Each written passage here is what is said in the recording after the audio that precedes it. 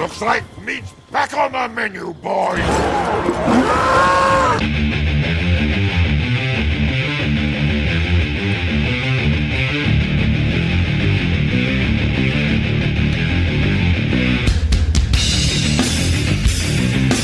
Don't want to give it away. Can't give it away too soon.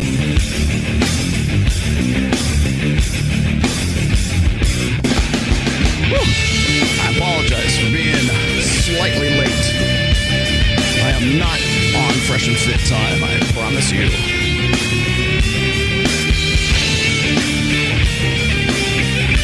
Okay, in the studio, new carpet. The acoustics are fantastic in here.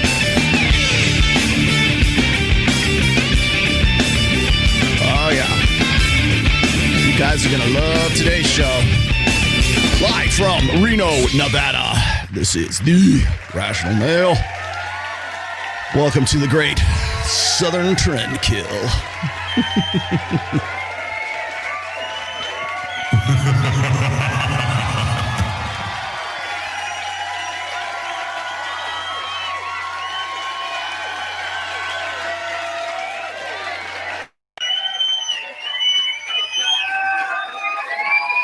Need men, they only want men. And when you want something, you're not gonna fight as hard to keep it as if you need it, right? If you need to breathe, you need oxygen to live, you're gonna do everything in your power, including pushing other people down to go ahead and get that oxygen. But when you only want it, well, I don't feel like it today, whatever. And I don't think guys understand that for your girl to totally submit to you, etc., she has to need you, but at the same time, you need to be in that position where you give her what she needs. That's typically how relationships have worked, that's how they've lasted, and that's what it is. But when women only want men, they're not gonna do everything required to keep the man, which is why so many girls are able to get sex, but they're not able to retain a man because they only want him. Marriage. You're above all that, are you? It's just a piece of paper, that's your argument. I'm going to tell you the truth. You might say, well, I want to be free to pursue what I want to pursue. Satisfying your lust, you're satisfying your gluttony, you're satisfying your envy. What makes you think that those aren't gods that are ruling you? It's not just a metaphor that marriage is the bedrock of society, it's actually the bedrock of society. I was a therapist for a long time, and I talked to a lot of people about their marriages. I've been married 33 years as of 2 days ago, and it's gone pretty damn well. You see what it would be like to care for someone. You see what it would be like to have someone care for you and value you. News a lot lately. We're below replacement rate as a population. What's your take on why this is happening? One of the root causes of it, Lila, is actually our loss of self-confidence. In order to bring children into the world, you have to be confident in yourself and in the world and in the country that you're bringing them into. And I think that lack of self-confidence is part of what accounts for the unwillingness or even lack of openness to bringing a greater number of children into the world. I think the replacement rate issue is probably the greatest underappreciated issue of our time. This is a 60-second decision. Should we have children? Yes, my vote is that we should have children because having children is a great thing for us and for the world. My vote is that no, we should not have children because they are a huge responsibility that neither of us is emotionally, physically, or mentally ready to take. You're right, but we are very lucky to have support from our family, from the village, from the community. We have financial means to be able to have a child. We're not broke. I don't think that having money is what makes you mentally and emotionally prepared to have children, and my point has been proven here. Well, I will be mentally ready in 5 years to have a child. Are you going to be? Let's find out in 5 years. Let us know. Thoughts, pros, cons, children. Are you having children? Tell us in the comments. We'll be waiting for that 5 years for a lot longer than 5 years. You now make a point of that's an investment criteria for you. Well, behaviors are going to have to change, and this is one thing we're asking companies. You have to force behaviors, and at Blackrock we are forcing behaviors. 54% of them. To do when you're 60 by yourself in your isolated hedonism, and what sort of sex object are you going to be then for your hedonistic promiscuity? That's no plan. If you're still an adolescent by the time you're 40, you're a creep. You're the sort of person that you don't even want to be around. You don't want to be the oldest person at the frat party. That is not pretty. There's something rotten about that. And I mean in that contemptible sense. It's something that's overstayed its welcome, man. And, you know, people are willing to forgive your immaturity when you're 22 or 23 or 28 maybe, or even 30. But man, if you're still playing that game when you're 40, you are not a happy person. And you're going to be motivated to go out there and make everyone miserable. And so grow the hell up. I'm pretty happy. Okay, well, we already know who Kill is. Ethan? Is it Ethan? Or is it... I don't know. I genuinely don't know. Oh my gosh. Do I have to? You go first again. I'm not doing this. No, I went first last round. I don't want to do either of them. I don't either. Okay. I feel like in a long in long-term doses, I feel like Destiny would be more tolerable, so I'll go with Mary, and then I don't even want to say it. Right.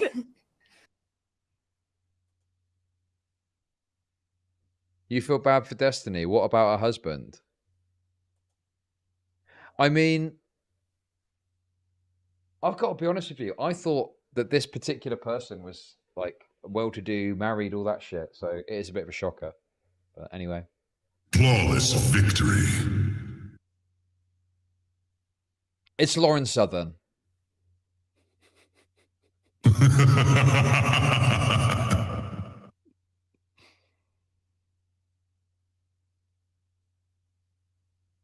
Let's just look at this point. Everyone fucking knows. Okay, let's not stop fucking beating around the bush. Okay. Would you like to know more? Fuck me.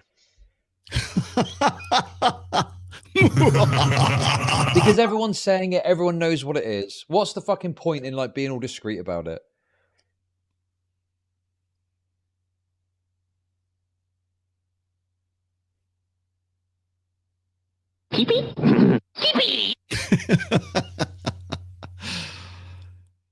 Come on, give it to me. Bring it home. Land the plane. Land the plane, Chud. Come on. Oh, it ended. Sorry, my bad. How we doing, guys? How we doing? Okay, full disclaimer for this show. I have to be very discreet and I have to be very bulletproof on this because I am going to bring up some topics here that I have had kind of on simmer since about December. Yeah, we're going to get into that. I don't know if you guys have seen the Lauren Southern confessional video that she did earlier this week. Now, again, I'm going to be discreet in this simply because for the sake of the parties involved, not for Lauren's sake, but the other people that are involved in all of this. But we're going to get into it today. We're going to learn a lot of different lessons today, gentlemen and ladies too. Thank you guys for watching. Put on my vest. There you go. Put on my vest. Put some clothes on, man. Oh, yeah. Nice. Thank you very much for that. I appreciate you. I'll give you one of these. Heyday. Thanks, Agent 47, because this stream will probably get demonetized. In fact, I can pretty much guarantee you it's already demonetized. Thank you for your last stream that I couldn't watch live. You could have saved so many lives by telling them they are not stupid, reasoned by your facts and stats. Yes, thank you. Men do not process emotions the same way as women do, but a lot of them won't listen. Yes, of course they won't, because it's not in their interests to listen. And speaking of emotions, we're going to get into feels before reels. Actually, we're going to get into feels before no reels today.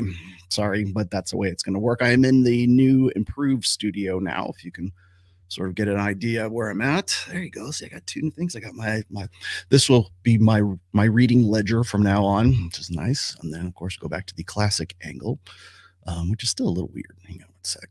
There you go. I had the studio recarpeted, so the acoustics in here are a little bit different. So if there's a little bit of a reverb or there's some sort of, if it sounds a little flat, it's because I've got new Berber carpet in here with lots of padding too. Oh man. Yeah, thank you very much. What if I've got the blood letter out in the back there, then it means it's going to be a good show. Yeah, you're probably right about that. I actually have been rearranging things in the studio and around here since I basically had to move everything out of the studio and then move it all the way back in again because I had to get it recarpeted. So, yes, thank you. Looks like lightning. Yeah, thank you. Oh, with this lighting. Yeah, that's the other thing. Another reason I was a little bit late today is because I am beginning to sort of just figure out how the lighting is going to work in this. I've actually moved my entire desk studio, my setup, like forward just a little bit, so I have a little bit more depth of field, so I can get shots like this. So there you go. Okay, you're going to have a lot of questions today, and I got to do some legal disclaimers here in the first place. I am not doing this to actually smash anybody in the face. I just think it needs to be done for a lot of reasons, not the least of which to sort of settle the score between Lauren Southern and her ex-husband, who, by the way, I have been in contact with since about December. So that's my first confession. That's my one and only confession for this entire show today. I had her ex-husband contact me, reach out to me right around December, I think early December. And he wanted my advice on legal situations with child custody. And I was like, well, why is that? And I hadn't done anything. I hadn't really had any contact with Lauren Southern for a while besides the ill-fated Discord show that I did. And I think a lot of people think that I was trying to duck her or hide from that or anything like that. It wasn't. Actually, she interviewed me, or we had this back and forth. I think it was in November of 2021. And so everybody, Rollo, this is the interview that Rollo didn't want you to see. I don't care if you saw it. The reason you didn't see it is because it wasn't on YouTube. It was on Discord. That's why, on her Discord. And she was in complete control of the thing the whole time. So I'm just looking at you as I am right now. And, as expected, it's all carved up and it's custom made to order for shorts and everything else. So fine, whatever, yeah, it is what it is. I hate using that term, but that's true in this sense. They don't understand how valuable your information is. Important guys like us. A close family friend deleted himself. Well, thank you very much. I'm sorry about your friend, brother. Trying to reach out to people before they do such things.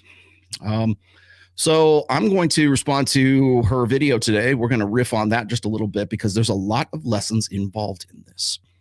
And she is one of many casualties.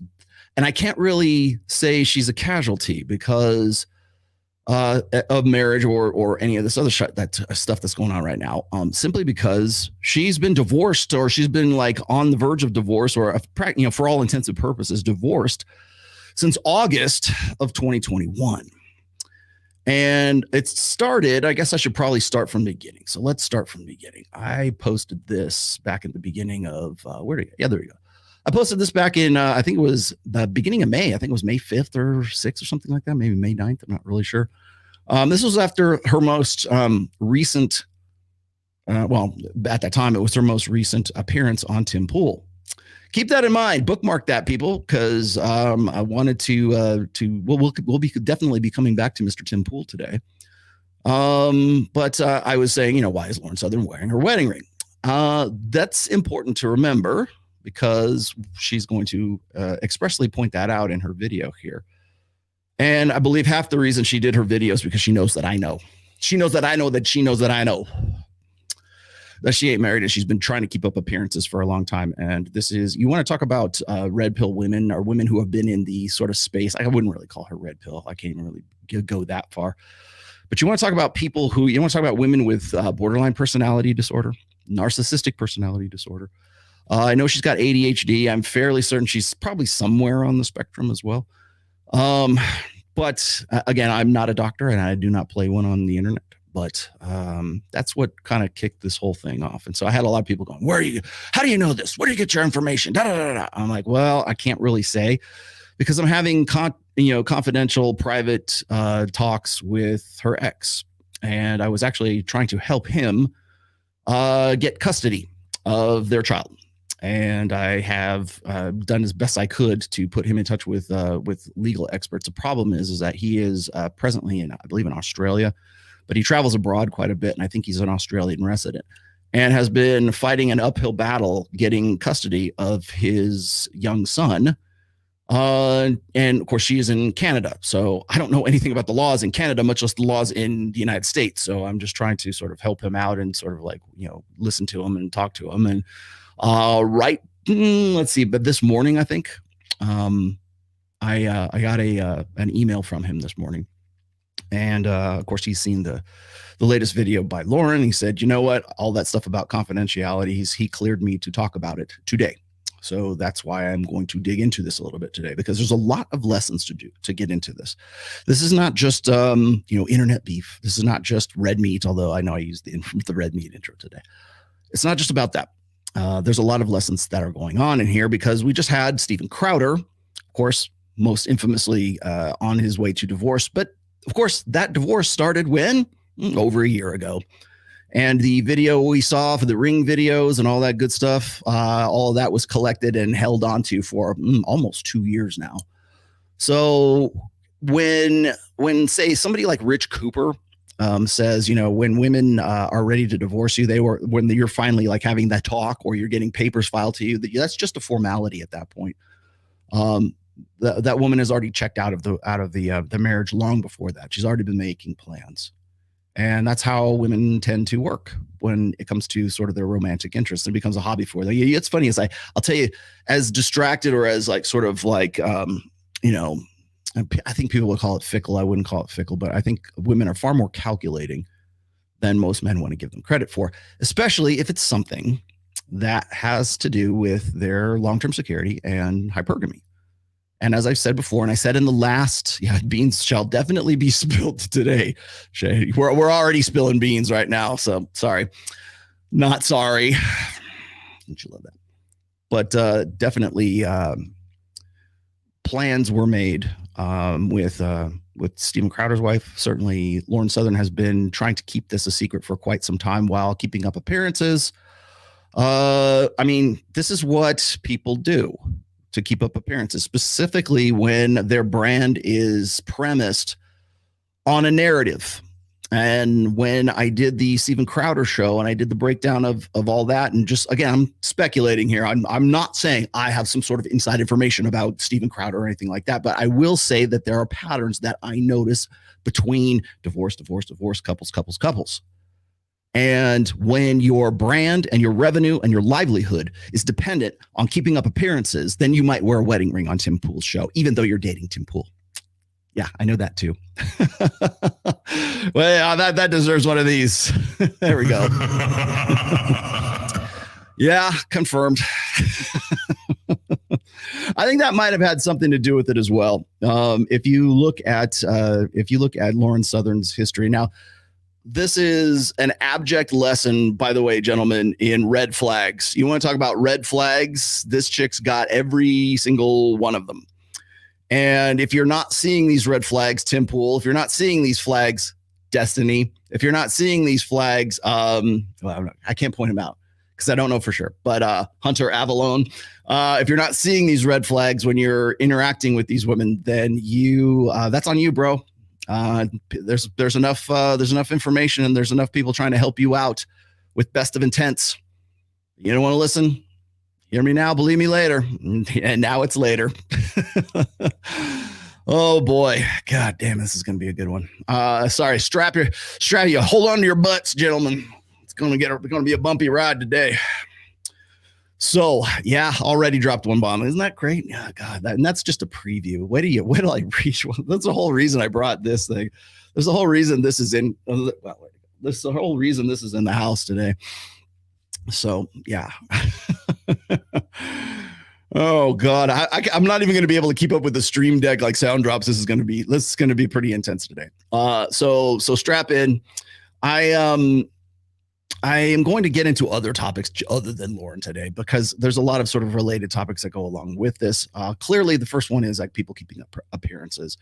And when I threw this one out, where'd it go? When I threw this one out with the ring right there, I couldn't help myself. I'm sorry. There's some times where I can't help myself. Did anybody see the what was it? The Dr. Phil, the second part 2 of Dr. Phil? It's out right now. I didn't even know it had come out on the day that it did, but I was in with Jedediah Bila and Mike Sartain when we were in Miami, and that's when it aired. And my wife, I get back to the hotel, and my wife goes, "Your show is on right now." I'm like, "Holy shit!"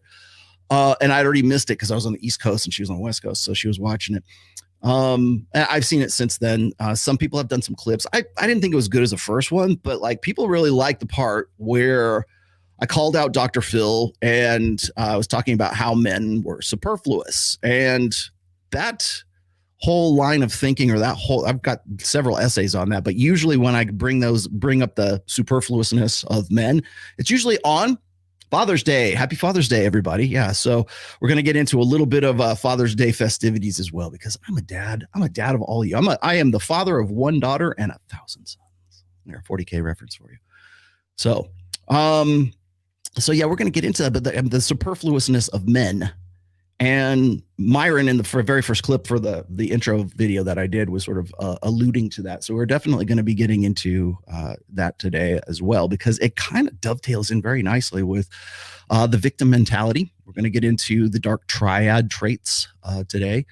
Got a really great, I was turned on to a really great interview. It was a really great article, I think it was Rob Henderson actually, about the dark triad traits, personality traits, and how those kind of map onto a mentality, a victim mentality.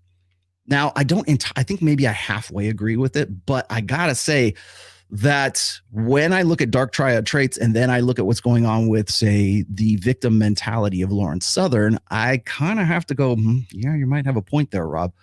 So we'll be getting into dark triad traits a little bit. I'm also going to teach you why you ain't never going to be happy too. We talked a little bit about that on the last show. But I'm seeing more and more of this narrative of happiness this and happiness that. And you probably saw the interview that I did with Jedediah Bila, where I talked exactly about this. Now, that clip only had a good, about a 45-second portion of that conversation of a much larger one that I thought deserved a little more time. So I'll jump into that too. Now, if you do not know who Lauren Southern is, Lauren Southern has been she's been the sweetheart, the little blonde, I think who is it? Tommy Lahren would call her a Tatiana, although she's sort of on the conservative side, on the more, I would say, extreme conservative side. She's been around. I remember seeing her. I think the first time I saw her was on Steven Crowder's show, as a matter of fact. And I think it was back in 2015 or 2016. It must have been early 2016. And she was, I think, 20 years old, 22, somewhere around there. She had her kid at 23, not unlike Michaela Peterson, who she is also very good friends with. In fact, Lauren Southern is very good friends with a lot of people on sort of the destiny side of the sphere, whatever that qualifies as. I think she has been trying to ingratiate herself with people like Ben Shapiro and get onto Daily Wire for a while. That never materialized for her, probably wisely on your part, probably because Ben Shapiro said, yeah, no, thanks. We'll try the next one. But I've got some history I wanted to get into. She sort of is the typical victim mentality when it comes to her divorce. And I think what's interesting is this video that she did out in the middle of the forest somewhere, I guess in the Canadian outback somewhere. It smacks of sort of this retconning what really happened. And I can no longer bite my tongue. So sorry, but I'm going to have to dig into that a little bit. At least I'm going to present her ex-husband's side. Now, that said, people are going to say, well, why don't you just have her on your show, Rollo? Why don't you have a debate with her? Okay, I will. Come on. Hell, I'll do it remote. I would do this one remote. If I can do it, I will do it remotely. If I could get them both in the studio in Vegas, I would love nothing more than to put Lauren Southern and her ex-husband together on the same panel show. Oh, Lord, please, God, let this happen. I would love this for this to happen. I don't think it's going to, but before I jump into all of this, I want to put out the extended invitation to Mrs. Southern. Excuse me. Actually, that's not her outlet. She kept her last name, so that ought to tell you one thing right there. Surname retained, duly noted. So I want to say right now that if she wants to come on this show, and I'll gladly bring her ex on, which I have already cleared with him too. So if they want to come and hash it out and have me as the moderator, I would be glad to do it for you. You want to clear the air. You want to make sure everybody knows what they're talking about, because she's really kind of tar and feathering this guy right now. And he's not in a position to actually say much of anything right now because he has a government job. He actually has a real freaking job. And I'm going to dig into some other stuff as well. Now, again, this is not me trying to be salacious. This is not me trying to, I'm just trying to, square things out there, because I know that he can't talk for himself. And he asked me to actually not to do this show specifically, but to sort of represent his side, at least what we've talked about. And he's cleared me to actually read some of the stuff that we've our exchanges right now. So a lot of this is going to fly in the face. Directly contradict what she said in her video. And I'm happy to do it. No problem. May justice be served. So, would I do such a thing, sir? How dare you? I'm a gentleman. So we'll dig into that here in just a second. I wanted to point out, though, that as I was saying before, according to Rich Cooper, she's got every red flag in the book, and definitely somewhere on the spectrum. Thanks for that, Pat. Pat Stedman's Polish passports. He won't be using any passports anytime soon. Yeah, that's another thing. His arraignment and his sentencing will be September 8th, and he could get anywhere between 41 and 51 months in jail. Just saying. Tim Pool is dating a single mom. This after all the times he's dipped his toes in the Manosphere topics and FNF on twice. Remember, I wish I didn't pull this picture, but there's the New York Post, man. You guys have been on fire lately. How come where's the love, man? New York Post. Where's the love for us? We talked about this on Access Vegas. I think it was New York Post was saying something about how these new dating shows are just doing all they can to just like cherry pick all these girls and bring them in and make them look stupid. Well, we talked about that on Access Vegas on Thursday. And at least our show, we don't deliberately try to do anything remotely like that. And of course, we get run up the flagpole for that because everybody thinks that we're too soft on them and we don't contradict them. Punch them in the face like Rollo. Myron would have gone and you would have gone and castled these you dumb bitch. Okay, well, I'm happy to say that that's not our mission statement at Access Vegas. However, doesn't mean we don't get heated, and we have got heated before. So, we don't have like a point to like castle any of the girls off the show. So if that's what you're waiting for, the Maury Povich moment, we're going to bash people over the head with like a folding chair. That's not going to happen on Access Vegas. So, but it's not to say that women won't like walk off by themselves, which we have had happen before. So just something to keep in mind. Thank you. Yeah, Brett Cooper. I was going to say Brett Cooper did a show on that and blasted on drunk. Yeah, I saw that too. And by the way, Brett Cooper, if you watch this show, I would love to take you fishing, dear. I will take you real fishing. I will take you out and we will catch like big game because that's all I go after, baby, is big. All I go after, big game.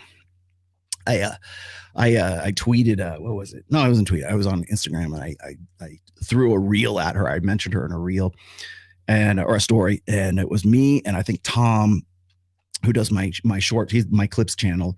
And we were on Captain Nelson's boat, and it was when I was gaffing the fish on there. I'm like, if you want, I said, hey, like Brett, if you want to come, real fishing sometime, just hit me up. I'll take you out on the boat. We'll go out. And I'm dead serious. Like, if you want to go, I will be happy to take you. We'll have a really good conversation on the trip, and we'll get some really good content. But you will actually catch some real fish. Sorry, Matt Walsh doesn't know what he's doing.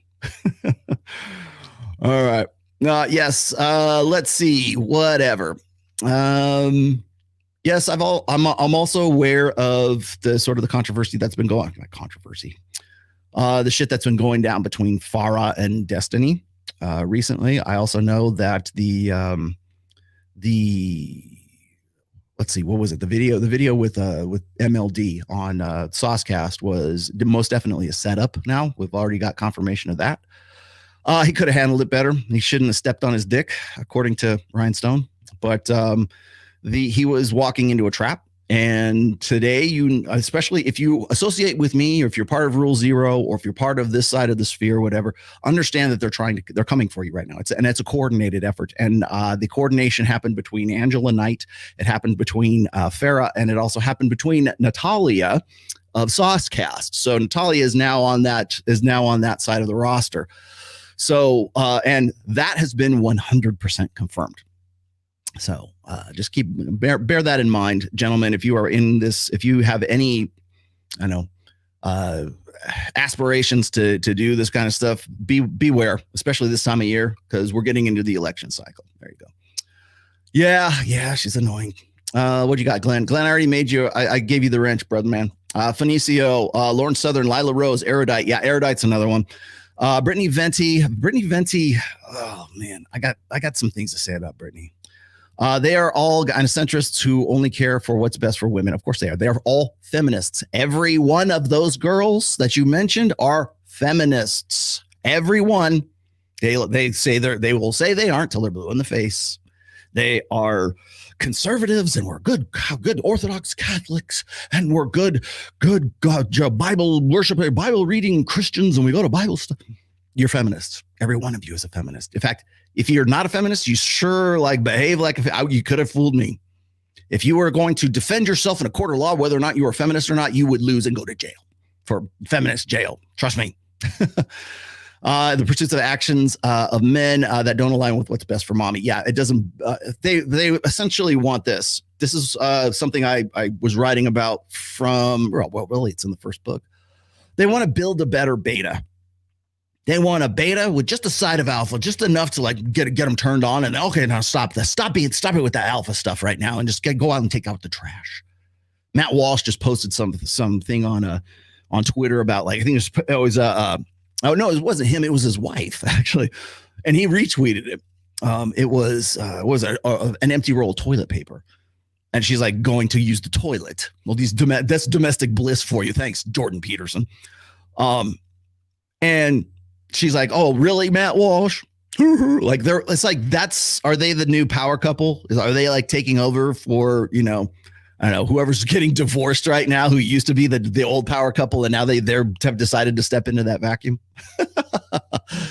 Oh man, hang on, I gotta get the monitor. There we go. Yeah, so silly, stupid shit like that. I also talked about I'm working on a couple of other interviews right now. One's going to be on Access Vegas. The other one, I think I'm going to do a one-on-one with. Glenn, what was the name of that guy, the pastor guy that I was supposed to talk to? It was Joel something, and not Osteen. It was something else.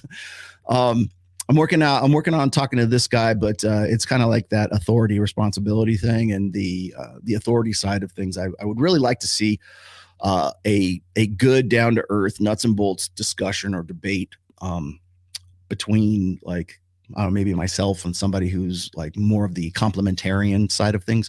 And I realized, what was his name? Someone just throw it out at me. Give it to me, Glenn. You can just put it in the text if you want. I got to Agent. Thank you for that. It's much appreciated, my friend, especially for this show, because I'm not going to be able to monetize this. Thank you. And let's see. I'm going to catch up to these right quick, because I'm going to try to stay on top of everything today. Oh, there you go. Premeditated in the first degree. Thank you. New Horizons. XQC has been kicked out of his new house a few days by his ex. Really? That's interesting, because Hunter Avalone is also headed to divorce court. Divorce court. Dun, dun, dun, dun, dun, dun, dun, dun. Divorce court for you. Yeah, Hunter Avalone. He wanted to debate me too. Everybody wants to debate. If you want to debate Rollo Tomasi, get the fucking line. Take a number. I should have a little ticker thing. I should put that in the back. Take it. Here's your number. Because everybody seems to want to hey, I want a piece of Rollo. Take a number, please. Make it worth my while too. But Hunter Avalone is on his way to divorce court. Let's see. Not Brittany Betty. Who else is on the way to divorce court? Well, Stephen Crowder, obviously.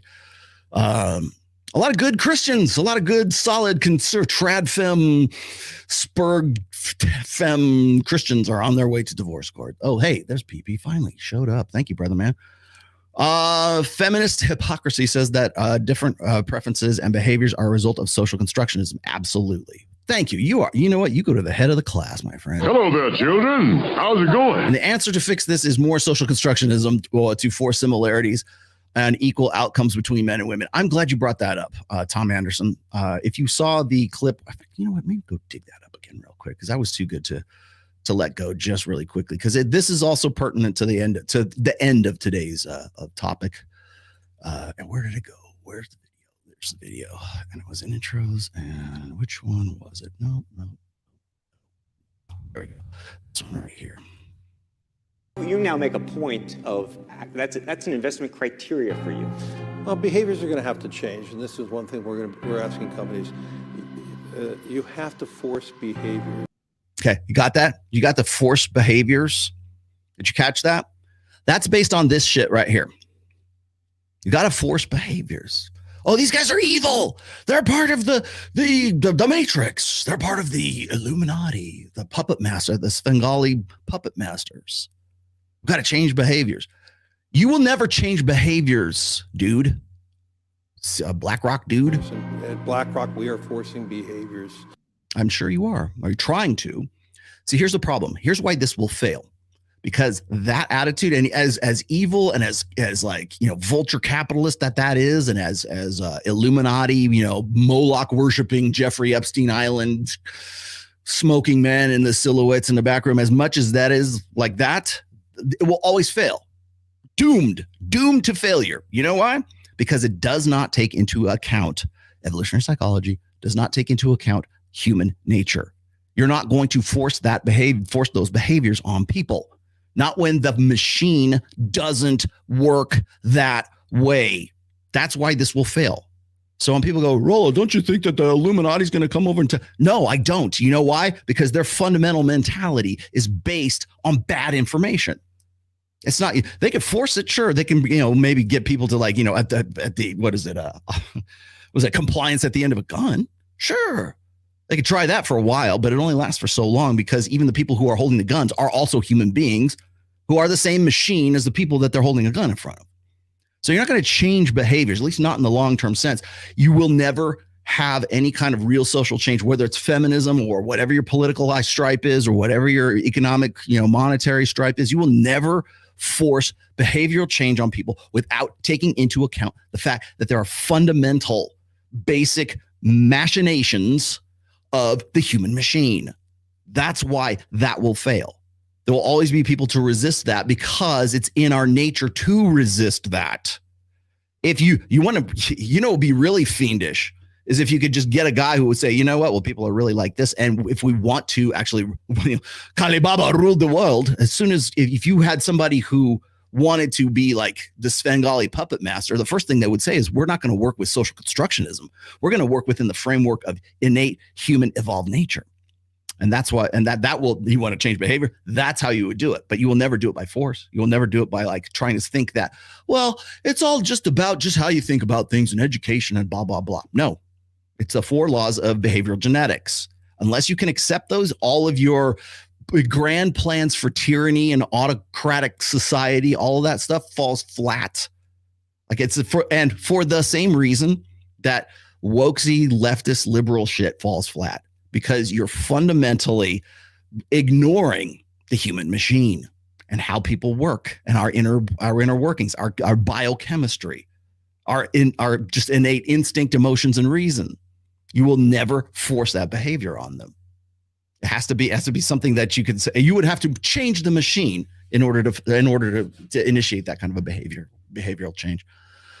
But that kind of goes back more to your point. Anyways, I don't want to get too deep in the sauce about that stuff. Yes, I saw that. Thank you. MLD exposed Cuxtony pretty bad. Oh, we're going to expose him a little bit more today too. He abandoned his son from his ex-wife to be with yellow teeth, and now this. So much moral lecturing he gives on the red pill. You know what? I'm going to say this just right here from the jump. Bravo, Destiny, man. Game recognizes game. I think he's been, quite honestly, I'm at the point right now where if somebody told me like he's actually like scamming you guys, he's actually very red pill, he's just playing off like he's not. Because everything I see related to Destiny right now, everything I see like as far as like his son and all this shit that's coming out of the woodwork right now, old videos, this, and like I don't have the time it's so extensive. I don't even have the time to really like bother too much with that. But from what I have seen up to this point, I would almost argue that I would feel really bad right now if somebody said it's all a hoax, it's all a gay, it's all a clown, it's all a joke, it's all a bit. But because he certainly comes off as very red pill in his behaviors, just like I didn't show you the pictures, but I mentioned this last week. The video that was leaked by Leafy and I guess whoever the fuck Leafy is, was apparently involved with his wife Melina and knew that she was like an OnlyFans girl or a cam girl before all this. And there's pictures of Destiny with her and some other chick, and they're like half naked, and he's got, a handful of ass on both of these chicks. I'm like, how is this any different from Andrew Tate? How is this any different from all the people he claims to be like diametrically opposed to? It's like maybe he is pulling one over on us. I don't know. Oh, okay. What do you got here? It's early morning here. Good morning from Vietnam. There you go. Is that what you wanted me to say? I presume that this denomination of 249,000 Vietnamese, whatever's those are, is at least $10. Thank you. Some dudes need PR specialists, Rollo. You know what, Chad? And I thank you for joining me today. Yeah, they do. Actually, the entirety of the red pill needs PR in a bad way. Rollo shouts, liberty! Okay. I would have shouted it, but I'm still working up. Oh, there we go. Finally. Well, finally. There you go. Well, I'm a whore. So you get all of that. Thank you very much. Thank you very much. Thank you very much. What do we got here? Thank you for. Oh, damn, man. You get one of those too. Keeping that off the pole. All right. Thank you very much for that too. Geez, you guys are being so generous today. Thank you, because this is going to be a low revenue show. It's not about castling girls. It's about letting them know their standards for dating are lopsided for men. Yeah, and it's funny. AVM, people will say, Rollo, why do you do these shows? Why do you like the show I'm about to do? Like I'm just about to get into right now, or Access Vegas, or if I go on Myron and Fresh's show, or if I go and I debate someone like Ruslan or Destiny or whoever else, people go, why would you bother with that? You're not going to change his mind. You're going to hold these girls accountable. Yeah, why don't you get her, Rollo, get her. You're not going to change them. They're not going to live any different when they walk out of the studio. Well, why would you even bother? What a waste of time. You're just in it for the money because clearly I'm not. I don't make jack shit off Access Vegas. I spend a lot of money just trying to I'm trying to build that show. It takes a while for a show to mature and develop, and I'm willing to accept that sacrifice, but it's not for the money. At least not right now. It ain't. I do it for education, and not for the education of the girls. I do it for you guys. I want you guys to see this stuff. I want other people to see this stuff. The greater the audience, you got to remember when you're making an example of people, or when you are holding women accountable, or you're having a debate with somebody. I'm not trying to convince Ruslan to come over to my way of thinking. I know that's not going to happen. That's half the reason I'm kind of like, oh God, really? Do I have to? But I do it if I think my audience can benefit from the conversation. So, for instance, I'm about to roast Lauren Southern here. I'm not doing it because I think Lauren's going to change her wicked ways. I'm doing it so you guys can see what red flags are, to what to watch for, and the series of the process of what happens to get to the point where her ex-husband is where he is and where she is right now. What to watch for. How do I know? How will you know what red flags are unless you pay attention to the class, right? So. Hey, Rollo, I wonder why your high value women tweet did not get the traction. Yes, I saw that too. I put out a new list. I don't know if you guys saw this. I put out a new list for what would constitute a high value woman. Would you like me to read it to you? I could probably go dig it up. Yeah, and in 2023, having a trad wife is a fairy tale. Yes, it is. I threw that out there as sort of just being facetious because everybody was sort of I think it was Lila Rose was coming after Justin Waller. Well, sitting right next to her is this pastor who is on OnlyFans who had 3 kids. I know because I interviewed her husband like back in 2020. Something Mitchell. I think his name is John Mitchell. I don't forget what her name is. She's right there on whatever podcast. By the way, Brian, good get. But, she's very proud of the fact that she wants to go and have sex for Jesus. And that's what God wants her to do, is to make money on OnlyFans. And if you can find some way to sort of circle that square or square that circle, however, remember what I said about cognitive dissonance. If it solves a hypergamous question, or if they're both two outcomes that will in any way, lead to a more consolidated hypergamy, you might be an OnlyFans girl for God. That's nothing's off the table, man. Nothing's beyond reproach. Fundamentally, diametrically opposed ideas make no difference.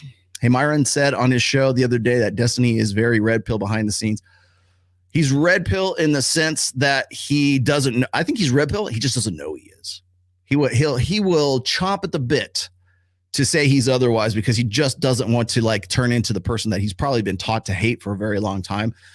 But according to my book, he's very much red pill. Game recognizes game, and I'm seeing a lot of game in the sense that he certainly has mastered the art of sneaky fucker game, like the cuttlefish game side of it. Give us the cuttlefish. So yeah. Oh man. All right. Shall we dig in? I want to start with a couple of things here first, because I gotta give you a little bit of a preface here, just so you know that I'm not doing this without any kind of my reading here. I'm not doing this without any kind of permission, like, oh, Rollo's just he's going off the reservation. No, I'm actually got permission to say what I'm going to say today. And again, I'm the messenger in all of this, so I'm just going to say so here. So I was talking to her ex-husband, and I don't think I'm going to use his name and I'll tell you why here in a minute, because there's a protection order between the two of them, which Lauren Southern technically violated by making that video. And that's why he reached out to me about this, because now I guess all bets are off. Something must have happened I don't know what happened in her world. I don't know what happened in that case, but the fact that she decided that she was going to make this video, it might have had something to do with the ring tweet that I put out there, but I don't know. However, I think she is probably suspects that I know a lot more than I do, and she's right in those suspicions. So anyways, I wanted to throw this out here really fast. I'm going to grab my reading here so I can read to you fine people. Okay. Let's see. Where should I start here? I got my conversation. Now, this was in a private chat, so that's why I'm using my iPad here for this. Now in the video, she explains that she's no longer married. Now, that is true. She's finally taken off her ring, blah, blah, blah. Okay. The truth of the matter is that they have been sort of separated and in divorce proceedings, and she has been doing other dudes since then, since August of 2021. I'll have confirmation of this. Everything I'm saying is coming from the horse's mouth. So, you know what? I got to bring up her video first, just so I got some context here. Let me pull that real fast. And where did it go?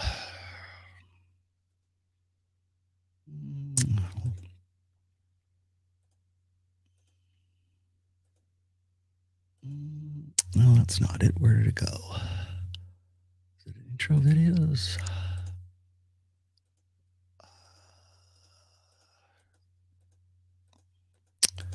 Damn it. I knew I was going to have it set up here for you guys, but is it on the desktop? Here we go. All right. Sorry about that. I had it in a different folder. There we go. All right. Lauren is in the woods again, which means this is going to be a wild ride of a video. So sit down, get some tea, some wine, something stronger, whatever works for you. Yeah, a lot of wine stronger works for her too. Just throwing that out. I have a long story to tell, one I've avoided for far too long. Avoided because I hadn't yet processed it yet, and I hadn't really understood the changes that I needed to make to my life and my soul as a result of living it.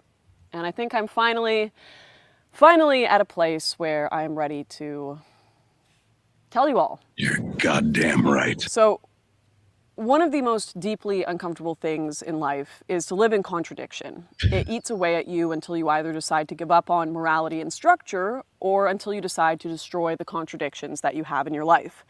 I've spent the last few months, more like years, living in contradiction and trying to get out of it. My first whole truth video that I made was an attempt to do that with regard to my political career.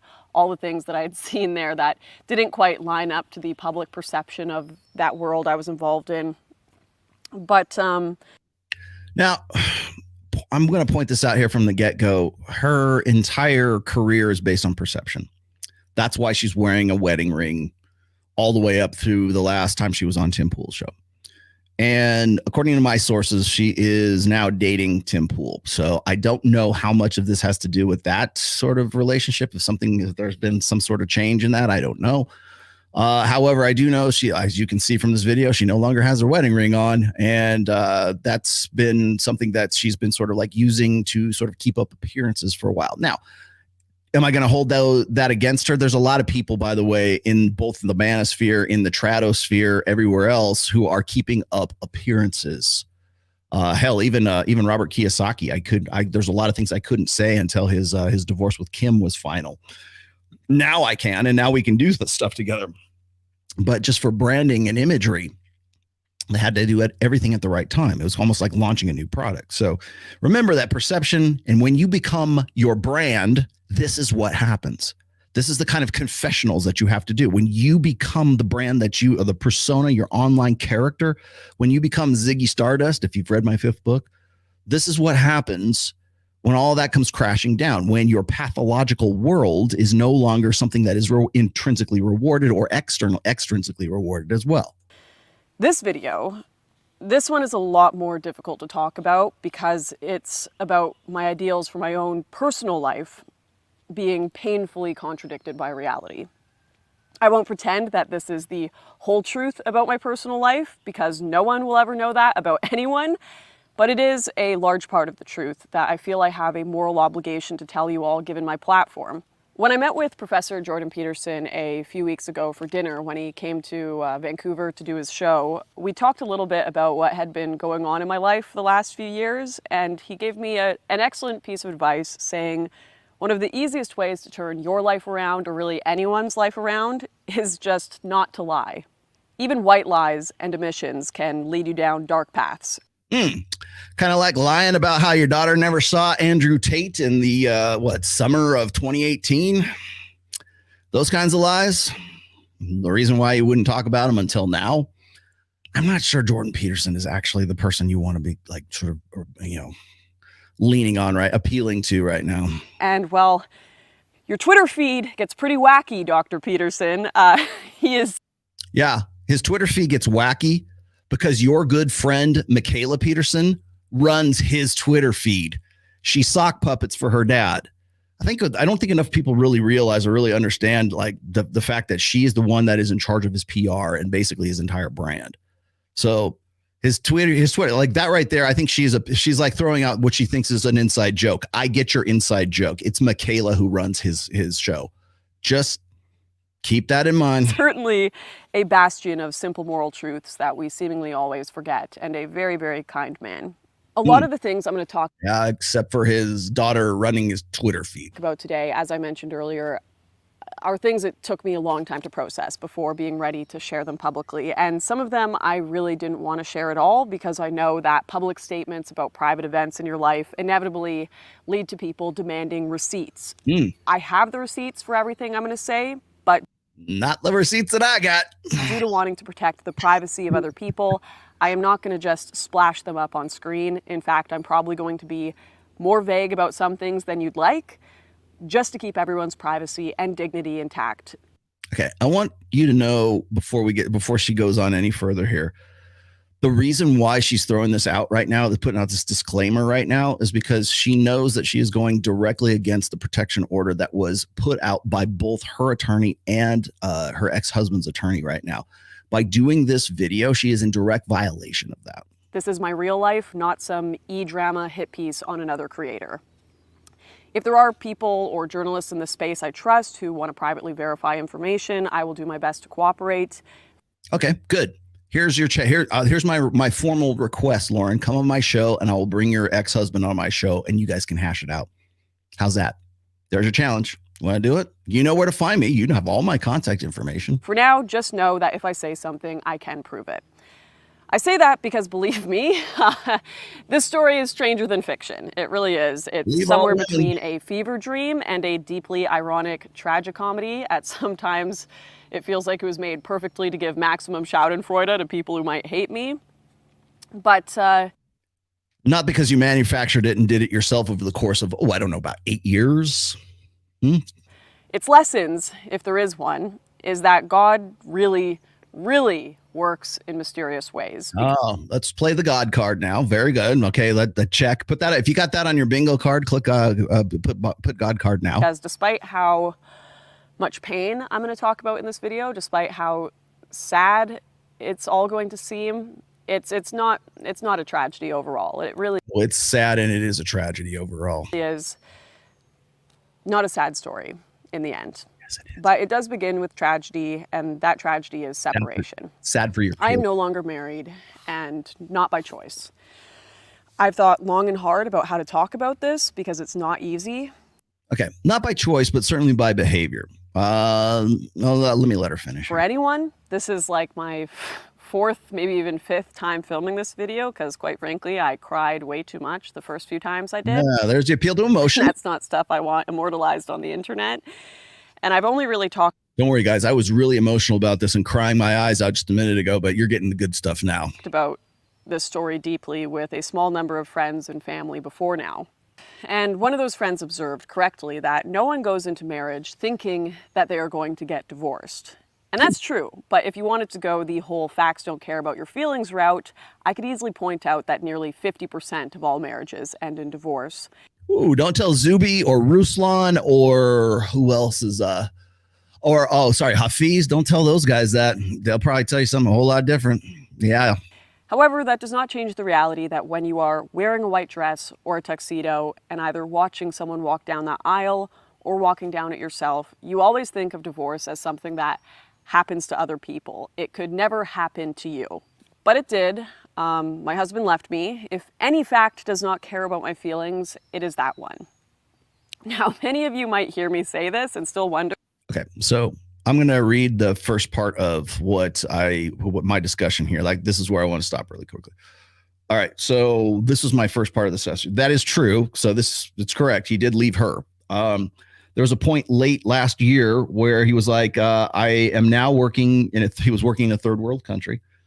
Third country, a country you can probably come in and out of, come here and talk to me about options forward, how we as a family move forward, whether that be to remain separated and to co-parent in some way, or to work on our relationship first as friends and maybe things pan out in such a way that we get together. The main effort here was to harmonize our relationship in any form so that I at least can have access to my son again, which is the real issue right here. Okay. She didn't do it. Just throwing that out there. He had to push her away because there's a lot of let's just say there's some mitigating circumstances that went along with this.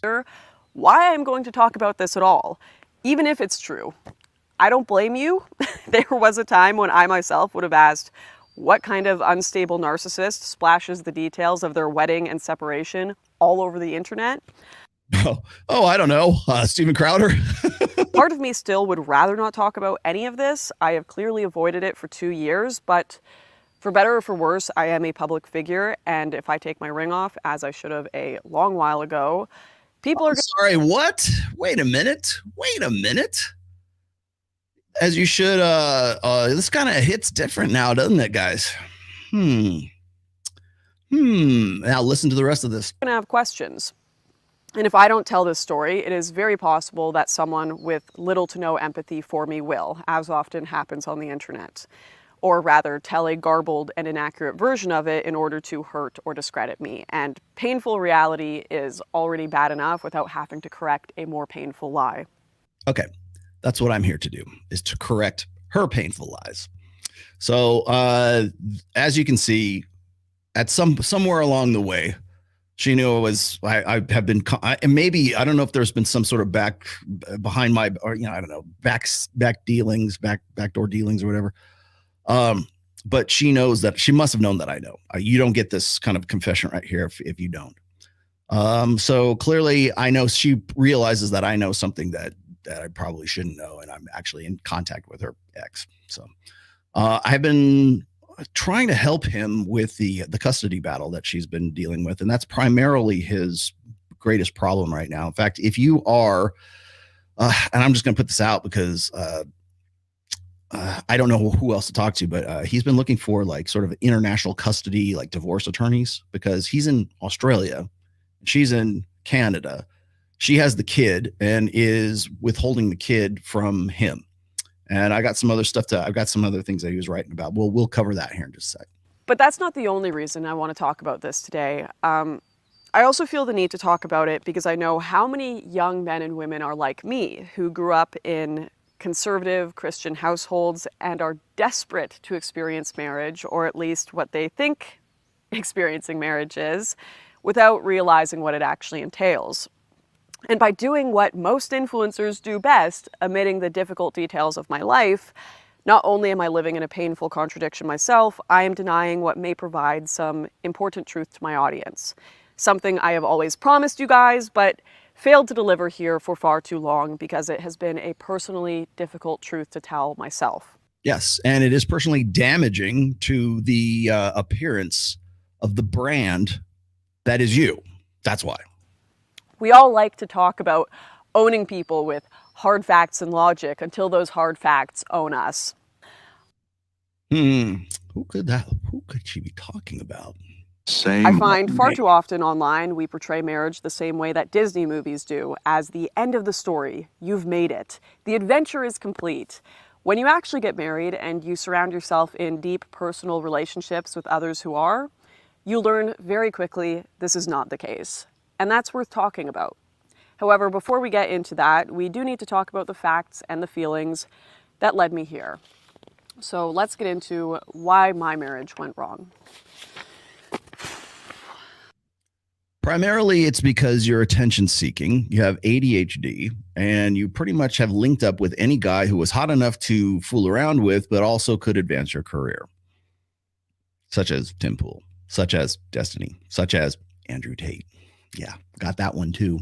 Let me preface this by saying I do not want to turn this into a political thing. This is not man versus woman or feminist versus patriarchy. This is or was my real life, and I am not trying to assassinate my ex-husband's character. I am just trying to recount what really happened, what I actually experienced, and the impact it had on me and my child. I find that when people take to the internet to talk about and discuss anything regarding relationships, the modern tendency is for either side to concoct their villains, to make the man out to be some evil mastermind or the woman out to be a heartless femoid vampire. This is silliness and does not encapsulate real human relationships whatsoever. That being said, though, I won't lie, I definitely failed at being a heartless femoid vampire because those stories usually involve women who marry men for their money, their looks, their power, or even their fame. No, you just go for those guys outside your marriage. That's all. None of those things even slightly occurred to me as reasons to marry my husband. I married him because I loved him. That and the fact that he had a very high profile, high status, high paying job. Just let's clarify things here. And because I wanted to dedicate the rest of my life to him. And because we had the same values. He was staunchly conservative, Catholic, wanted a family, and said he wanted to grow old together once we had spent our youths raising those children. When I married him, I absolutely thought I had made the best decision of my entire life, as many do. Now, if you have followed me for long enough, you probably know that I love making impulsive decisions that seem like a good idea. Oh, yes. Yes, you do. At the time, but start to show their downsides awfully quickly once it is too late, which is exactly what happened here. Marriage was this massive dream for me. I mean, despite my media antics, traveling around the world, building this career, I genuinely did want that stay-at-home wife life that so many LARP about online. I really was just so desperate for this life that I had in my head that I assumed my husband had in his head as well. And as a result of that, I rushed into marriage like a college kid who picks up the Communist Manifesto and decides to join the revolution, I simply never bothered to ask some of the most obvious questions. And what a flourish. What a great or flourish. can I trust their promises, in this case vows, or will reality simply break them into pieces? For any marriage, this is a question that cannot go unanswered. But as I was soon to learn, it was especially vital to know the answer in my case, because being married to me has its own unique challenges. Oh yeah. The main one being, I am super controversial. And for someone with a respectable job like my husband had, that's a big problem. Okay. She's going to chime in here in just a second because she does an audio overlay about this, and I'll let you guys listen to the rest of that. But I wanted to point out that the high profile job, the high status job she's referring to is the guy is the best definition or the best description I can give his employment is he is a government contractor. That's what he told me. Okay. So a lot of people right now on Twitter, a lot of people right now who want to jump to her defense, a lot of people in the sort of the next, whatever is passing for the alt-right right now, want to say that her ex-husband was some sort of fed, some kind of plant, some kind of agent provocateur. Was it Romeo spy or was it Romeo agents? I can't remember the name. Romeo something or other. Like basically to fall in love with her and take advantage of this poor defenseless little 23-year-old and have a baby with her. Because he's a spy, because he's an American Romeo spy, right? He worked for the American government. No, not even remotely close to that. And a matter of fact, he actually changed his job from where he was in Australia to go to Canada and then back again. There's a lot of moving around, but I want to clear this up right now. He is not a Fed. Trust me on that. This is one time I'm going to ask you to trust me on this. Trust me on this. He's not a Fed. The thing is, though, calling it a respectable job is underselling the situation a bit. A lawyer is a respectable job. A doctor is a respectable job. You could even consider a teacher a respectable job. But for the most part, those respectable jobs do not require a security clearance. My husband's job did. And I know that there will be rampant speculation about what that means, but I really don't want to hurt his career any more than I may have already. By getting into the details of it. Sorry guys, I'm just adding this later, but I don't really know why I'm mincing my words here. Obviously, I do not want to hurt my ex's career, but at the same time, it's pretty damn obvious my ex worked for the feds. Okay. He did not work for the feds. I know what he did, but let's just say he's a government contractor right now and anything but that. Verified. So just keep that in mind. The other part of this is especially this part, this audio overlay on top of all this, which is sort of like post-production, post-video, after the thought, I better put this in kind of thing. There's a particular reason she's doing this, but also, once again, let me point out that she is in direct violation of her protection clause for her, I guess, still in litigation, divorce and child custody battle. This right here might be the last nail in the coffin for her in that sense. I know, enjoy the memes. It's all absurd and weird. He wasn't like head of right-wing investigations or anything like that. It was more of an innocuous role.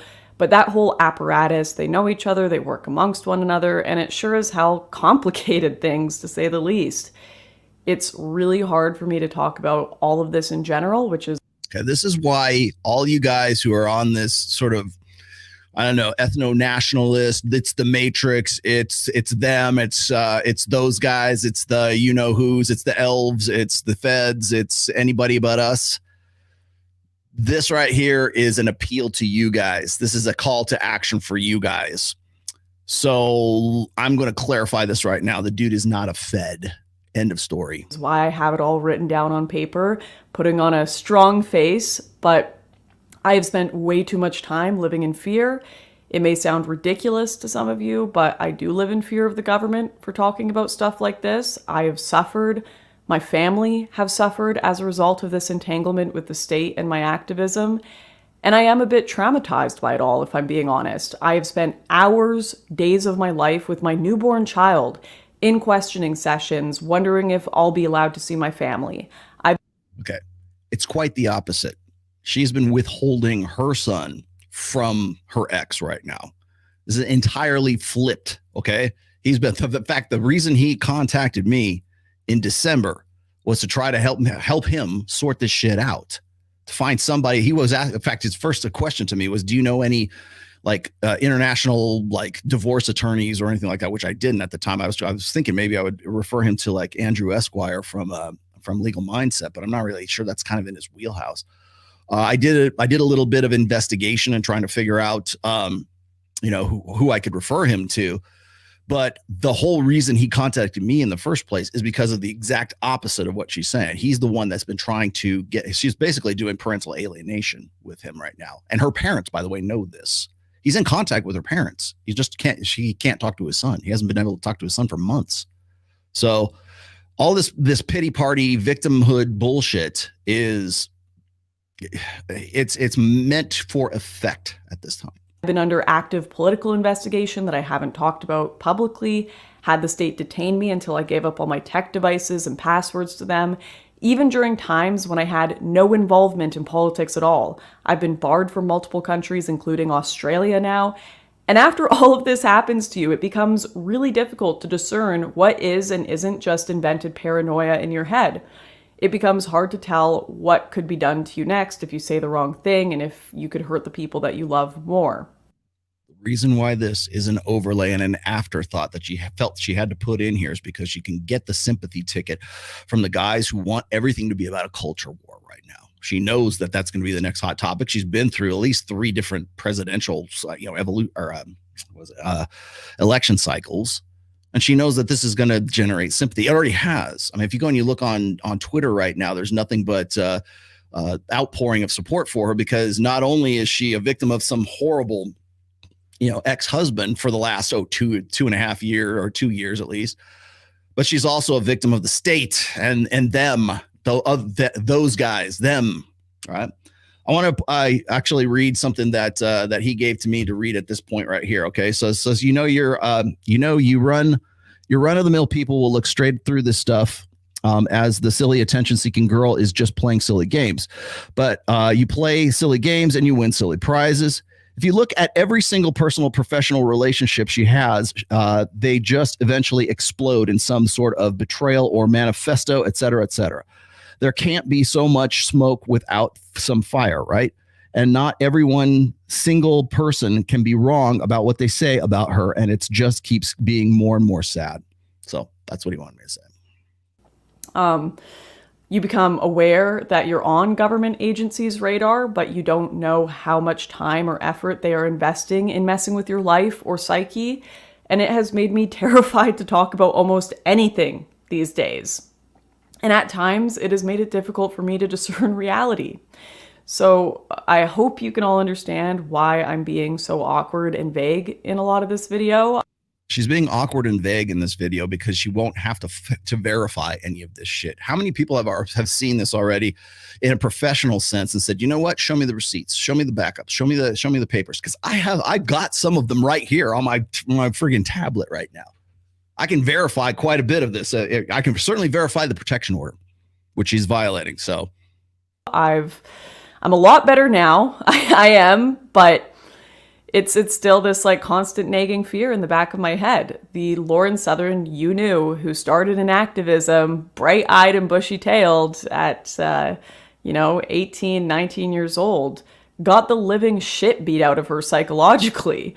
But I am getting a lot better lately, and making this video is one of those big moments of getting out of my paranoia, conquering some of my fears. So I hope some of you can appreciate that and understand why, I'm beating around the bush with some topics in this video. This is a big step for me. But anyways, back to what I was saying. Okay. There's a reason why that was an afterthought, because a lot of this stuff can be used for sort of brand redevelopment. And by the way, in case you're wondering, yes, she is playing the victim card here. And this is very easy for people with dark triad personality traits to do. We've already talked about that, the studies before in the beginning of the show. And you can tell that she's very deeply disturbed. I want to say, I know that she's got ADHD, so I know she's probably on some form of like Adderall or Ritalin. I don't know what they prescribe for that. So there is that aspect of it as well. Impulsivity, that kind of stuff. I've had talks with her ex, suspecting anyways. I don't know this for sure, but like certainly the behaviors and the signs and the attitudes are there that she's in some way borderline personality disorder. Certainly narcissistic personality disorder. I can certainly verify that. So anyways, let's let her keep going. I got some other stuff here. I mean, all I will say is that pairing someone with a high-level security clearance with an activist who obviously has problems with almost every government around the world for her anti-government sentiments, that is going to be a nightmare no matter who the people are. And we both knew that going into dating, let alone marrying. We knew it would be tough. We discussed the possibility that he might either lose his job or forfeit any chance at advancement if he were to marry me due to my activism. In fact, that and the massive distance between us were two of the main reasons for me being apprehensive about dating him in the first place. Okay. Now, the ex is not blameless in all of this. So just going to point that out. He made his choice. He decided that he wanted to get, maybe he's red pill now, but he probably wasn't as red pill back then. It seemed like a good idea at the time. She's 22 years old at that time, 21, somewhere around there. And thinking that he's going to be able to, maybe I could also argue this. I could say that, well, perhaps he believed the cover story. Perhaps he believed that she would actually, pick up, move to wherever he was at and be her doting wife with a baby in tow. And she even says as much in the beginning of this. But again, this is a person who can't stay out of the limelight. She can't go on an episode of Tim Pool without throwing back a bottle of liquor.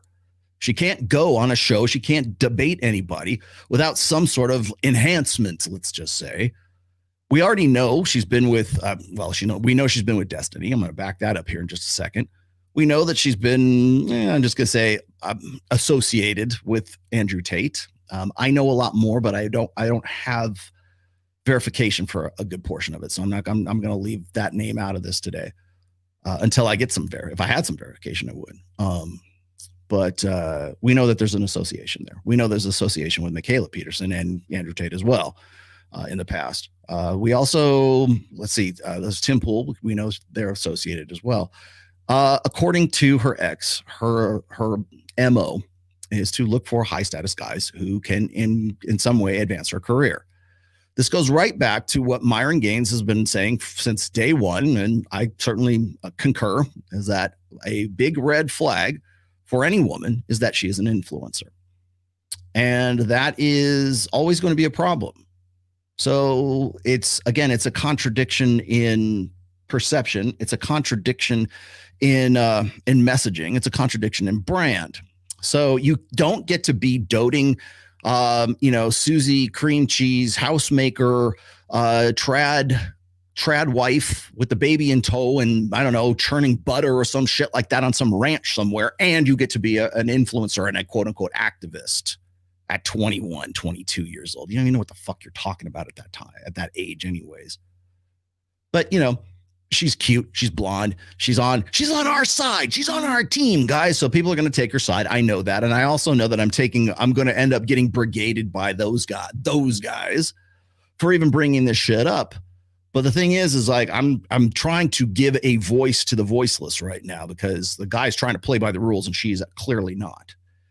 So you look at the behavior. The medium is the message in all of this.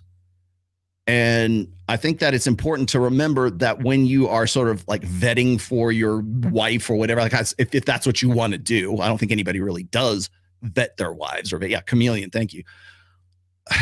But the very fact that if you go and you look at, say, it fits a pattern. Let me say this. It fits a pattern. If you look at I read this on the show about Steven Crowder and his divorce. Very proud, very fucking self-righteous about, I did it right. We went to church, we met in Bible study, we met in church camp or whatever, and we stayed virgins until we got married and we have kids and and we did everything by the book. And now look at Steven Crowder. Now look at what's going on with his wife. Now look at that situation, man. I'm going to tell you something. I think and this is just me spitballing here. I don't know. This is just my opinion. Okay. But I think one of the reasons why you see a lot of these trad cons coming after guys in the red pill, such as myself, Rich Cooper, by the way, they're coming for you next, by the way. I'm trying to think, like I was gonna say, don't cozy up to them just yet, Rich. I know I haven't talked to you in a while, but don't cozy up to anybody on that side of the sphere. Because I think that they've been taking a lot of L's lately.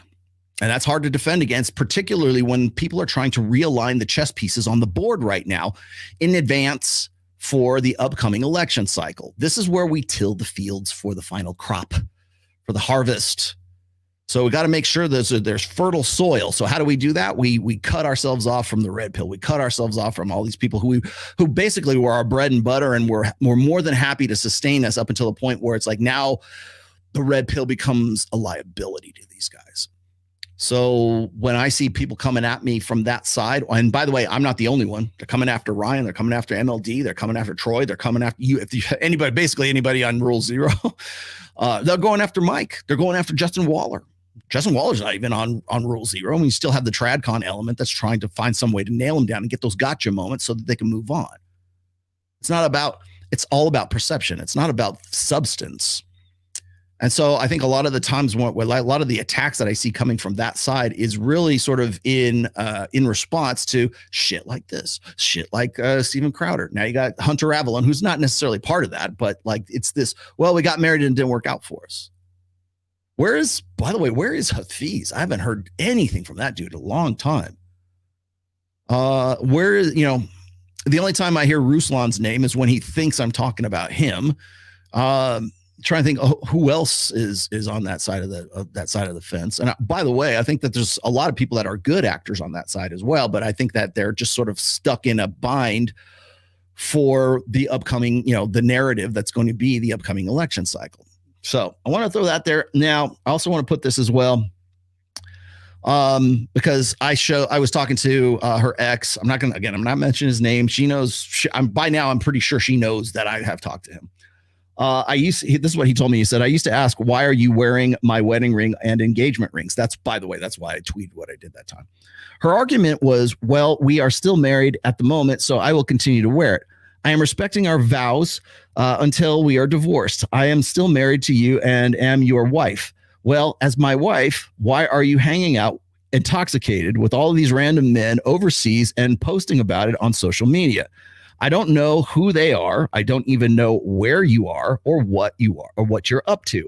Where's my son during all of this? Can your husband speak to his son then? And he says, and anyhow, this is just crazy. No self-respecting partner would remain married to someone like that. So, again, I'm the messenger in all of this. I didn't want to live in Australia or complicate his life's work for that matter, and I told him so very clearly. And yet he claimed to care so deeply, so much for me, that he was willing to switch careers if he had to. He would move to Canada at the drop of a hat to be with me. And, that was one of those head over heels romantic moments that I think every girl wants to hear. The career, it's just not as important as you. I'm willing to give it up. So that's a big mistake. And we've discussed this as well. But again, this pie in the sky, like he's not giving up his career. He wanted to transfer from his position in Australia to a new position in Canada, which he did. He didn't give up his career. He just simply relocated it to another country at his request so that he could be with her. And I'll just let her finish. A lot of other shit transpired as a result. And before you scoff, know this, he did mean it. Because he did move to Canada to be with me, and he did change jobs. And during his time here, we had some truly beautiful moments together, which I will never regret, the most important of which being our decision to get married and have a son. Okay. So let this be here's the first lesson, gentlemen. You do not move across the country for a woman. You do not change your vocation for a woman. You do not change your major at college or university. You do not go to a different university as the result of a chick. Okay. I'm going to use this example just really quickly here. And you've probably heard me say this before, but I think it bears repeating here. Is there are college recruiters to recruit for for college level sports, like for basketball, for football. And it's gotten to the point now where they will track where these star players are going to go or where they choose to go. And literally you will see guys turning down very lucrative university scholarships. And now that they can pay them, actually, make some money off of this, and they are going to be professional football players. So if the guy is getting a better offer at Stanford, but his girlfriend, his high school sweetheart, is going to Oklahoma University or Texas A&M or wherever the hell it is, and he wants to go there, he will go there. In fact, they've done, I think it was a video where they were showing, I think it was the top 10 college athletes and where they decided to take a contract from, where they decided to take a scholarship from for their ride so that they could play for whatever, college football that they were playing, right? And in every single case, those guys decided to go to a college where their girlfriends were going. That is not how to live your life, gentlemen. That is not mental point of origin. That is, she is your mental point of origin. So that's where I'm going to put a little check on his side, because you don't do this. You need to be the primary, most influential person in your own life. You have to be the first thing that comes to your mind when you're faced with a big decision. There is no, I'm going to move to Canada and give up my career. There is, you're coming here because you're a hell yes girl. You're coming here because you are going to give up your influencer activist lifestyle. And you, who claim to want to be a homemaker and a traditional wife and a traditional mother and bake fucking bread for me, make my lunches or whatever like that, you should want to give that up and come and live here in Australia or wherever the hell he was. That should be the conversation, not the other way around. And that's the first mistake right there, especially when that woman is clearly narcissistic, clearly bipolar, clearly a borderline personality disorder. Now, you may or may have not known that at the time. I get it. I can forgive blue pill ignorance, but I can't not point that out to you guys, because remember, you are the ones that I'm playing to right here, not anybody else. I want people to learn from other people's mistakes. I wanted a son and a daughter. So did he. So really, looking at the situation at the time, it was like, what's the problem here? Well, the problem was that, like with most couples, people have honeymoon periods. And when ours ended and the more mundane life set in, I was actually pretty content with it. I was really happy with it. But for my husband, it seemed like the reality of losing his life's work was beginning to set in. But she wasn't comfortable with it because she didn't have to sacrifice anything for it. He had to sacrifice for her. So she was trying, by the way, and Lauren, if you're watching, you should have this conversation with Mikhaila Peterson, because Mikhaila Peterson also has said something very similar, or she has fantasies to fulfill this, a very similar kind of lifestyle where it's, I'm going to have my kid and I'm going to have a young guy who's going to watch after I'm still waiting for the kids to be produced after all that. Remember, they've been married for like over a year now, like a year and a half now. Still waiting to see that happen. But by the wayside goes the kid, goes the baby daddy, goes actually the new husband too, because it's all in favor of whatever she's got her mind set on at that time. She's an influencer. She's running her dad's business, or what will be her dad's business in his legacy, let's just say. She's not interested. Trust me, the medium is the message. Mikhaila Peterson's interest is not in family. It is not creating more babies. It is not living a life of domesticity. It is influence. It is being out there. It's having fun in Miami. It's doing whatever the fuck she's doing, right? It's not being a mom. It's outsourcing motherhood so that she can go and do the things that she wants to. My guess is that Lauren is experiencing something similar and trying to also sort of, square the circle of two worlds. She's trying to be mommy and trying to be this exemplar of trad femme, let's go wear a frock and a housefrau and be, break bread for my husband and do all this, do this conservative femme stuff that doesn't align with you being an activist and you being a whatever that means and an influencer. You're not going to get away from that. And that's why Myron will say, don't get with a girl. A girl who is an influencer is a red flag, at least if you in the long term, recreational use only. Right? It's a red flag, because she's not going to give that up, especially when she has that like adulation and she has that admiration. The only way she's going to give that up if the guy is a very, very high profile influencer himself, and even then won't do it. They'll try to find some way to pair up with each other, or try to find some way to gravy train each other. Like that pair that I talked to, they were the ones talking about, or should we have a baby or should we not have a baby? That's where this comes from. You've got two influencers, and they both are like making the fact whether they want to have a kid or not. They're trying to turn that into content. Now they've been divorced, or they get there. Sadly, with the piano music and the violins going on, they decided to part ways. Well, of course they did. Listen to what she said. I'm not having a kid with this guy. Like she doesn't even want to have a baby at all, but she doesn't want to have a baby with him at all. Trust me, she'll turn into what's her face, Eva Mendes pretty soon. She'll find a guy that I didn't want to have kids, but I wanted to have his kids. That's what that's all about. That one video I was just showing you a little while ago with them two. I can't remember the influencer couple, right? That's what she's trying to be, and it didn't work out for her.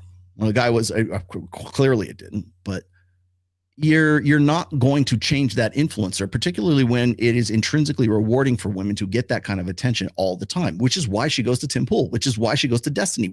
And by the way, I didn't even know this until later on, because I was doing my OPSEC for this and making sure that I'm not getting played in all this too. I'm looking at old videos from like even just a year ago or 2 years ago. And she's going out to marches with Destiny. She's going and hanging out with. I had no idea there was such an extensive connection between Lauren Southern and Destiny. My God, I'm going to tell you, we're going to spill the tea here in just a minute, because there's a lot more than just that one connection.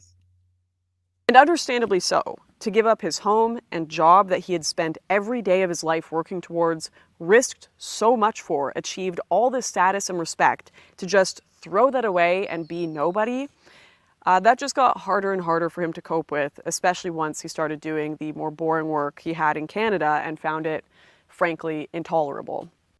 This is where I think a little bit of projection on her part is coming through, because the intolerable part is having a kid, playing this life of domesticity. And could it be that he was just kind of bored? I haven't asked him if he was bored or anything like that, but from what he was saying is that she was just so attention seeking and could not reconcile being mom and being trad femme mommy and also being an influencer. She couldn't stay away from it. And clearly we can see that right now. Where's her kid when she's like tossing him back with Tim Pool? Where's her kid when she's doing all these when she's doing a show with me? Where's the child? Who's watching the kid? When I go on Fresh and Fit, and I had to curb myself from doing this because I didn't want to like put the guys on the spot. But whenever I see like a single mommy on the show, I'm like, who's watching your kid? I even told Amber Rose that, who I think is great. I love Amber Rose, but she's got a child too. I asked her that, who's watching the kid? She's like, oh, my aunt or my mom or something like that. They'll tell you, she'll tell you. She's happy to say so.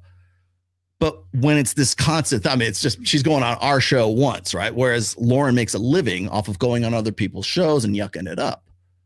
I don't know if she's a regular or a semi-regular on Tim Pool right now, but word around the campfire is that she and Tim Pool are a thing. So let's keep going.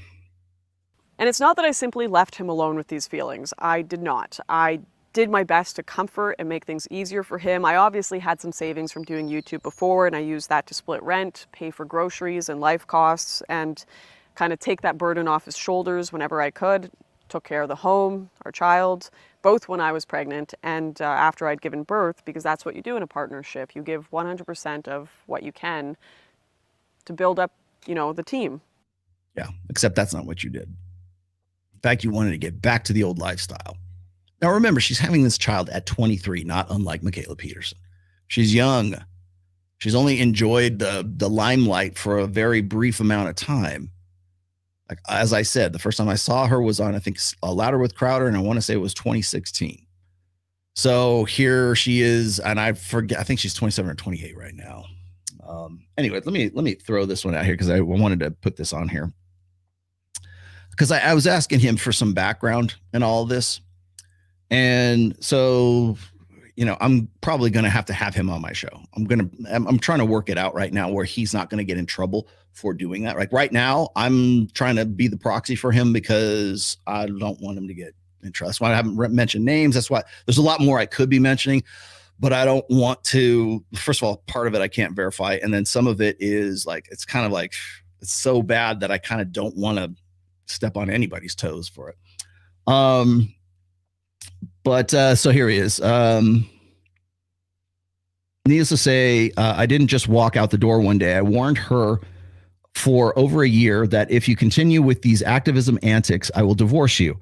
It causes so many issues for our family, and you promised to stop when I married you. Subsequently, I quit my job to be with you. However, she actually just continued on. Okay, so the last straw was this. I quit my then current job partially because I had to, because of her activism, because it was compromising his government status. I had to relocate our home and possessions across 3 states during the COVID lockdown and associated border closures. I had to find a new job in a new area and find a new home in the new area. I retrained in a new job and then transfer for a like-for-like role in Canada, basically trying to do the same thing he was doing, to move back to her. And I had to care for my dying father and mother. My father then died. Okay. I did this all on my own as she just left for Canada to go on an engagement party. I need you here to support this family, to support me. I beg of you. I literally said, I am begging you. I told her, I'm sorry, but if you leave, I cannot guarantee we will be together, as I really need you to, and we are already in a bad patch. If you leave, you may not be able to get back to Australia due to your antics. That's why, because the Australian government banned her from re-entering the country. She even mentions this in the video here as well, because of her being her, right? Because of her brand association. They didn't want everything. And by the way, she's not the only one. Roosh V actually got banned from going to Australia too. I hope I'm not on some list. Sometime I would like to go. She said, I told her, I'm sorry, but if you leave, I cannot guarantee you we will be together, as I really need you. And we are already in a bad patch. If you leave, you can never get back. You might not be able to get back into Australia. You know that due to COVID, you may not be able to get back in Australia or I himself into Canada. You're taking a huge risk. You are risking this family. She left anyways. A month later, and after her not even really checking in on me, she rang to tell me about some of other new problems she has online or something. I just went, Lauren, we're over. Never saw her again, nor my son, despite constantly asking to see him. His words. Again, I'm just reading this verbatim, just so we know so we're on an even keel here. Okay. Then she says, she's claiming that he had left, when in fact that's not the case. And then about the Australian thing, he said that's half truth. He said this happened, but of course it did. But she knew it would. She knew she wouldn't be able to. She was escaping. She was trying to get out, get away from it. I wasn't surprised when she told me. I'm like, Lauren, I told you. And then what she's about to say transpired. So again, I hate to sound like I'm airing out dirty laundry here, and I am, but it's with a point. And the point is that a lot of the, first of all, he said, she said, got it.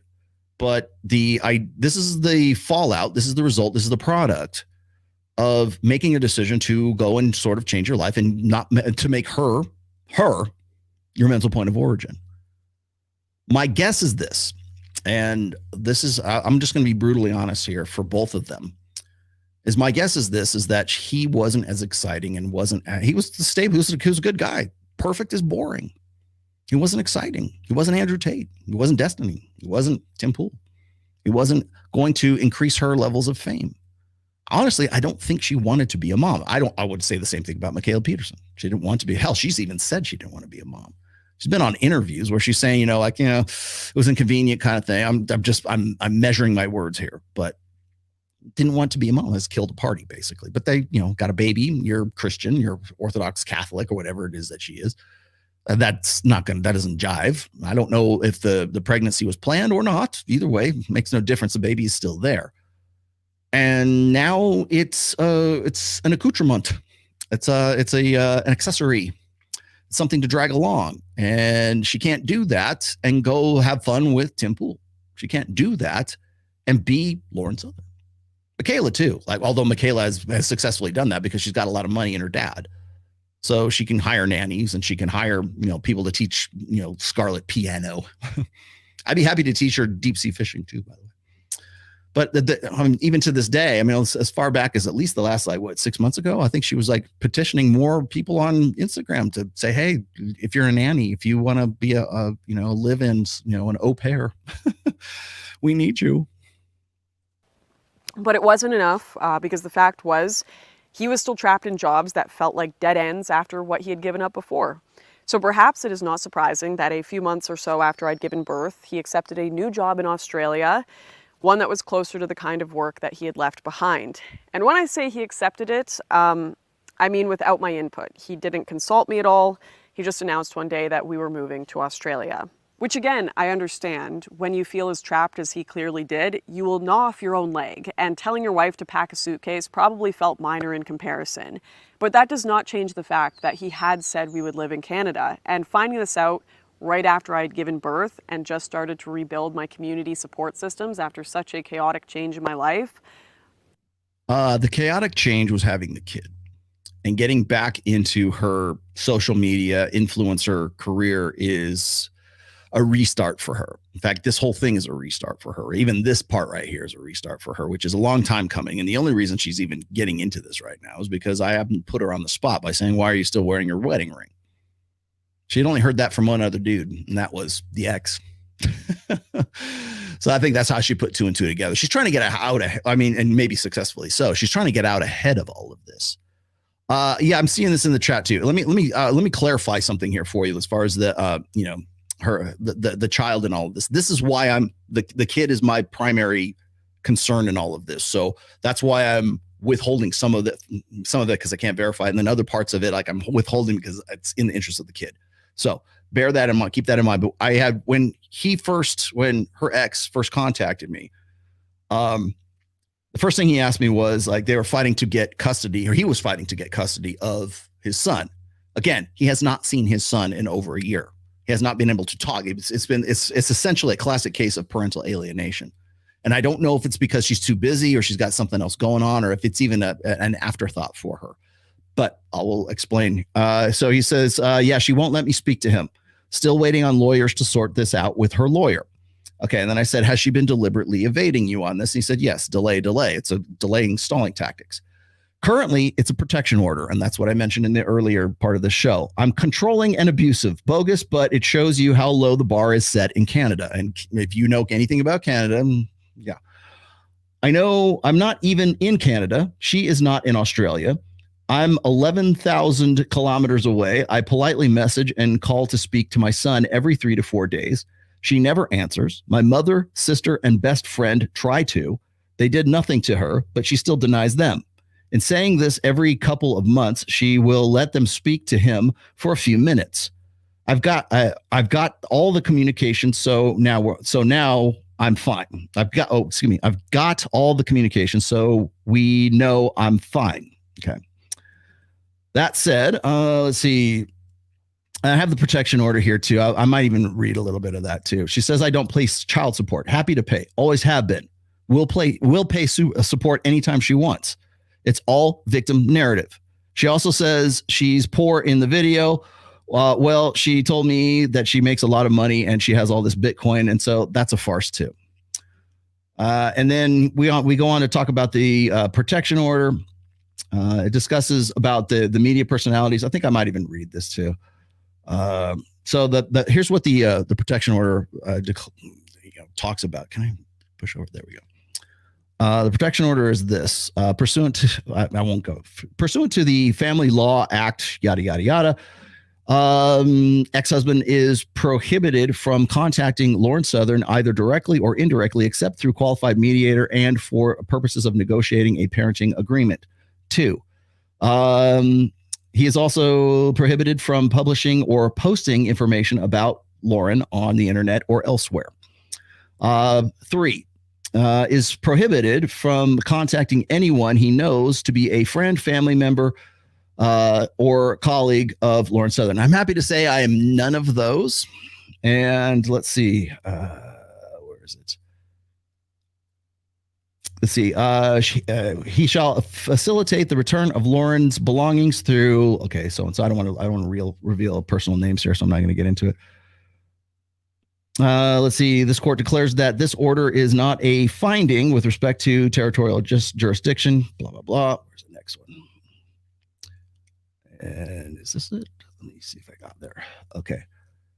Okay, application of the protection order filed by Lauren herself. Lauren Southern shall make reasonable efforts to serve her ex with a copy of this order, which he got. Aaron, whatever his name is, have any questions or concerns about this order? Okay, blah, blah, blah. Okay. Anyways, long story short, I ain't supposed to talk about this, but I can. So I am. Let's see. This was for that order was so that he would stop calling her and her parents to speak to the child, to the boy involved. He said, I will call every 3 to 4 days and then leave a message, all polite and courteous. I've kept them all. He says, I write a nice 2-page letter to my son every Monday and I post it to her parents. Have kept them all and have kept them all too. I've done this for about 6 months now. Also mail a present, usually a toy, aviation themed, every 2 to 3 weeks. None of this has anything to do about her, about Lauren. I don't care about Lauren. I just want to speak to my son. I have been polite and patient about wanting to speak to my son throughout. So did I get the rest of it? Okay. The fact is, Lauren hates me for leaving her. She therefore wants to punish me by not letting me speak to my son as best that she can. And again, remember, he's in Australia and she's in Canada. For me, I couldn't care less about Lauren. It's like 2 years ago. I do, however, want to speak to my son. I don't appreciate half truths being said about me. So she can grift or cope. And this is, I'm not going to read the rest of this because it's a little emotional here. So he says, I'm supposed to say this too. Mate, outside of Lauren's insane quest for fame, which is half of it, I left her because I felt damn lonely with her. I did virtually everything and paid for everything, and she sat on Twitter and did stupid stuff, and that impacted our family in such a scale. She does not care about anyone else. She has zero empathy. Her parents know this. We have discussed it. She mostly knows this too. She has been diagnosed with severe ADHD, which she even says she cops to in this video. I was a living, breathing textbook of a non-ADHD spouse married to an ADHD spouse. All the challenges and non-ADHD spouses I faced. I just got sick of it. Burnout on her dealing with her, then have to deal with her activist life choices, and it impacts my family and me. I'm tired of even explaining it. It says very draining. Lauren was very draining. I'm going to talk to him tomorrow. I'm going to see if I can't convince him to at least come on and do an audio interview with me. So just so that we can like square away some of this other crap here too. But this is classic victimization. This is classic, play the victim. And again, it's he said, she said, but you're not going to get his side of the story. He's not going to go on. He doesn't have a podcast. He doesn't have influence. He's not an influencer. That's not what he does. I don't even think I'm an influencer all that much, but I'm the only one I'm the only one who has contact with him. So, hang on. Let's put her on hold for just one moment. I'm going to go backwards here. Situation of mental point of origin is crucial. I also left everything behind for a woman and it resulted in a disaster. Thanks to your work, I am fine now. Good. Saludos from the fishing village in Chile. Good on you, my friend. My girlfriend's friend turned down a good-looking doctor she knew well because she said in 100% dead honest that she was holding out for K-pop star. Good luck. Sorry, I love spamming your emojis. Any chance we can get more? Yeah, I got more. I'm going to put some more in the, if you are a member, you get access to exclusive emojis that I made. Can you discuss more about the sacrifices in marriage? Okay, we'll stick a point in that one really quickly. Hang on, I got one other thing I wanted to get on here. There we go.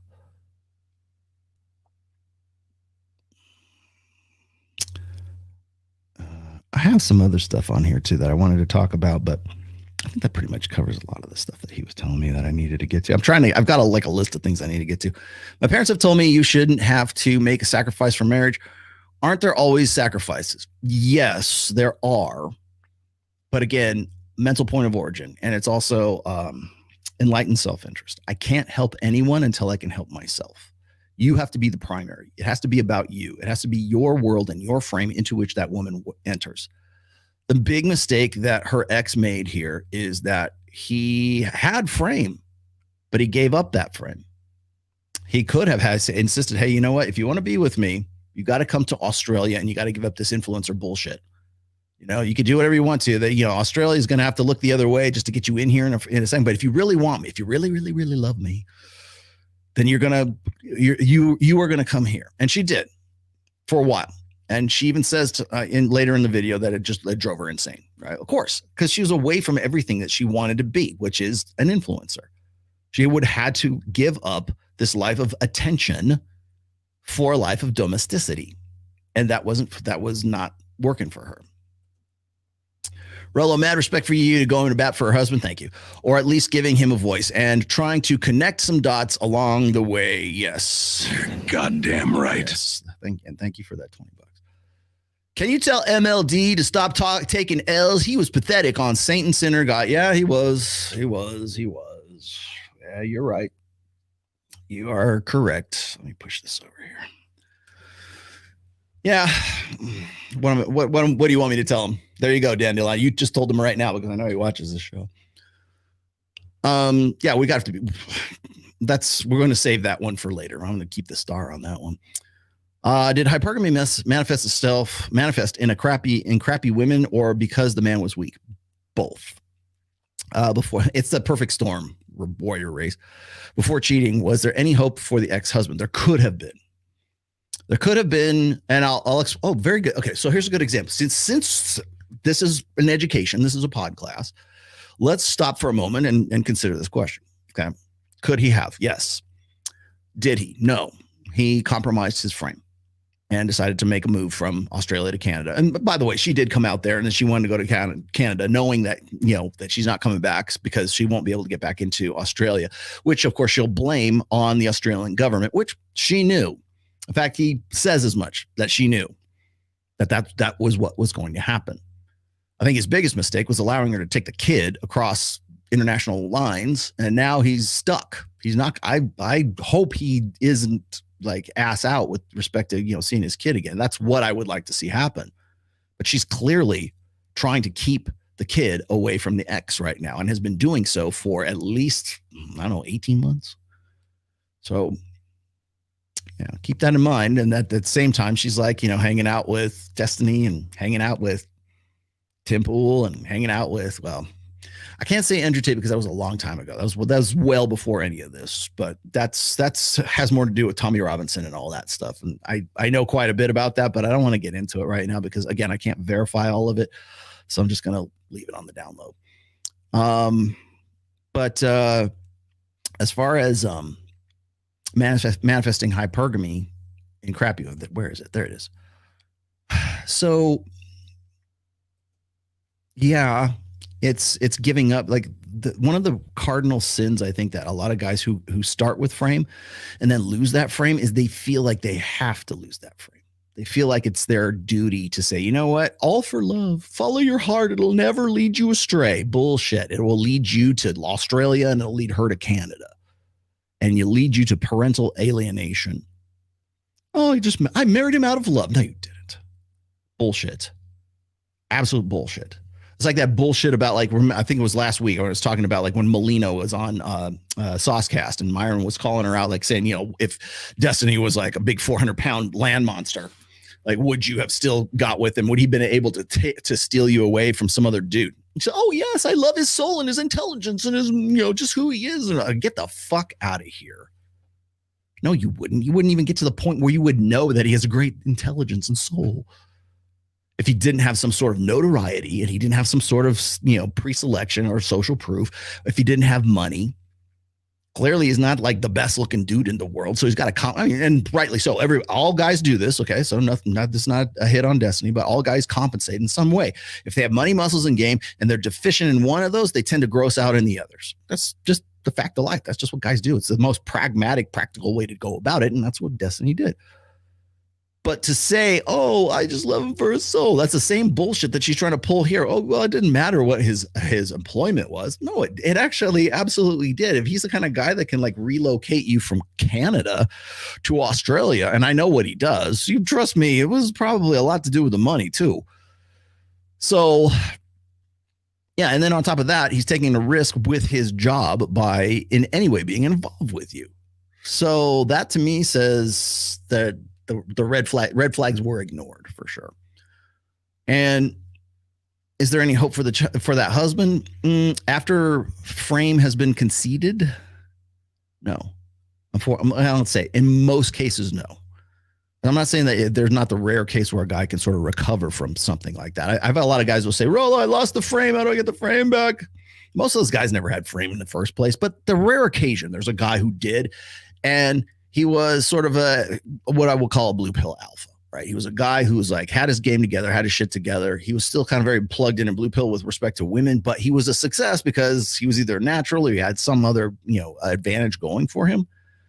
And then he believes he had frame in the sense that like, oh, she was coming to him and she had a world into which she wanted to live. Yeah, she did, up until the point where he surrendered frame. Because most guys who surrender frame, and I'm not saying this is her ex, but most guys who get into a relationship who surrender frame do so because they think it's their duty to do so. All for love, everything for her. Romeo and Juliet. I will fly across the country to be with my one true love. Marriage, Princess Bride, man. And that's what the most debilitating aspect of the blue pill, the most debilitating aspect of like having this old school 20th century mentality about intersexual dynamics is that it's the mindset that fucks you. It's not, you can have money, muscles, game, all that stuff. You can be like bulletproof game. You can get laid because you're charming as fuck.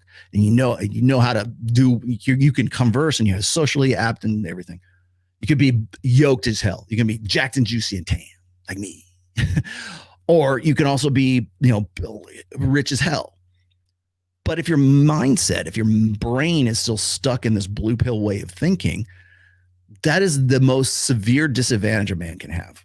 It's not about your physique. It's not about your money. It's not about your game. It's the mentality that you have. If you are blue pill, you can have maxed out money, muscles, and game. But if you're still blue pill in your head, you're still going to make mistakes like her ex did. So that's why I stress that. Men are great at rationalizing their mistakes beforehand and realizing too late how big of a mistake it actually was. Yes. You probably read this in one of my book or in my first book. It's a chapter called The Threat. And the threat is that it starts with this phrase is one of my quotes is there's nothing that is simultaneously more threatening and arousing to women than a man who understands his own value to women and leans into it. Because knowing that he's got that, he's the guy that other men want to be and other women want to bang, the high value man, the basic, most generalized description that I can come up with.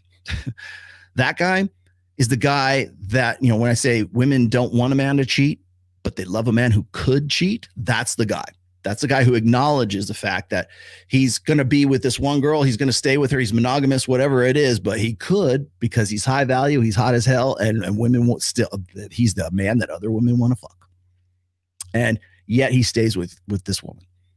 People have asked me this in the past, and I'll just reiterate this here because like people will see me at like Babes in Toyland, or they'll see me with the girls on Access Vegas, or I get run up the flagpole by like just random dumb, Zoomer chicks on Instagram or whatever. And they go, oh, what does his wife think about it? Do you think that my wife is completely ignorant and unaware of the shit that I do? Do you think that like she doesn't know that this whole fucking house and everything in our lives are paid because of what I write, because of what I do online, because of this show, because of what I do like on other shows, because of all the things that I have my irons in the fire? Do you think she's completely oblivious to that? Really, you cannot be that stupid. I refuse to believe you're that. Even as Zoomer, I refuse to believe you're that. I'm going to go Aaron Clary on your ass. Refuse to believe you're that dumb. It's just it's them trying to hack on me. But that's the thing. I'm the guy, at least by inch or by mile, that women find me attractive. They like to hang out with me at the very least, And I can show you. I can show you the receipts for that if you'd like. But I'm faithful to my wife. And my wife understands that and she appreciates that. I respect her and she appreciates me. She admires me. And I respect her and I love her. Like a lot.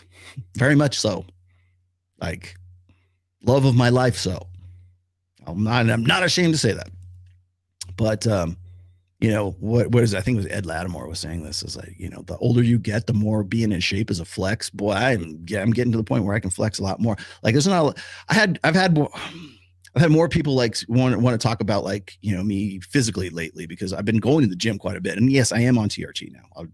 We'll throw that out. I think I've said that. I said this back in January even. But you don't get jacked on TRT unless you actually go and do the work. So just saying, I fortunately moved to this new studio, which is within walking distance or skateboard distance, longboard distance from my house. So I'm there a lot more often. Well, that's another thing. So, and I made it a priority.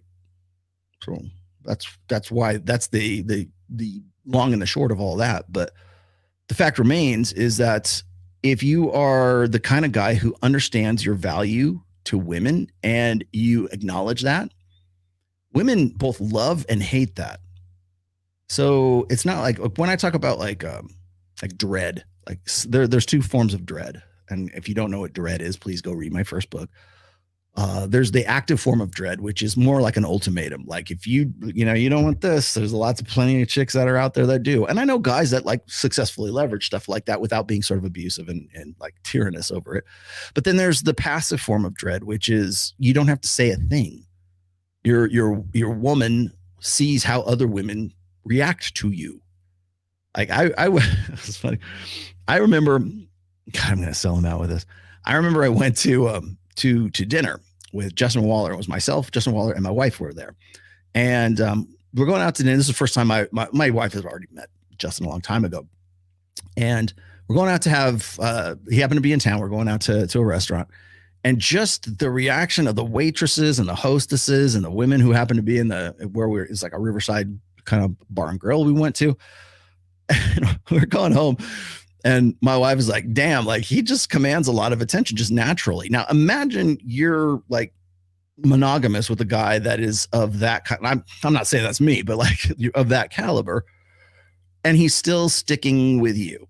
Like he is monogamous and 100% devoted and loyal and committed and married to you.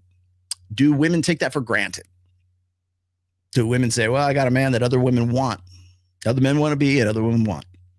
Because no woman wants a broke ass dude who no other woman wants. But could he cheat? Yes. Will he? Hope not. They don't want you to, but they love it when you could. So it's leaning into that. Oh boy. There he is. Okay. Kits. Rollo giving us the blueprint to female psyche, and they hate him for it. Of course they do, because I'm giving you the cheat codes. Muscles Tomasi. Thank you. Swallow Tomasi will do. She looks like a 37-year-old single mom working in HR. She's not. She's actually 27 or 28, I think. Sent you that clip of trad femme Mary Morgan sending intimate letters. I did not see that yet. Sorry, I'll check it out, Fenicio.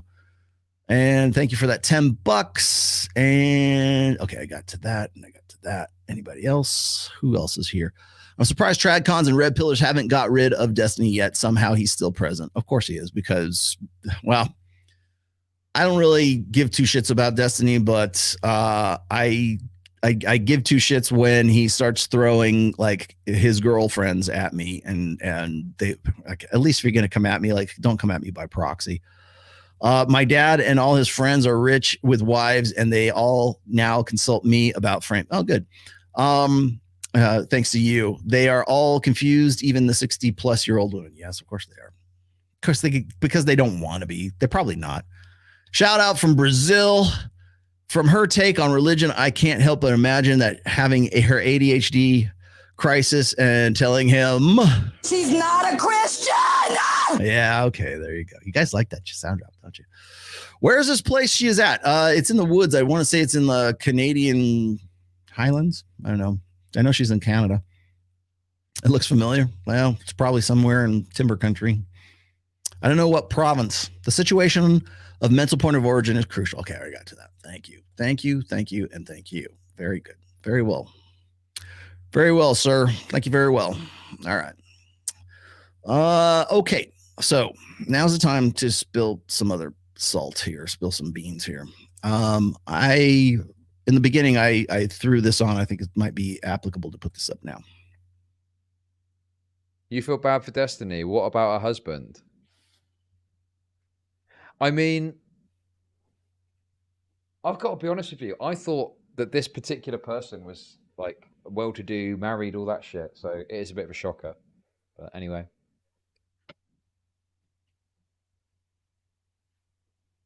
It's Lauren Southern.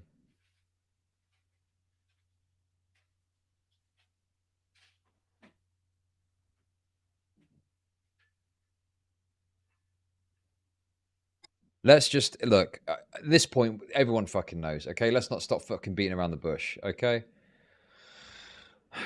fuck me.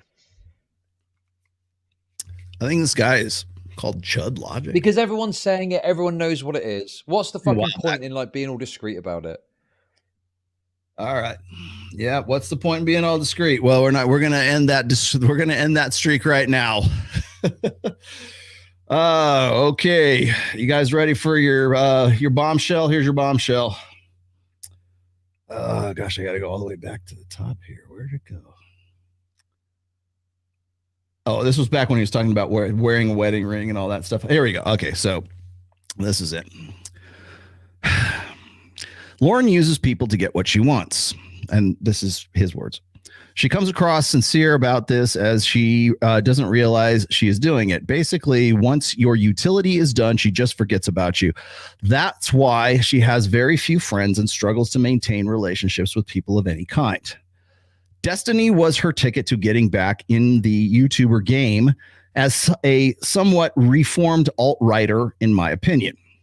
I had received information that they were hanging out a lot when her U.S. travel ban was lifted. I guess this would have been 2021. And actually, let me turn this over there so you can see what I'm doing here. Pull this up.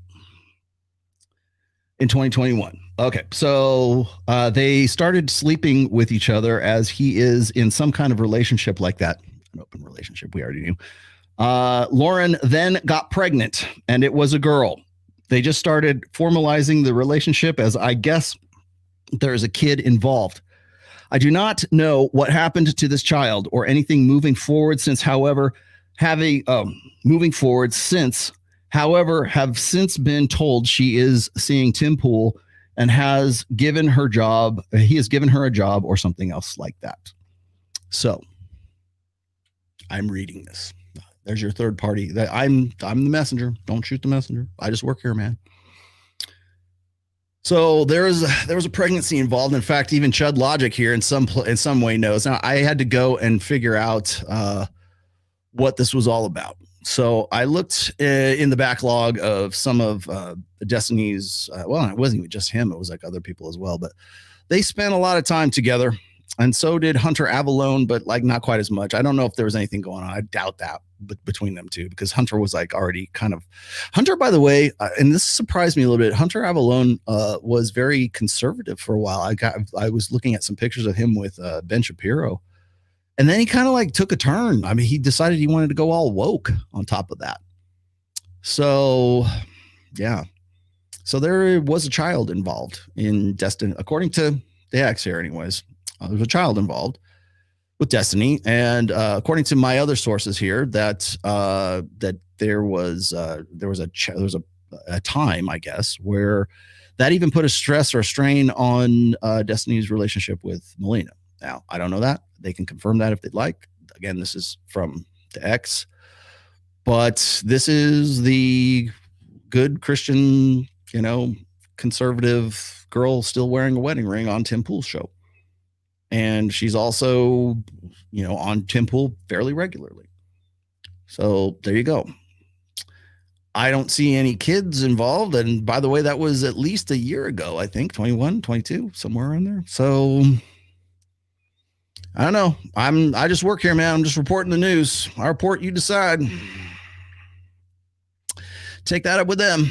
In fact, if Lauren wants to come on this show, I've already got clearance from the ex that he'll show up and they can have it out. It's a sex cult. It kind of is a sex cult, man.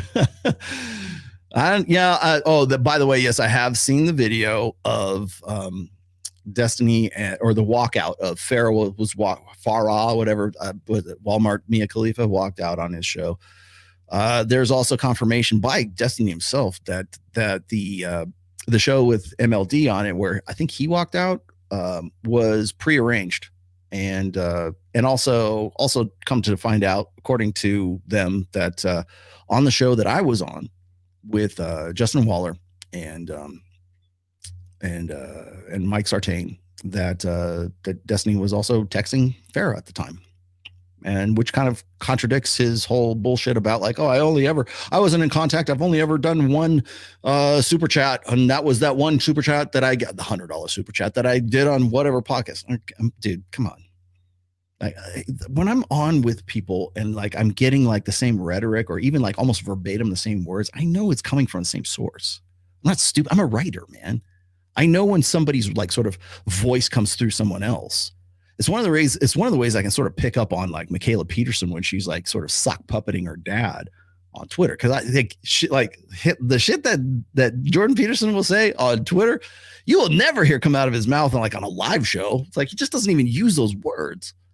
He wouldn't even like, I would be surprised if he even knew like half of the shit about Andrew Tate. Like, where did that come from? I got some other video for you here. Let's see if I can go pick it up that pertains to that. But I think what's going to happen here very soon. Here it is right here. I'm gonna throw this up, but let me pause it really quickly. Lurking danger. We'll get to this. So there you have it. Something going on with Destiny and Lauren. I'll let you guys sort that one out for yourself. But according to my books, there's a kid involved.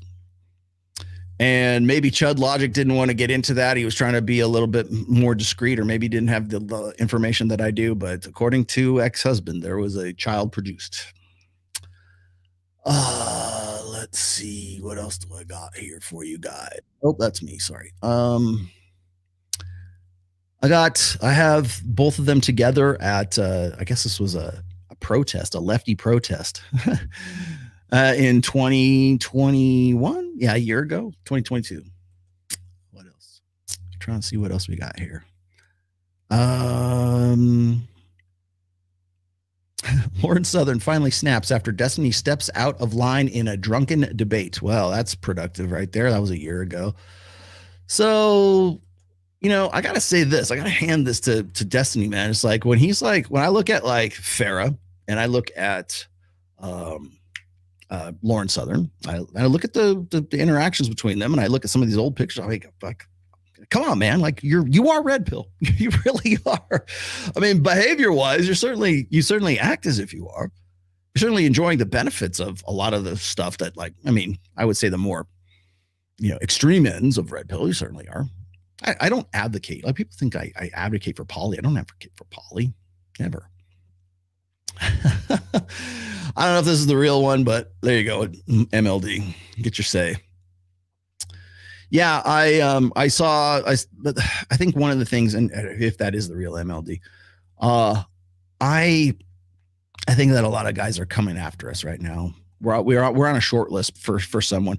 I got here's an announcement since we're at the 2-hour mark. I got a call from No Jumper. And No Jumper wants me to come on the show later on this month. Flacco hit me up. And so I'm working out a date with them right now.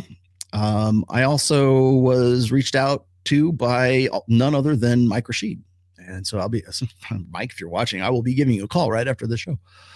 So things are getting a little strange, a little. Do you want me to go on No Jumper? I don't know. Like, I've never been called by them. Maybe it's like, maybe now I'm just like bottom. Oh, well, who's left? Let's go get Rollo. I don't know. I might. Yeah, I might do it. We're talking about dates right now. I would love to have them out to Vegas. I wish they would come out. It's just me right now. They just want me on the show. If Mike's name comes up, I wouldn't mind either way. But anyways, yeah, Flacco. Yeah, he's getting in while it's hot. Yeah, it is. Let me throw this up here real quick because I thought this was kind of ironic considering considering Michaela Peterson's history with Andrew Tate. There too. So the rising attractiveness of figures like Andrew Tate speaks to the danger of demoralizing young men, because if you demoralize young men, you make, what would you say, charismatic bad men become much more attractive, because they're the men who say, well, to hell with all of this idiot constraint and pathetic morality. I'm just going to go and do whatever the hell I want. This is a kind of a narcissistic route to self-aggrandizement and attainment, right?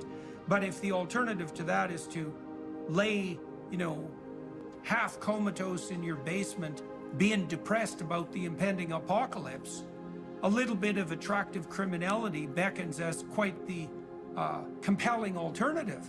And that can easily make itself manifest on the political front. If you raise a generation of demoralized men and then you wave a leader in front of them who says some forthright, self-aggrandizing, semi-criminal behavior would be in your best interest, the probability that they're going to find that attractive, that kind of, well, that's a good route to a kind of fascist populism, let's say. The probability that people are going to find that attractive is extremely high. I mean, I think that part of the reason that Trump was attractive, and I am not going to, grind away negatively and simple-mindedly on Trump because he's a complicated character. But part of the reason that Trump was attractive was not prior to an election cycle. You won't. Up yours attitude, that giant middle finger attitude towards the woke mob, that was a hell of a lot more attractive than the half-baked, cowardly kowtowing that the typical conservatives do when faced with a woke onslaught. And, Trump at least had the gall to tell people to go to hell when it was necessary. And maybe he did that more often than he should have. I mean, he's not the world's... He's definitely a bull in a china shop. But, maybe it's better to have a bloody bull in the china shop than a castrated gelding. I mean, it's pretty damn perverse to turn children into activists. But it's more perverse to do this, and this is what's been happening, particularly with young men. And I've seen thousands of examples of this. In fact, I had a friend who eventually committed suicide. All right, let me pull that out right quick. Let's see. Come out of there. What did you say, Mohammed? Also, did you hear Destiny say that in order for the red pill to continue to thrive, it will be on Myron's back because he's the strongest and most untouched person in the space? Yes and no. He is, but he's also like, there are other people too. It's not just Myron. Like, I'm untouched more or less. Okay, who else is what is he going to do? Be careful not to motivate men to have enlightened self-interest. That's all JBP said in this video. Yeah. Well, I thought it was funny because you got a guy who gets very militant when he is sort of agitated to talk about how bad like dark triad guys are, right? Andrew Tate. This is the reason I thought this was notable, because this is a first instance, maybe the second instance I've heard him use that name, and he knows better than to bring that up. Now he can't avoid it right now because of all the things that have been going on with Andrew since really the beginning of the year. I think maybe now he thinks the coast is clear and he could start like mentioning him by name. But the fact of the matter is that his daughter is intimately, and I do mean intimately, involved with Andrew Tate, or has been in the past.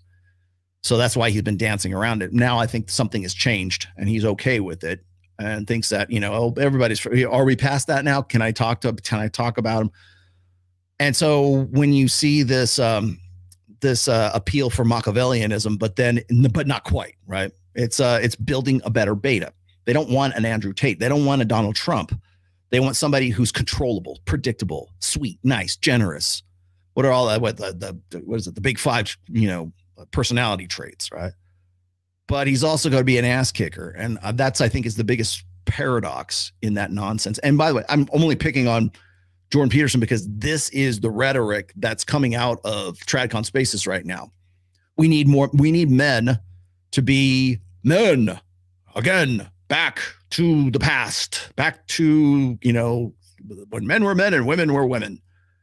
You're not going back there, and you're sure as shit not going to convince this generation or even the millennials to go back that way. You're sure as shit not going to cheat. You're not going to convince women to go back that way either. They don't know the way. They've forgotten the way. There's no one left to teach them the way to go back to that. There's no precedent for them anymore. So when I see guys coming out and talking self-righteously about shit like this, knowing full well that baby girl has a history with this guy, yeah, there's a reason for that. So I kind of wanted to dig into something that I picked up from Rob Henderson today. I'm just gonna read. I don't have to show this to you on screen. I just got this as an email. Humans will feign victimhood as a strategy to obtain rewards. A 2022 study found that people who signal victimhood and virtue are more likely to have dark triad personality traits. This is where this dovetails in very nicely with, I think anyways, with Lauren Southern, who also has a history with Andrew Tate. Just saying. She's not denying it, and I think there's enough evidence out there to support it. I do have information from her ex, but again, I don't have confirmation on some of it. The dark triad comprises narcissism, Machiavellianism, and psychopathy. Okay, people with dark triad traits can be seductive. Oh, really? A 2014 study found that women rated the same man as far more attractive when he had dark triad traits.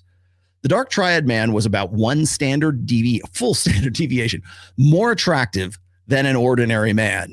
Ordinary man. Don't worry, dude. You're perfectly normal. People, especially young males, have asked me for various reasons why all women like guys who are high on these traits. The bodyguard hypothesis, which I will dig into here in a minute. Where did that go? Oh, this is actually a studied bodyguard. So, the bodyguard hypothesis is a reasonable candidate. In ancestral environments, women were in the difficult position of trying to obtain a male partner who had the capacity for antagonism and aggression, but would only direct it towards those who threatened them or their offspring. Basically, let's you and him fight. I've talked about that. Women had to walk a tightrope of pairing with a man capable of violence, selfishness, and cruelty, but would channel these qualities in ways that would benefit and protect their loved ones and their offspring. Today, some women, I love how that caveat sticks in there. Today, some women, when choosing a male partner, overshoot, choosing partners high in dark triad traits rather than moderate levels and end up in lethal situations. It's similar to sugar. Small amounts can be adaptive, but if you overconsume, which is easy to do in the modern environment, you will harm rather than help your evolutionary fitness. Let's see. Where's the rest of this? This was really good. Let's see. Here we go. In psychologist Justin Lehmiller's book, who I've quoted, by the way, Tell Me What You Want, he reveals the most fantasized about superhero amongst women is, who do you think? Chat, who do you think the most fantasized about superhero is? Just throw it in the chat. Come on, I'm begging you. Just throw in the chat. Just throw it. You know who it is. Come on. First one gets it, I'll stop it. So who do you think is the most fantasized about superhero on planet Earth? Amongst the women polled, who's the most sexiest superhero? Not Superman, sorry. Batman, there it is. Bam. Batman. They found that, let's see, here it is. Batman. In contrast, gay men preferred Superman and Captain America. One possible reason that women like Batman is that he would score higher on dark triad traits compared with other superheroes. In a 2015 study, they found that although narcissistic males do not make good partners, women aged 18 to 28, what phase is that, children? Tell me what 18 to 28 is in the rational male. That's right, the hoe phase. Desire them more than other men. The researchers asked women about their dating experiences and desires for marriage. They wanted to see whether these factors influenced their attraction to narcissistic men. They found that young women with more dating experience and had a greater desire for marriage were more attracted to narcissistic men. They write, despite future long-term mating desires, which are unlikely to be achieved with a narcissistic male, and possession of substantial mate sampling experience, notch count. Come on, just fucking say notch count. Females view the narcissistic male as a suitable partner. Dark triad traits appear to be advantageous in some contexts. In a 2020 study titled Signaling Virtuous Victimhood as Indicators of Dark Triad Personality Traits, the authors suggest that Machiavellianism, narcissism, and psychopathy might be beneficial for obtaining resources. Remember the hallmarks of the powerful man: resources, territory, and access to exclusive access to preferably virginic women. A lot of them, a harem, essentially. The girls in your concubines in the Forbidden City and the walled off, fenced off area for the tribal chieftain in the Amazon rainforest, the Yanomamo tribe, whatever. That's been the hallmark of powerful men throughout history. Those were the three things. So if you were narcissistic and you had an attitude, here's the thing. I think narcissism, like the dark triad traits, are kind of like the peacock's tail, meaning that I wouldn't have this fucking tail. I wouldn't have these personality traits if I didn't realize that they could be a social disadvantage and that I'm still such a badass, I can still have them. I'm the Dark Knight. I am the vigilante. I am fucking Batman. I am the dude who doesn't care what other people think. Now, I'm going to talk about Sigma here in just a second, because I think a lot of people mistake, there's this idea that there's some sort of separation between alphas and sigmas and betas and deltas and gammas and by the way, that's all sociosexual hierarchies. I've done full shows about this, but if you would like a little sort of refresher on this, I'll give it to you real quickly. There's no such thing as a sigma, first and foremost. There are pro-social alphas and there are antisocial alphas, but they're not the sigmas that are like, apart from this, I'm a special snowflake. I'm a sigma. I'm away from all of this. There's a difference between Batman and Superman. There's a difference between Captain America and Iron Man. Iron Man is an alpha. He's, I mean, up until he marries Pepper Potts, right?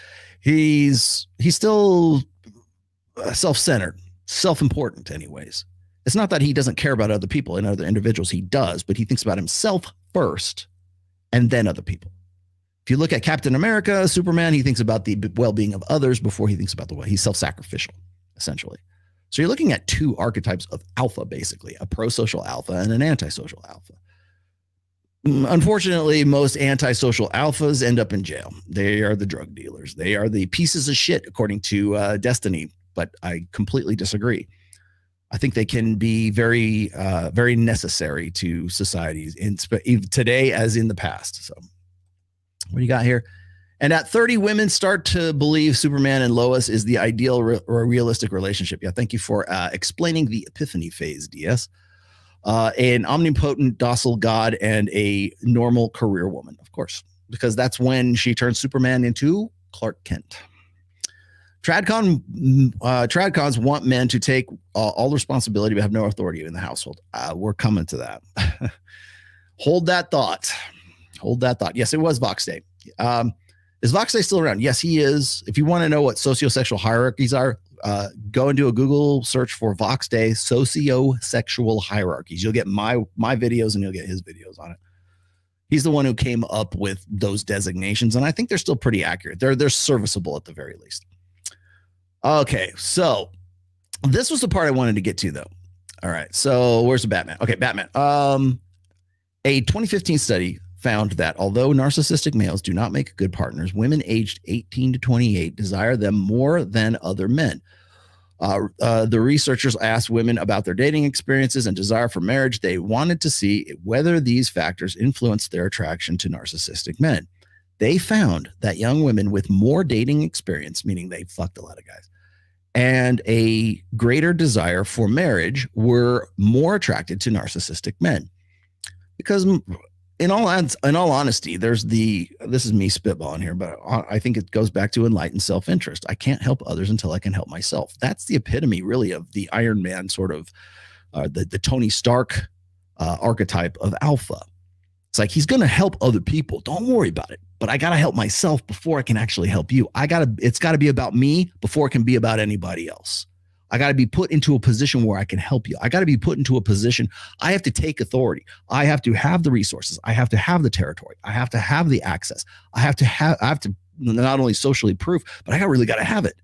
I got to be able to, like, walk the walk and talk the talk. And if I can't do that, then I can't fucking help you. And I think a lot of that is associated with Dark Triad, because that guy becomes self-important. Now, can it go in the negative sense? Yes, it can. I don't think should be calling those traits necessarily dark. I think we need to call them what they are: Machiavellianism, psychopathy, whatever. Can they be used to pro-social ends? I think in the right contexts and the right circumstances they can. But when we call them dark, they're called dark triad traits because they don't align with females, the feminine imperative, with women's best interests. They align with men's best interests. And anything that aligns with men's best interests is necessarily, by definition, toxic, misogyny, dark. So, where'd it go? There it is. They found that, okay, so I got to that. Dark triad traits appear to be advantageous in some contexts. Well, of course they are. Wait a minute there. I'm trying to scroll through this so I'll get back to where I was. Here we go. Okay, so let's see. They acknowledge that being a victim. In their introduction, they acknowledge that being a victim, viewed as a victim, can lead to a loss of esteem and respect. They continue, in modern Western societies, being a victim doesn't always lead to undesirable outcomes. Sometimes being a victim can increase one's social status and justify one's claim to material resources. So, let me scroll down here a little bit more. Dark triad traits appear to be advantageous in some contexts. In a 2020 study titled Signaling Virtuous Victimhood as Indicators of Dark Triad Personalities, the authors suggested that Machiavellianism, narcissism, and psychopathy might be beneficial for obtaining resources. In their introduction, they acknowledged that being viewed as a victim can lead to a loss of esteem and respect, but they continue, in Western societies, being a victim doesn't always lead to undesirable outcomes. They argue that contemporary Western democracies have become particularly hospitable environments for victim signalers to execute a strategy of non-reciprocal resource extraction. And here's the kicker. This is the kill shot. One reason, strong egalitarian values may lead many in the West to believe that any difference in outcomes are illegitimate. So now we have a gynocentric social order that is founded on what? Social constructionism and egalitarianism, emotionalism, which plays right into the victimhood mentality. All of the traits that we have been talking about up to this point are female traits. When we talk about egalitarianism, people really hate it when I get into this. The way that women organize society is egalitarian, communitarian. One for you, one for you, one for you, one for you. It's a redistribution of wealth. It is also fundamentally based on equality of outcome. For men organize societies in hierarchies. So you have a hierarchy of the team captain or the general, and then the lieutenant, and then on down the chain of command, the CEO, all the way down to the janitor. Okay, so there's always that hierarchy going there because men compete with other men for access to resources, territory, and bitches. That's why we say you're more respectable than Joe, because you do a different job and you have, from each's talents to each's needs or some shit like that. I don't know. That's the long and the short of it. Men organize societies hierarchically. Women organize societies egalitarian wise. Now, ideally, men base that hierarchy on merit. You do a better job, your performance is better, you're more talented, you are more integral to this success of this organization. Therefore, you deserve more money, you deserve more resources, you deserve more territory. Maybe indirectly, you deserve more bitches because of that. And that's how we've been organizing society for quite some time, right up until the sexual revolution. And now we're in a gynocentric social order where things are much more egalitarian, and we don't even want to, in fact, it's so egalitarian that we don't even think about it being that way. We just take it for granted. Egalitarianism, communitarianism, the way women organize society is fundamentally rooted on equality of outcome. For men, it should be ideally based on equality of opportunity. The problem is you can give women all kinds of opportunity and the equality, the equal opportunities to go and improve themselves and to enter into that hierarchical situation. But the problem is women don't think that way. They think that if you don't have something, it's because you are the victim of some sort of endemic sexism or oppression or whatever the fuck it is. And all the way on down to our divorce laws, to our child support laws, to the Duluth model of feminism, all that stuff. It's always the man's fault. It's the male anger bias. So strong egalitarian values may lead many in the West to believe that any difference in outcome is illegitimate. So it's not enough to have equality of outcome. It is that if somebody has something else, and there's an imbalance, a reciprocal imbalance right there, it's because it's illegitimate. It's because you had to kill somebody to get it. You had to oppress somebody to get it. You had to step on somebody's head to get to the point, get to where you're at right now. And therefore, anything that is more than the next guy, that had to have, by definition, had to have been done because you are selfish and you're operating in a hierarchy rather than in a community. Another is that one of our key values is the alleviation of human suffering. Saying that you don't have as much as others and that others are suffering for it can be a shrewd way to obtain material resources. The researchers examined victim signaling, which they define as a public intentional expression of one's disadvantage, suffering, oppression, or personal limitations. Does that sound anything like the confession we just heard out there in the forest? They also examined virtue signaling, defined as symbolic demonstrations that can lead observers to make favorable inferences about the signaler's moral character. Women are more interested in morality and judgment. That's why they say, "Don't judge me. I would never judge you." Right? There's never any objective measure for behavior when it comes to women. It's always about you're being judgmental. It's the culture of X, whatever it is, because I'm oppressed by whatever this outside force is. It's hypo agency versus hyper agency. Hypo agency means that the world happens to you, rather than hyper agency, which is I happen to the world. The research, and by the way, there is no more conventionally masculine way of looking at the world than from the outward in, whereas women look from the inward, men look outward. Men are more interested in things. Women are more interested in people and themselves. There's an inward facing look and there's an outward facing look. Where'd we go? Here we go. No. Okay. So I talked about that. The researchers examined victim signaling, which they defined as public. Okay, so I already got that. They argue that signaling both victimhood and virtue would maximize one's ability to extract resources. People feel the most sympathy for a victim who is also a good person. God's on my side. I've been praying about this, and this is just agonizing me. I have to go and make this confession that I wrote out, and it took me a long time to do this. And I went through so many different videos here, and I cried the first two or three times. Really, I was crying, guys, before I did this. So, please sympathize with me. The researchers developed a victim signaling scale ranging from 1 equaling not at all to 5 as always. It asks how often people engage in certain activities. These include, and I quote, disclosed that I don't feel accepted in society because of my identity, and, quote, expressed how people like me are underrepresented in the media and leadership. They found that victim signaling scores highly correlated with dark triad scores. I'm going to argue right now that more women have dark triad personalities, according to this definition, than men do at this stage. According to this definition, or this, however they're rejiggering this thing here, I would argue that women have, by victim signaling, if you're going to conflate, or you're going to like equal victim signaling and virtue signaling together as a dark triad, as an indicator of dark triad, I would argue in that case that there are more women in that, under that definition, than there are men. Men are not allowed to be victims. We're not allowed to have standards. We're not ever allowed to complain about it because we're men and we have every advantage. And men are the beginning and the end of all the world's problems, right? So they found that victim signaling scores highly correlated with dark triad scores. R equals 0.35. Now remember, a full one is a perfect score.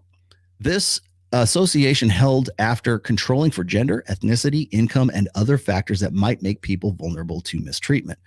Participants also completed a questionnaire that measured virtue signaling. I'm not sure how they do that. They rated the extent to which they agree and disagree with the statements about moral traits like being fair, compassionate, and honest. A sample statement is, I often buy products that communicate the fact that I have these characteristics. You could even preempt that by saying, you've been praying really hard about this, and I really, it's your sort of your forced confessions. They also found that virtue signaling was significantly correlated with dark triad scores. In this case, it was R equals 1.8. They replicated 0.18, I should say, not 1.8. They replicated this association in a follow-up study. This time they used different, more robust dark triad scales, and they found a stronger correlation between dark triad traits and victim signaling. In this case, it was R equals 0.52, which is actually a pretty high score. The researchers also found that victim signaling negatively correlated with honesty and humility. This is a personality measure of sincerity, fairness, greed, avoidance, and modesty. It roughly captures how willing a person is to exploit others for their own gain. So, the inverse relationship between honesty and humility and victim signaling suggests that the victim signalers may be greedier, less honest, and more exploitative than those who did not signal victimhood. Beyond measuring responses to questionnaires, they had participants play a game. Basically, it was a coin flip game in which participants could win money if they won. Okay, that's the end of it. Anyways, that was the article. So, by that definition, could we conclude that Lauren Southern is virtue signaling in this? By that definition, could we conclude anything else from this confession? I think when we look, and this is the put this away. This is one of the problems that I have with the dark triad traits is that I think that a lot of them can still be pro-social, or they're necessary. You'll hear even Dr. Peterson talk about how we need dangerous men. We need men who are willing to, who have a capacity for violence. Like, he gets put on the spot by some interviewers, certainly in the past, probably still now, where they say, "What do you mean about dangerous men?" Because that sounds threatening. Oh, we need guys who are potential abusers. We need guys who have anger issues. The reason why they're upset about that, or the reason why I think that, is because men are the violent sex, right? We're the sacrificial, more angry. Our default emotion is anger. Our default emotion is hostilities, right? At least that's what we're all supposed to believe about ourselves, anyways. And for the most part, we do. Which has been, we've been trying to curb that since the sexual revolution. But when we look at like dark triad traits, and you look at a quote unquote an Andrew Tate, according to Dr. Jordan Peterson, not me,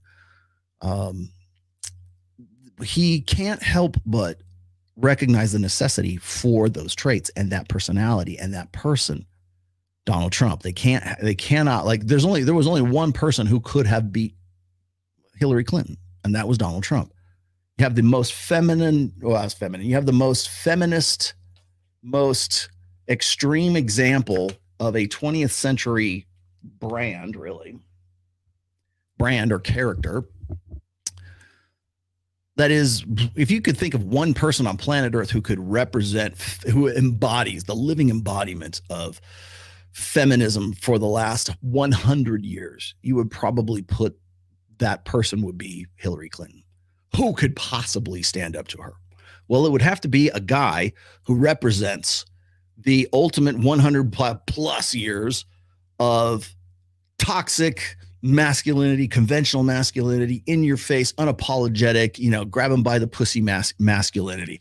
There's only one dude on planet Earth who could possibly be put, it's like Clash of the Titans, who embodies that. And that was Donald Trump. And Donald Trump won. And everybody thought for damn sure there was going to be Hillary Clinton. And they were sorely disappointed as a result of that. But does that make Donald Trump a dark triad personality? Does dark triad, does that map onto conventional masculinity? Because there'll be people who will tell you it doesn't, because they want to redefine masculinity as being something that's more feminine appealing, feminine serving, utilitarian to the feminine imperative. Anything that is positive masculinity is something that serves the feminine. I got an article written up about me right after Dr. Phil, about how what was it? I said this on this. It's funny. It's like all these quotes that I kind of like take for granted, and it ends up being something that people, I've never heard this before. I said this. I said the only time we celebrate masculinity in the media is when it looks like femininity. When a guy is dressed in a tutu and he's doing a dance, or is singing the theme from Frozen, or you see the Rock in a tutu in the Tooth Fairy. That will, this is great. Finally we're breaking masculine norms. No, the reason it's funny is because he's this big buff bald dude who's yoked as fuck, and he's in a tutu. He's in a ballerina's dress.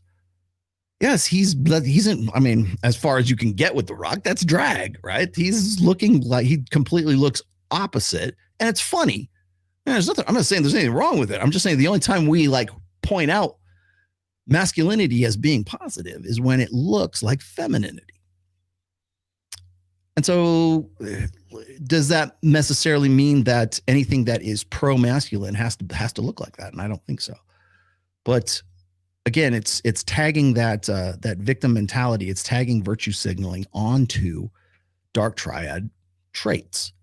And I think that when we talk about the dark triad, we almost automatically think that they always apply to men.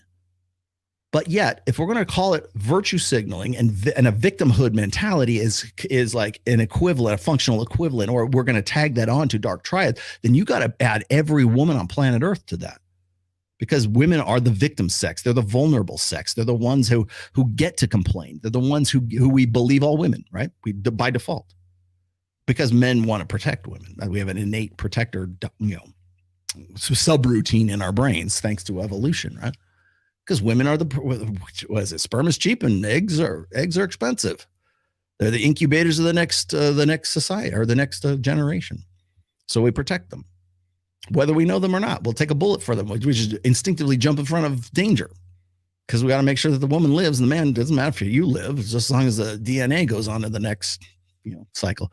I think that's one of the reasons why you see like this savior mentality as well. That's like St. George and the Dragon, right?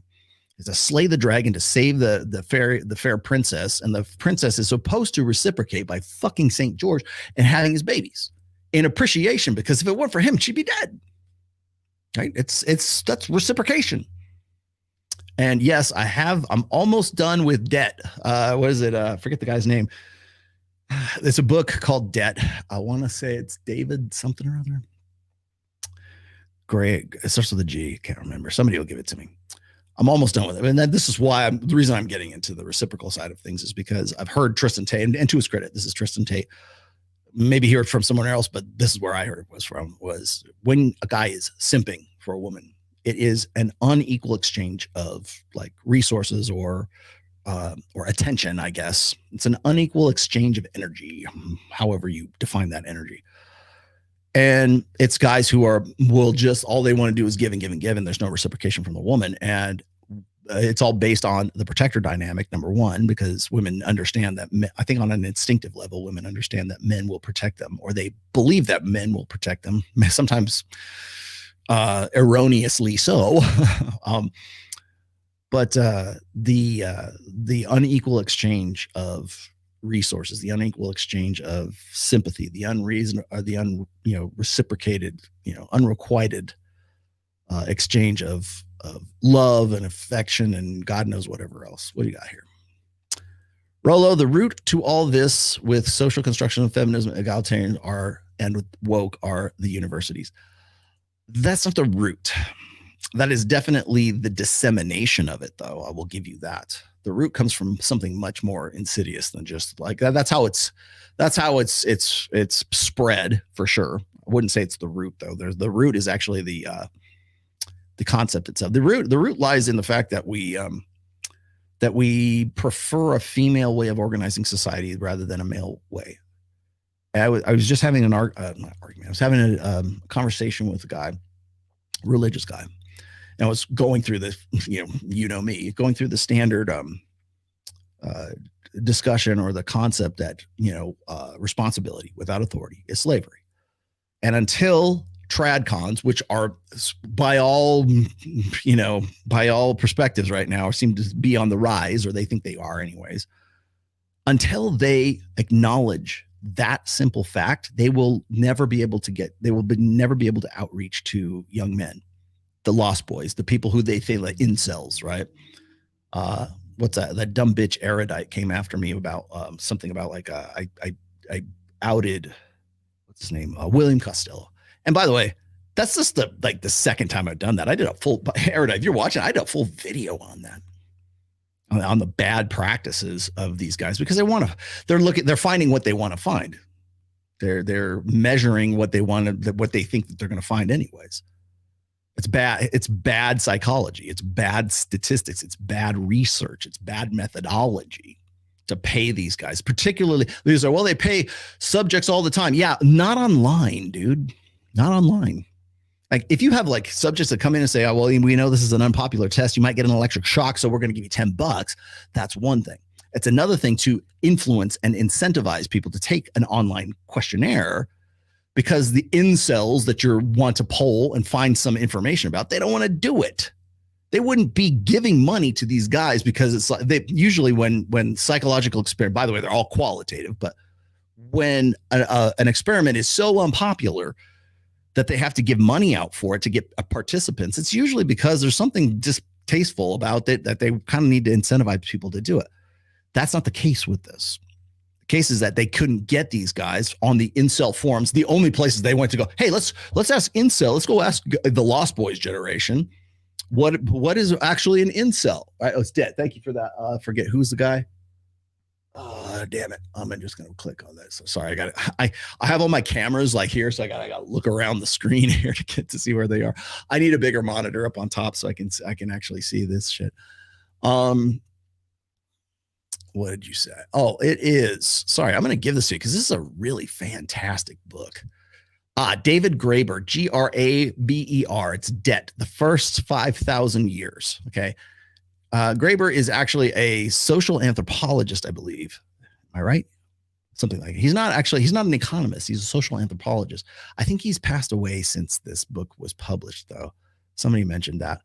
Very good book. It's but it's like before you hack up and discuss, it is a history of not capitalism. It is how human beings approach debt and reciprocation and gift giving, for example, trade, barter, that kind of. Why do we feel like a sense of guilt when we don't pay our debts back, or why we should feel it but we don't sometimes, or the opposite, right? But it's a fascinating read, and I'm really enjoying it. I'm almost done with it. I almost feel bad about I have it on audiobook, but it's really great. I've been taking notes along the way as I've been doing this, but a lot of that it has been influencing my writing lately. And You know what? I got something here that I wrote down. Maybe I ought to throw this out there because this is a really great topic for discussion here. That's not it. I had a great.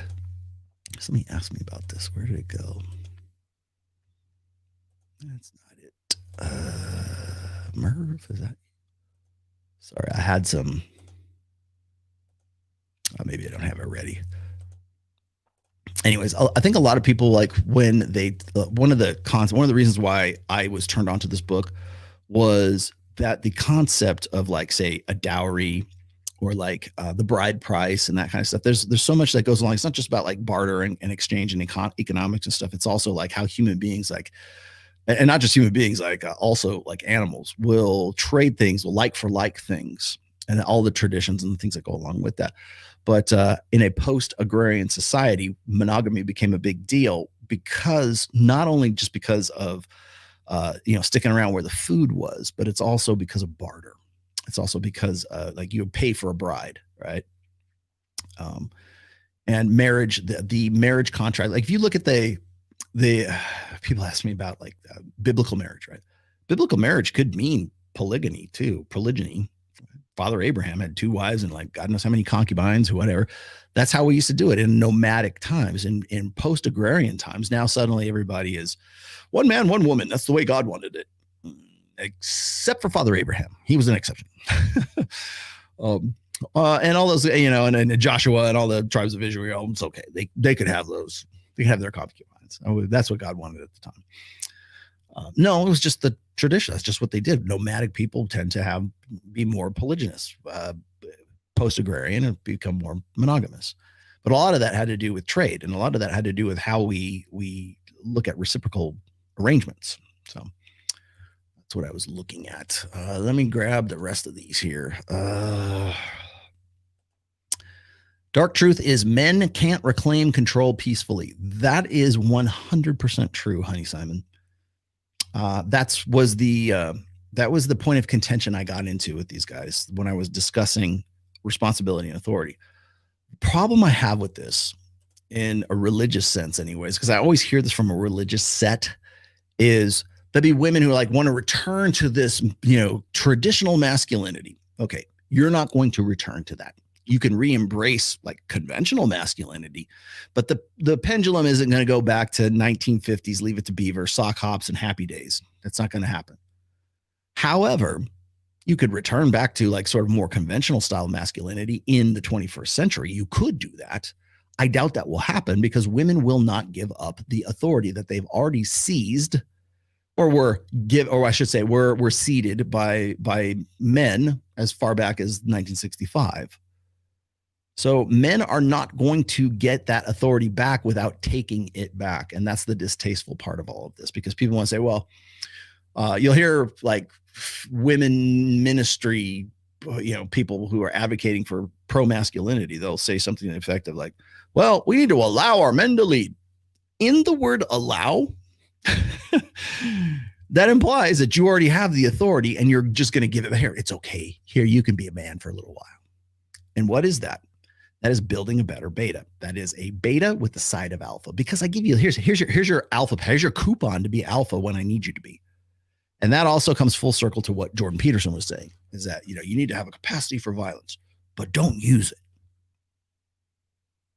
What? Then how do I know you have a capacity for violence if I don't see you kick somebody's ass? Well, you just walk tall and carry a big stick. No, you got to fucking use that stick sometimes. You got to beat some ass sometimes. You got to take authority. You can't just, authority is never given. It's never just given away. It's ceded. Sure. You could surrender it, I'm sure. But it's never as a result of like allowing it here, have some authority piecemeal. It's earned for sure, but it's also taken. And that's pretty much the nature of authority. And that's what scares the living shit out of like egalitarian, gynocentric men and women, by the way. But like, for instance, like when people say, oh, well, violence this, violence that, men are the most violent. Yeah, they are. That's part of that's what we are. Ain't fucking nothing wrong with that. That's part of the machine. Remember when that dude from Blackrock was talking about how we need to change behaviors? Yeah, you're not, and you're going about it entirely the wrong way. You're going to own nothing and be happy. Unfortunately, that's not how the machine works, Klaus. That's not how the machine works. Dude from Blackrock, whatever the fuck your name, bald dude from Blackrock. You want to, let me tell you something. The first time one of these smart sons of bitches realizes that they should be working within human nature and then instead of trying to like beat it into submission, that's the dude that's going to be dangerous. That's the guy that you need to worry about, like the apocalypse, man. The guy who says, you know what? Maybe we shouldn't try to make people behave the way we want them to. Maybe we should work within the confines of human nature. Maybe there's something to this evolutionary psychology thing, and maybe we can use it and leverage it to our advantage. That dude, that's the guy to watch out for. Not Klaus, not the dude that's in that video. They'll try to beat you into submission, but the thing is like it goes entirely against what the machine is built to do. It's the same thing as like, why do we overeat? Right? Well, because we have access to salty, sugary foods that we would have wanted in our ancestral past. That's why we're fat, because we have access to it. We don't have to kill our food anymore. We don't have to run it down anymore. We don't have to huck a spear at it anymore. We just have to, go down and get a Taco Bell Grande, which are very good. The new enchiladas are back too. By the way, I'm a connoisseur of Taco Bell. Just saying, that's my cheat day stuff. But yeah. Anyways, am I boring you? Sorry, Jay. There's that attention you wanted. I'm boring. You're boring me. I'm answering questions. You can throw questions at me. Let's see what you got here. Universities are not the cause. We wouldn't have female marketing director for Bud Light. Well, you wouldn't have the female director for Bud Light if someone in that academy, in that college, didn't already learn her empowerment narrative from someone else. So it's not just, again, that's the dissemination. That's the indoctrination for sure. I'll give you that. But the ideology came from somewhere else.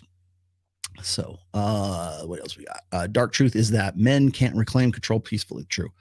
Rollo, the root of all this is constructionism. Okay, yeah, we got to you. And I'm reminded that Van Halen cover, Big Bad Bill is sweet, William now. That's a cover too, by the way. That's good fucking song. Good. Wow, man. Damn it. That's going to be, you just put an earworm in my ear, Dave. Thank you very much for that. Here, you can get out. Thank you for that. So the victimhood mentality is one thing. I wanted to, should I finish this out? I really don't know if I should. What the hell? Let him say it. He was an early victim of exactly this sort of thinking, I would say.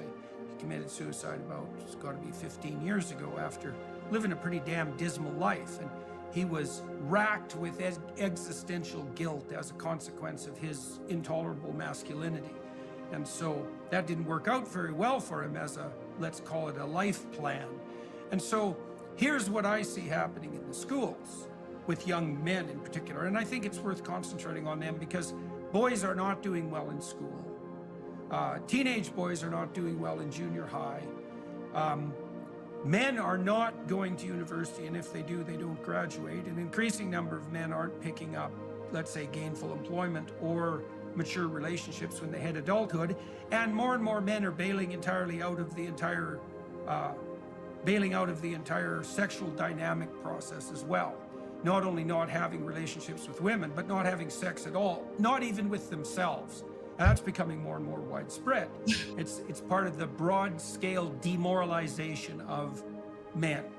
And all right, so I'm going to throw this out. I'm going to stop him right there, which I don't necessarily disagree with this. He's got the right diagnosis. I just don't think he has the right cure for it. Yeah, you're right. This is stuff we've been talking about since as far back as 2010. I remember doing articles on what was it? Hannah Rosen's article was at The End of Men. And the coming apocalypse for men and how it's going to be tough sailing for guys. And here we are on 10, 12 years later, something like that. And I don't know. Today's Father's Day, so this is why I'm throwing this out there today. Pull that for a second. There we go. Yeah, we have a crisis of manhood. We've had this for a long time, Jordan. Hell, he identified it back in 2017. Milo Yiannopoulos, when he actually wrote something worth reading on Breitbart, used to talk about the the dropout generation. That's where I think the first time I heard it. And yeah, if you go and you look at I mean, today's Father's Day, right? I don't know how many of you guys go to church, but like I will guarantee you that the sermon today was do better. It's always man up. It's always performance. Man up. We tell you to man down for the most of your life, but now we're telling you to man up. And I have this conversation about like authority and responsibility all the time with usually trad cons, but it's still rooted fundamentally in performance. It's rooted in the fact that responsibility, if men take on more responsibility, then we'll have a better society. Women will be better if men be better. But the thing is there's no incentive for men to be better. There's no incentive, like, because they can get pussy. They can get even guys who are the 80%ers who are like, sort of the incels and the beta losers. They could get the virtual pussy anytime they want. They have access to a sexuality that, like, Caesars and emperors, Caligula didn't even have access to. So what's the incentive? Why bother? And so when I brought up Jordan Peterson's his video on marriage, yeah, I'm sure he thinks it's great because he doesn't know anything different. Or the guy is the old guy in the club, man. You don't want to be the old guy in the club, dude. I am happy to be the fucking old guy in the club when I look like this. I'm happy to be the old guy in the club. Please, no problem. Especially when I make my living in the club, when I make my living doing that kind of stuff. I don't say it even a good living at it. It's just something that I do as a part of what I do. But that's just, that's just me. That's just how it is. I was at Zook in Las Vegas. I saw Deadmau5 with Mike after Access Vegas, and I think it's weird because like I'm hanging out with Mike. Mike's 10 years younger than I am. His girlfriend's 21, like much younger than he is, and so you got this like multi-generational like group of friends who are just hanging out and having a good time, and I don't think twice about it.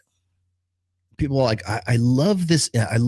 Please keep it up, guys. I really love my haters when they go, oh, Rollo's an old man. He's 60 years old. Dude, I'm not 60 years old, first of all. And second of all, this 55-year-old will probably kick your fucking ass. Seriously. I had I know what it was. It was Mike Cernovich. Mike Cernovich came at me the other day in a tweet, something about like, oh, all those alpha male guys, they're talking shit about Zuckerberg, because Zuck had just got his black belt in like judo or something. And I'm not talking shit about him. I barely even knew he had like a black belt in anything. I'm like, hey, bravo, right? I mean, when Bezos looks pretty yoked too, he's probably on TRT. I get it. Great, go for it. I think you should be fucking other chicks, not just like Lauren Sanchez, who's an idiot. But you don't hear me criticizing him. But he brought up my name. I'm like, he's like, none of these guys could like take Zuck in a match at judo or whatever. I was thinking about this. I didn't say this I'm trying to tramp this shit down. But I'm like, you know what? I could probably take Zuck way quicker than your fat ass could, Cernovich, easily. Like you have not seen me lately. Clearly, you have not seen me lately. I do Kali. That's the only by the way, I don't want to get into this discussion about which martial arts is the best, blah, blah, blah, whatever. But the fact of the matter is like you got people who just want to come out and just give you shit to give you shit. Ben Shapiro, Matt Walsh. Oh, and then of course, and by the way, I love Brett Cooper. Brett, hi. wait, I got here you go, Brett. Hey y'all. There you go. That's for you. But yeah, who the fuck are you coming at me for? Like, where'd I get that? Came out of like left field, man. Where is that one? Oh, this was really good. You love this. Here we go. All right, we're down towards the end of the show here today. Sorry, it's a little shorter today. Urethra moment. United States vasectomy procedures for 100,000 in the population. Okay.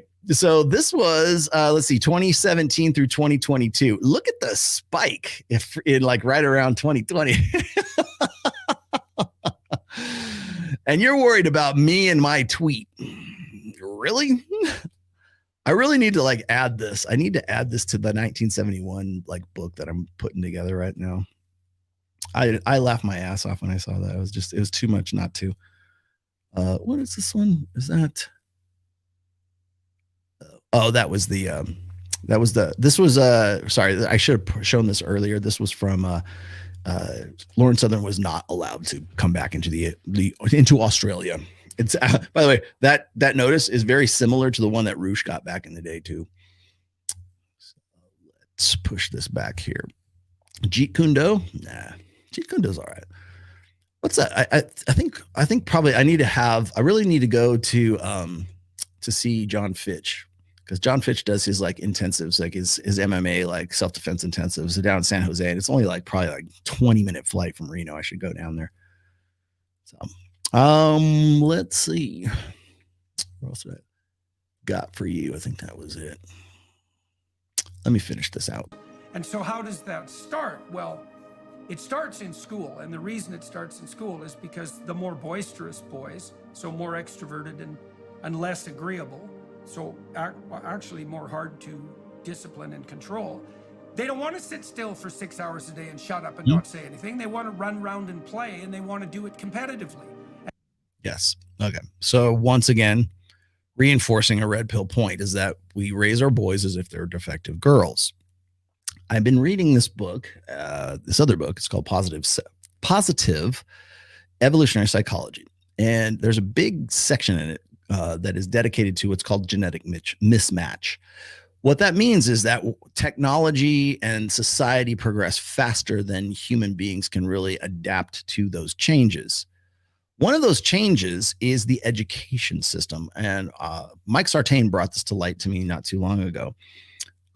In no time in history, within the last, say, like not even a few hundred years, probably 400 years. I don't know how long it is. We were just talking about the academics. We were just talking about the, what perpetuates the woke lefty thing, right? Well, part of that is the educational system. In no cultures in history have we had boys and girls too sit in classroom settings for anywhere from 6 to 8 hours at a clip, led by by one woman, like a school marm, much less many of them. Primarily, your teachers are going to be female. In history, like education used to be multi-tiered, like multi-age, meaning that you would run around, like boys would run around and learn by running around. They would learn because they were hanging out with like older kids, older children were at least somewhat responsible for their siblings anyways. But in an ancestral environment, the youngest and the oldest would all be together. They would all be playing together. They weren't segregated into grades and ages and in some cases even sexes. It wasn't that's not how we used to be, but for some reason that's how we think that we ought to be learning right now. And recently, as far as like the thank you for that, Elena. I appreciate you too, my love. Here, you can have one of those. Hey y'all. There you go. So the even just the way that we learn is still something that's kind of like new to the human race. I mean, we kind of take it for granted right now. Well, you go to grammar school and you go to middle school and you go to high school and then you go to college and then you get a degree and then you get a job. And it's basically part of the Industrial Revolution where we train the next generation to be the perfect, slave race, right? They're supposed to be the next employees. And this is how you do this.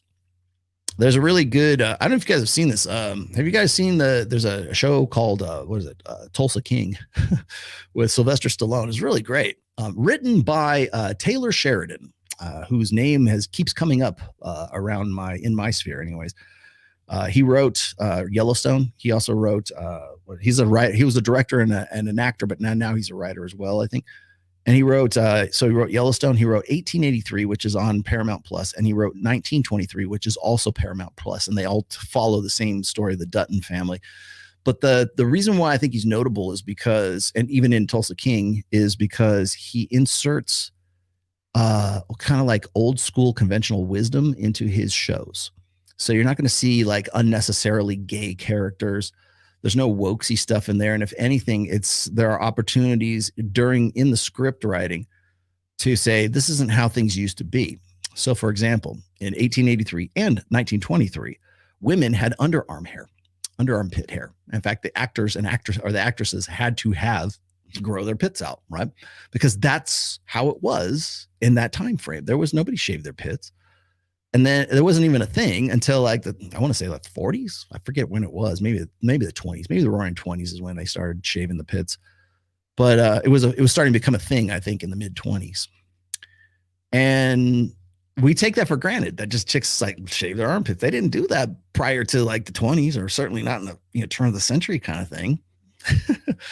But that's not even it, though. It was also principles, and one of the things that in Tulsa King that Sylvester Stallone says to one of the like his up and coming apprentice is that going to college for 4 years is not just about majoring in whatever it is that you want to make money in or getting a better job. It's also to prove to an employer that you can show up on time, you can do work for 4 years, you can follow directions, you can do all this other stuff, and which is true, but it also sort of implies that the discipline side of it. I mean, you could probably learn that in the military too, right?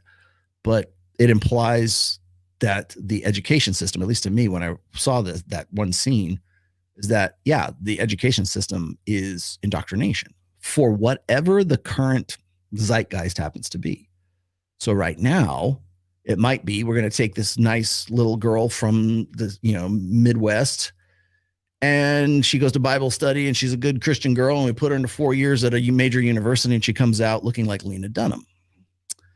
So we might have changed things up a bit, at least in intent and purposes right there. So, all right. Let's see what else we got here. Let's go back a little bit. Oh, did I get to Dandelion? I didn't.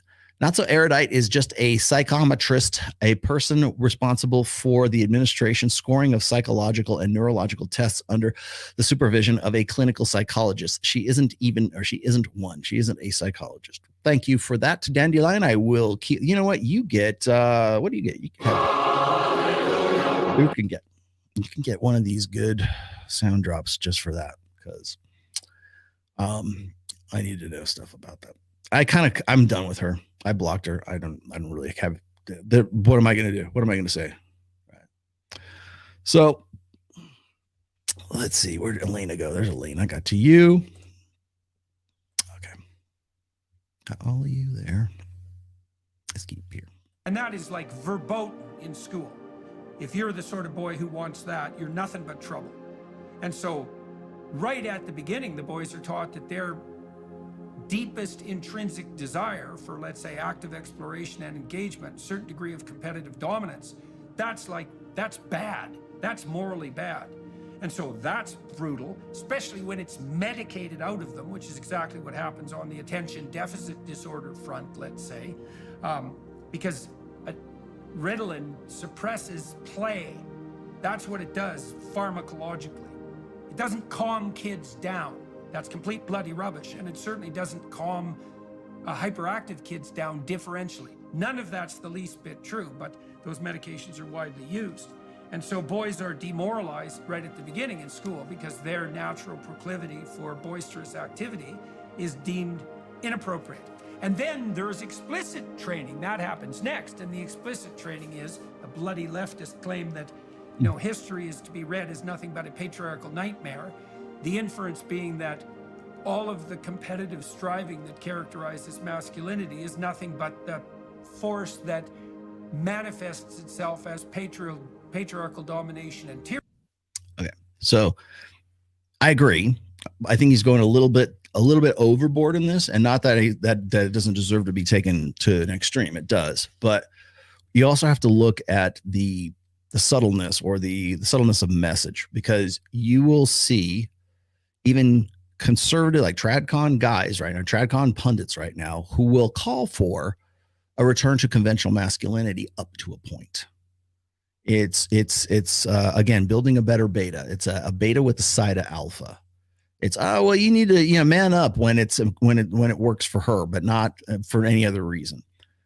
And I don't know if that's really what Jordan is kind of digging at here, but I've said this in the past, is that most conservatives, most tradcons, the only time that they get concerned about the plight of men and boys and fathers too, because of course, today's Father's Day, right? That's why I'm getting into this.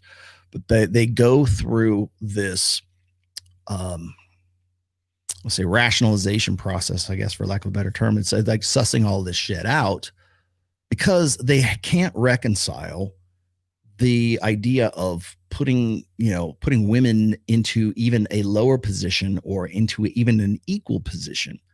Because for the most part, we're supposed to to protect, right? We're supposed to provide. That's what a high value man does in the conservative set, right? He's got to provide, he's got to take care of his kids and his family, and his responsibility. But when you say, I need authority to exercise that responsibility, that's where they draw the line. That's when they don't want it to be tyranny. And I forget Glenn Lawrence will tell me the guy's name. I forget. I got this new, he's kind of an up and coming pastor guy. I don't usually like to get involved with like super religious guys, but in this, I might make an exception in this case. But there's a guy, I forget the dude's name. I got to find it here. But he was talking about we need to return to like sort of classical conventional masculinity. And we need to ditch this idea in the church of complementarianism. Now, you've heard me talking in the past, and I have, chapters in my books called complementarity. Now, that complementarity is based on what I was getting into last week, which is the complementarity between men and women's brains. And the complementarity is like, we're designed where the machine, the female machine and the male machine are actually pretty good complements to one another. And we are symbiotic in that sense. And we're better together than we are apart. That's what I have loosely termed as complementarity. That's one of my words. There's probably a better one for it, but that's me. But then there's the complementarianism, which is sort of rife in evangelical Christianity right now. And it was a half measure introduced, I want to say towards like the late 80s, maybe into the mid 90s in the evangelical churches. And it was them trying to struggle with female empowerment in the churches. And so it was, well, men need to be men and women need to allow them to lead. And you got to let a man be a man. And the very fact that you're saying allow implies she has authority that she's giving to the man, which if you look scripturally and biblically, that's not the case. But they had to find some way to sort of make women happy and also make men sort of responsible for anything that went haywire in the house, right? Could you make a author list of books you're reading and comment about these on a podcast? Yeah, I could do that. I can tell you what I'm reading right now. I'm reading Debt by David Graeber. That's number one. Debt, D-E-B-T. Go pick that up on Amazon. I'm reading Positive. I already read it. I'm just going back through it with a highlighter now, which is Positive Evolutionary Psychology. I want to say it's Greg Garrer or something like that. It's him and another. It's a co-authored by two. It's a really great read. I'm trying to think what else I got going on right now. Those are the two that I have like in my list. And so any boy that has any degree of compassion, let's say, and who might feel guilty for his toxic masculinity is going to be demoralized by the suggestion that his ambition is nothing but the manifestation of implicit tyrannical force. See, I don't think that's the message, though. I mean, I get it, in the most extreme sense. If you're talking to like a blue-haired, purple-haired feminist woman who's like wants, smash the patriarchy. Like, yeah, but that's like old school. That's 20th century. Right now, it's much more insidious than that. It's much more subtle. It's under the table, and what is it? Misandry, I guess. We teach our boys that masculinity is either toxic, it's something to be avoided and something to be ashamed of, is self-loathing, or it's something that is undefinable and they get to define it, subjective, right? They get to define what the hell it is. And so as long as we keep boys confused, keep men in general confused as to what masculinity is, I have to kind of, as long as we keep them confused about it, then it's as a means of control. Now, what I was going to say is like, I saw that video on Vice and they had, I know because like, I think Torsha was on the show and I think Janelle was on it as well. And you had these women who were anti-feminists and you had this group of guys who were pro-feminist guys, right? Or they were talking about masculinity. What does masculinity mean to you? And like, they're like, I don't know, man. I'm just me. Masculinity is whatever I make it. That's all a woman can be strong too. So does that mean she's masculine? Well, yeah, it does. But a woman can do the same things as a guy. Does that make her masculine and me feminine? And so it's like kind of like, hey man, it's just fill in the blanks, man. Just paint in your own picture and just it's masculinity is whatever you say it is, because it's like all subjective and it's all socially constructed anyways. So who gives a flying fuck? Well, if you keep masculinity in a box, or not, you don't put it in a box, if you don't categorize it, if you don't make it a concrete, objective definition, then it can apply to anything. It can apply to homosexual men. It can apply to women. It's whatever you want it to be, and therefore it loses meaning after that. And again, like I think it was last week, I was mentioning that Destiny's ideal guy is androgynous and his ideal woman is as close to androgynous as possible. It's like he's just masculine, but he's like just got a little touch of just got as much, maybe just 10% less, 5% less in the feminine, and therefore he's a man as a result of that. All that is androgyny. You're pushing towards true androgyny. So the perfected individual would be like the best balance, or as close to a balance in masculine and feminine traits in a person. And that's just bullshit. It is just as much bullshit as the guy in Blackrock trying to say, we need to change behaviors and make sure that we got to force people to change their behaviors. For what? What is the ideal? Where does the behavior go? To what end are we changing behaviors? To a goal state that is based on an idea of human nature, essentially is what it is, but it's based on a goal state that we think would be beneficial for society, for all around, right? Or maybe the elites, whatever it is. Still based on something that is an incomplete understanding of human nature. And so that's, otherwise you wouldn't be saying, oh, we need to force them to do it. Yes. Yeah. Thank you for that. You are correct. I love throwing this one out. Oh man, God damn it, dude. You guys are great. 0 hour. Oh wait, it's IRS. FBI, open up. There you go. All right. They're coming to get me. Thank you. These dudes just trying to advertise themselves to leftist women. Yes, they are. But that plays like it's tyranny. It's patriarchy. They think these poor boys, they're just browbeaten all the time. No, they're not. They're not browbeaten, but they get a constant diet of masculine self-loathing. They get a constant diet of subjective masculinity. And then what happens, and I've been meaning to point this out for a while now, is when you look at a guy, and I'm going to use Destiny as an example here, but there's like so many other guys that I could apply this to as well. But we're now seeing, like we've said, you've probably heard me say this before, and by the way, I'm stealing this from Camille Paglia, is that we raise our boys as if they're defective girls. And now we're seeing the first adult men who were boys that we raised as defective girls, who are men who are now defective women. And that defective woman thing is this alignment with the feminine imperative. It's alignment with gynocentrism. It's alignment also with egalitarianism, with equality of outcome, with this victim mentality, with this, and in some way, virtue signaling for sure. And so when women tell me, like I'll talk about like, they'll say, oh, you're the rational male. Like, oh, you're being emotional, Rollo, blah, blah, blah. I'm not advocating men not be emotional, but keep it in check. And then what are the natural proclivities? Got it. But it's those men are now the product of that education that taught them to be defective girls, and now they are defective women, and their mentality aligns like the cuttlefish, right? The sneaky fucker game, but it's not. Take sneaky fucker game and put it as a lifestyle.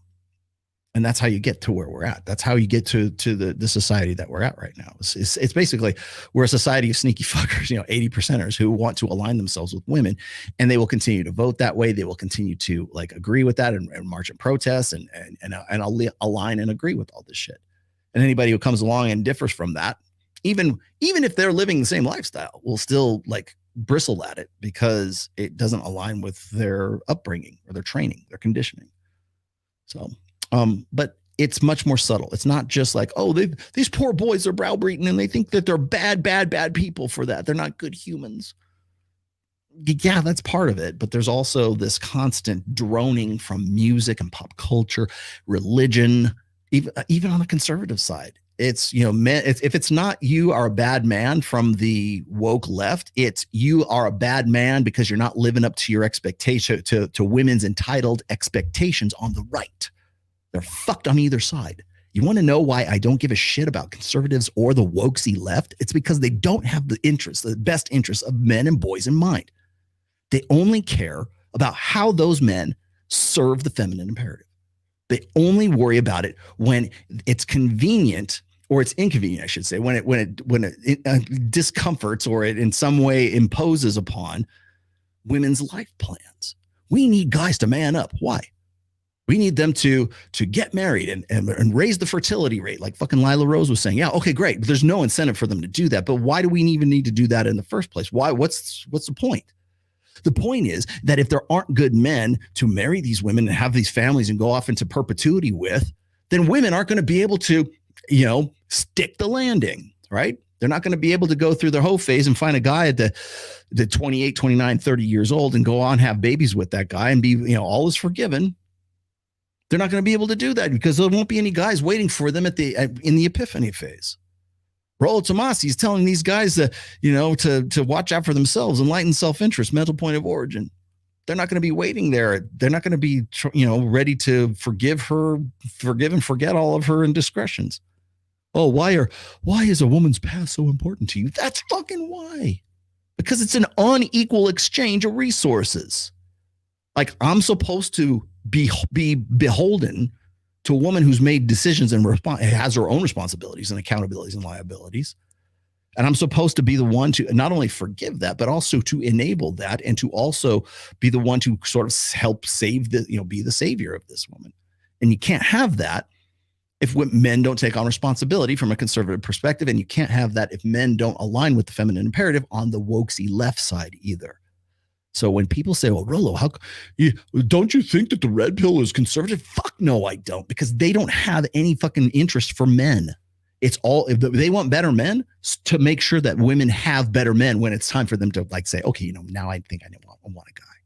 That's why. They're worried that there won't be enough men to go around to perpetuate the family structure, the nuclear family, the Christian nuclear family, whatever that is. Save the West, right? They don't want you to get better because you want to be the best version of yourself. They don't want you to get better because you're going to use that and you're going to be enlightened self-interest, right? It's like, I can't help others until I can help myself. They don't, that part about helping yourself, we want you to just be better so that you can help other people and be a good servant leader and be a good fucking tool. Fuck you.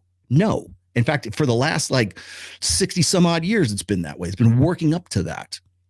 So that's why I will always go to bat for guys when it comes down to like, if you want to be the best version of yourself, bravo, do it. But do it for you, and then use that enlightened self-interest. Judge who it is that's worth your while. Once you get to the point where you get up to like, hey, I'm a high value guy, whatever that, however you define that, right? I'm a high value guy. I've done this. I put in the work. I got my shit together. I'm 36, 37 years old. I can enjoy like at least some kind of, you know, relative degree of sexual selection. That's when you get to, so you get to choose. That's you. That's on you. But it's by you for you. It's not by you for a chick or by you for an ideology or by you for a church or by you for whatever votes they want to get you to vote for. It's for you. That's why, I mean, it's easy to say, oh, I'm against the wokesy feminist, leftist, you know, social constructionist, emotionalist, you know, side of the spectrum. But it's really hard for I think people to think that the other side is not the answer either. They don't have your best interests in mind. And if he escapes that, well, then the leftists are there to mop up whatever, you know, bit of courage might be left by accusing him of being part of the force that's eternally raping the planet. And so you see, and I've seen thousands of cases of this, it's been devastating to me to see how widespread this is. The degree of demoralization that characterizes young men it's almost... Okay, look at this picture right here. Look at this imagery right here. You got this short hair, butch, semi-lesbian chick who's going to dress somewhat conservatively. And where are they? A fucking White House? And here's this guy. I'm so distraught. I need help. that whole exchange between those two right there, that is what I'm talking about. You can't help men using the means to help women.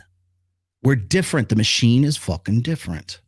That's another thing. Is like, you're never going to be like, this is mostly here from like the wokesy left side of this spectrum here. But you're like, oh, men need to go and have help. I think a man in therapy is sexy. Get the fuck out of here. No, you don't. You think he's a creep. You think he's weird. You see the guy walking down the sidewalk. I just got done in therapy. You walk on the other side of the fucking street is what you do. Don't give me that bullshit. I think a man who's in touch with his emotions and he's going to get therapy and he's really working on himself.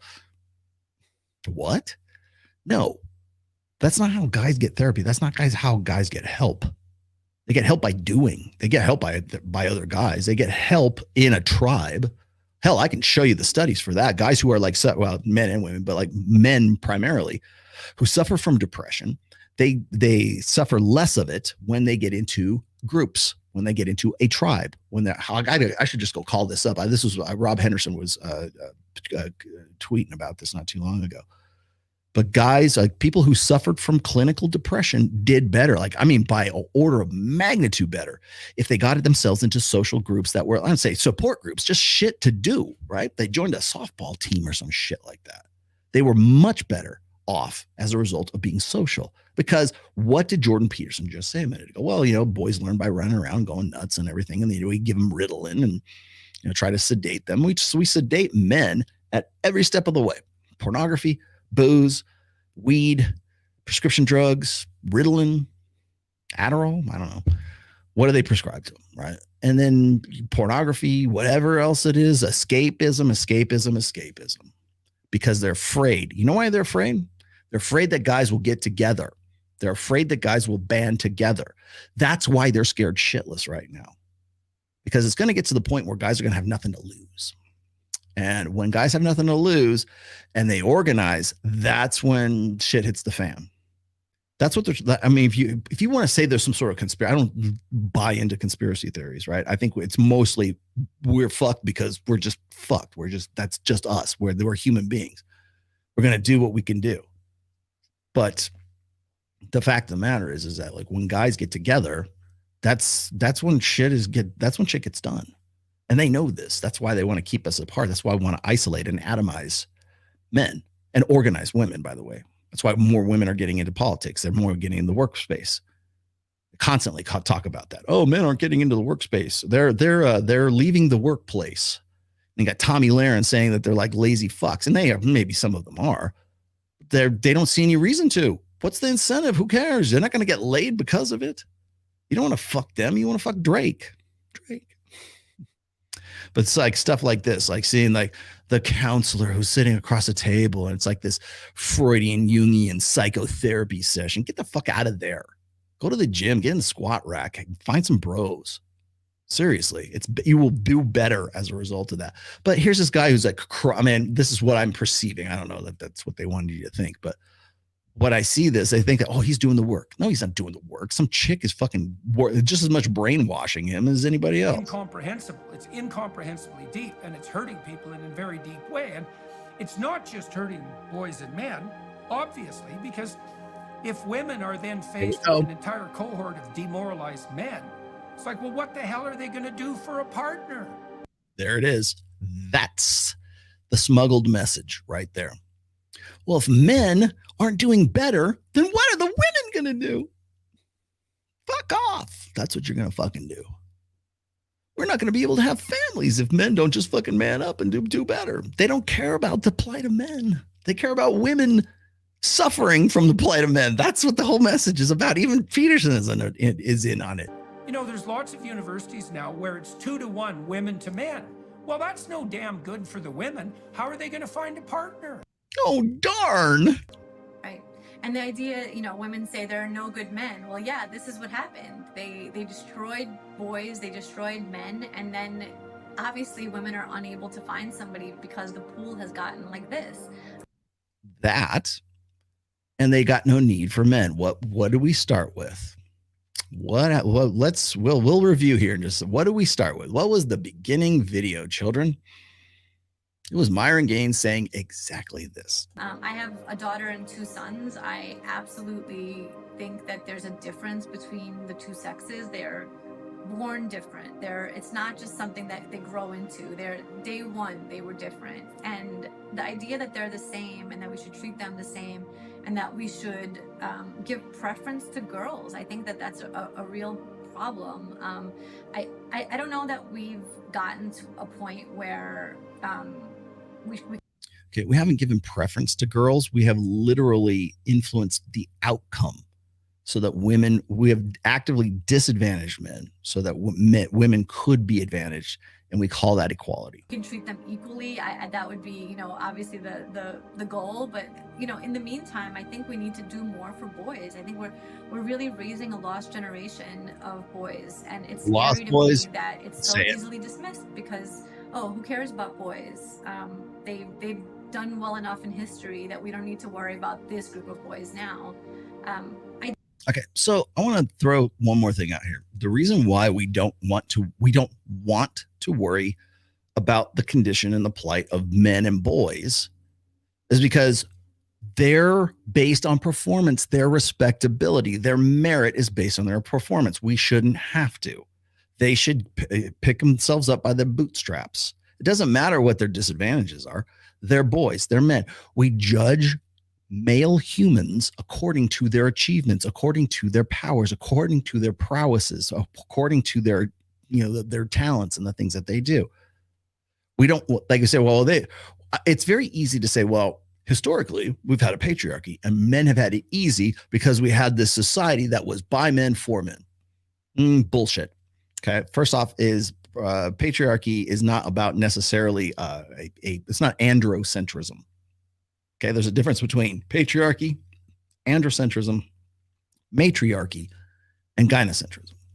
Gynocentrism is all authority and no responsibility. That's tyranny. Responsibility without authority is slavery. It's the complete opposite of that. And so when you look at gynocentrism and when you look at androcentrism, those are tyrannical systems. Meaning that it's by men, for men, and fuck women and fuck men. Just depends on who's in power at the time. Everything is for the imperative of one sex or the other sex. Patriarchy is different. Matriarchy is also different too. Okay, so patriarchy in this sense, I think the feminists have done a really good job conflating patriarchy with androcentrism. And what that means is, like, if you look at patriarchy was a balanced system. It was responsibility with a commensurate authority so that a man could be, and it's, by the way, it's like for the division of labor and for dimorphic, sexually dimorphic species like human beings, it's the most obvious, most balanced, most harmonious way to organize society is actually in patriarchy. Because as I said before, men and women are innate natural complements to one another, but men tend to be the more stronger. They tend to be more robust. They tend, we live shorter lives, of course. But it's the protector dynamic, and women being the vulnerable sex, men being the sacrificial sex. Eggs are expensive, sperm is cheap. That's why patriarchy works. And in an idealized state, patriarchy is a much more balanced state than androcentrism or gynocentrism. And what that means is that when you are the patriarch of your family, when you're the head of the household and you're the man, you have responsibilities. Masculine responsibilities that all tradcons talk about right now are all defined by patriarchy. You have responsibilities, and no one knows this better than, like, especially like old school Muslims right now. They have a responsibility to all their wives and all their kids and to protect them, provide for them. And if they don't, then Allah gets really pissed off, right? And I 100% understand. I agree. The thing is that they have the authority to exercise that responsibility, to meet that responsibility. Whereas the way we do it right now in an egalitarian state, men don't have that. They have nothing but responsibility and no authority over it, because through different means, right? Through, like, we're going to make ambiguous sex. We're going to make ambiguous gender. We're going to make, it's all one. It's all blank slate. It's all socially constructed. It's all about just society and just what you think is, and there's 72 different genders, and now we're going to have trans and gay and this, like all that stuff. That only exists when everything is ambiguous, when everything is subjective and relative. In patriarchy, there are two fucking sexes, and that's it. And gender and sex are inseparable, and that is the God's honest, concrete, objective, realistic reality. There are two sexes, and those sexes are the genders. Break that cycle. You guys want to do something? Remember I told you guys like how you have to stop using their language. Part of that is this misguided concept that there is a division, a separation between gender and sex. Bullshit. In fact, I can prove it to you. There are characters that, just using the four laws of genetic behaviorism, I can prove it wrong right there. There are qualities, there are aspects, genetic aspects that translate to gender, to our behaviors that we would describe as that gender. And sex and gender are inseparable. Period. You want to know why like transgender athletes and stuff like feel like out of place and stuff? Because they still have the mind of the brain structure and architecture of a man, and they're trying to pretend that everybody's like enabling this, socially enabling this bullshit. They're socially enabling this stuff and pandering to this because they know that if they don't, then they're going to be ostracized for it. And they do no favors to those people. But the fact of the matter is they still have the architecture, the brain architecture of a male. They still have this cellular makeup and endorphins and endocrine system of a man. You're not going to break that. That's just not that. Even the guy who's the most like weesh, thin, sissy ass dude is still a dude. Our brain architecture is still pretty close to being like a guy. And then for women who are even the masculine one, the most masculinized ones, their brain architecture is still the architecture of a woman. Seriously. And then for women who for men and women who have seriously sex dysmorphia or whatever it is, they have like both male and female, they're androsexual. Well, no, it's they're androgynous, but there's a word I'm looking for anyways, but they represent a fraction of a percentage, but yet we're going to make a society that caters to them. That right there should tell you how endemic this egalitarian, really communist, if you think about it, but like communitarian ideal is, which is the way that women organize societies in a communitarian way. If you want to do something, if you want to push back against that, first of all, you got to become the culture, write the culture, be the culture that you want to see, but stop using their language. And then second of all, whenever you see this, whenever you hear this, like, oh, well, sex is different from gender. Stop. No, it's not. The male gender and the male sex are the same fucking thing. Break that. If you crush that, like from the get-go, I was going to say, most wokesy kind of like gender studies bullshit is founded on that simple lie that gender and sex are separate. They're not. Well, one's a social construct. No, your entire ideology, your entire worldview is premised on social constructionism, and that's part of it. And that ceases to exist. You want to attack that? Say sex and gender are the same thing. Period. I can show it to you. Here we go. Genetically, I can show it to you. Throw that at them. Most of them are not ready for that. And again, okay. So what was I asked like earlier? Somebody said, well, Rollo, don't you think that the root of all this is in academia? Yeah, it is. But that concept comes before academia, and then it's spread through academia. The idea that gender and sex are separated, and that that's how you get like birthing people. That's how it's not Father's Day, it's Special Persons Day. Yeah, I saw that already today too. No, you're my sons and my daughters too. All of you. And you're either one or the other. Choose now which one you will be. I definitely worry about my sons more than I worry about my daughters. Well, there's a lurking danger there too. So the rising attractiveness of figures like Andrew Tate speaks to the danger of demoralizing young men, because if you demoralize young men, you make, what would you say, charismatic bad men become much more attractive. Yeah, and nobody knows charismatic bad men better than Michaela Peterson. because they're the men who say, well, to hell with all of this idiot constraint and pathetic morality. I'm just going to go and do whatever the hell I want. Yes. And we need that. Sometimes you need that chaos. You need dangerous men, right? You need dangerous men to shake up the system.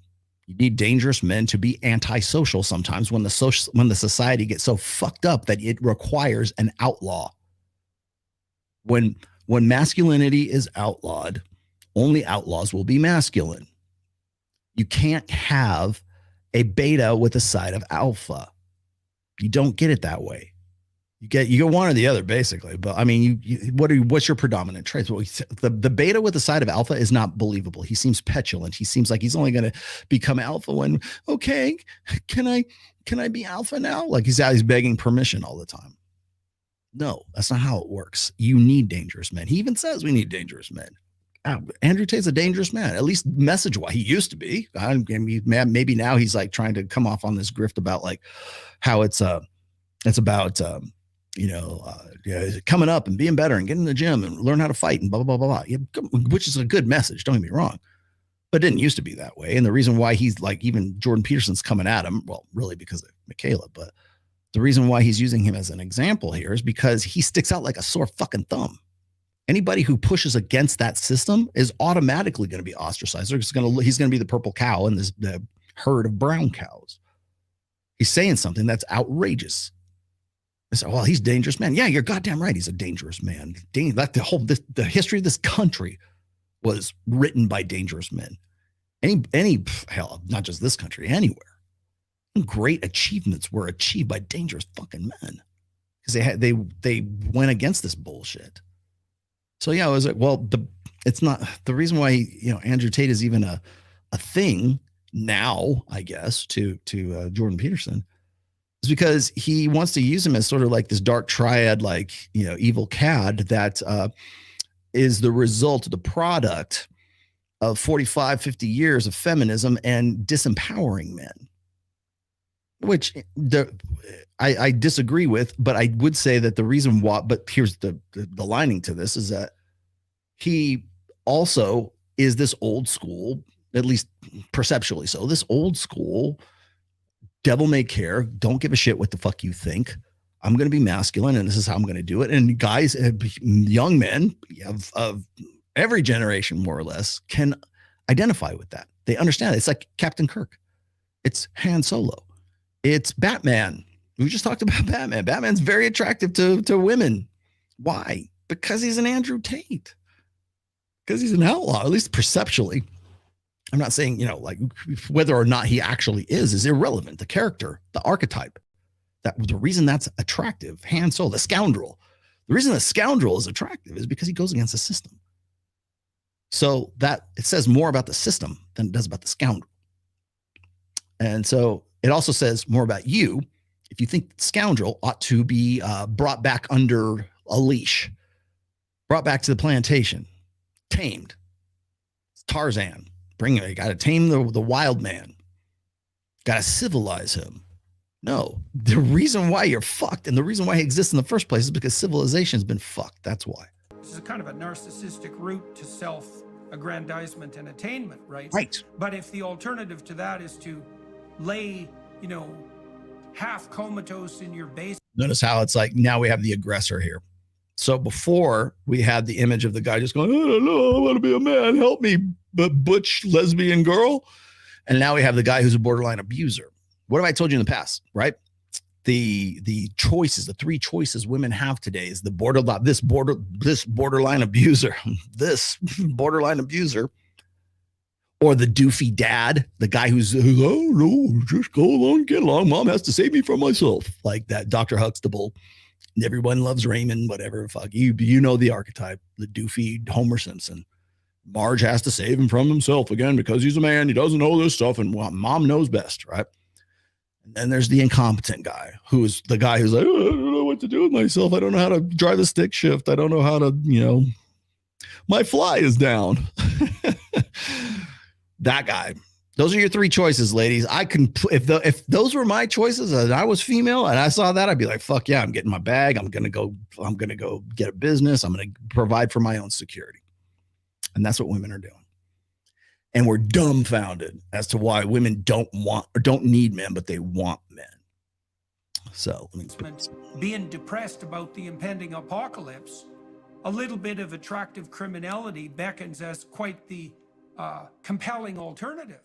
Right. So with that in mind, just bring this right back up to the forefront here. Where do you go with this? Kind of makes sense now, doesn't it? Women no longer need men, they only want men. And when you want something, you're not gonna fight as hard to keep it as if you need it, right? If you need to breathe, you need oxygen to live, you're gonna do everything in your power, including pushing other people down to go ahead and get that oxygen. But when you only want it, well, I don't feel like it today, whatever.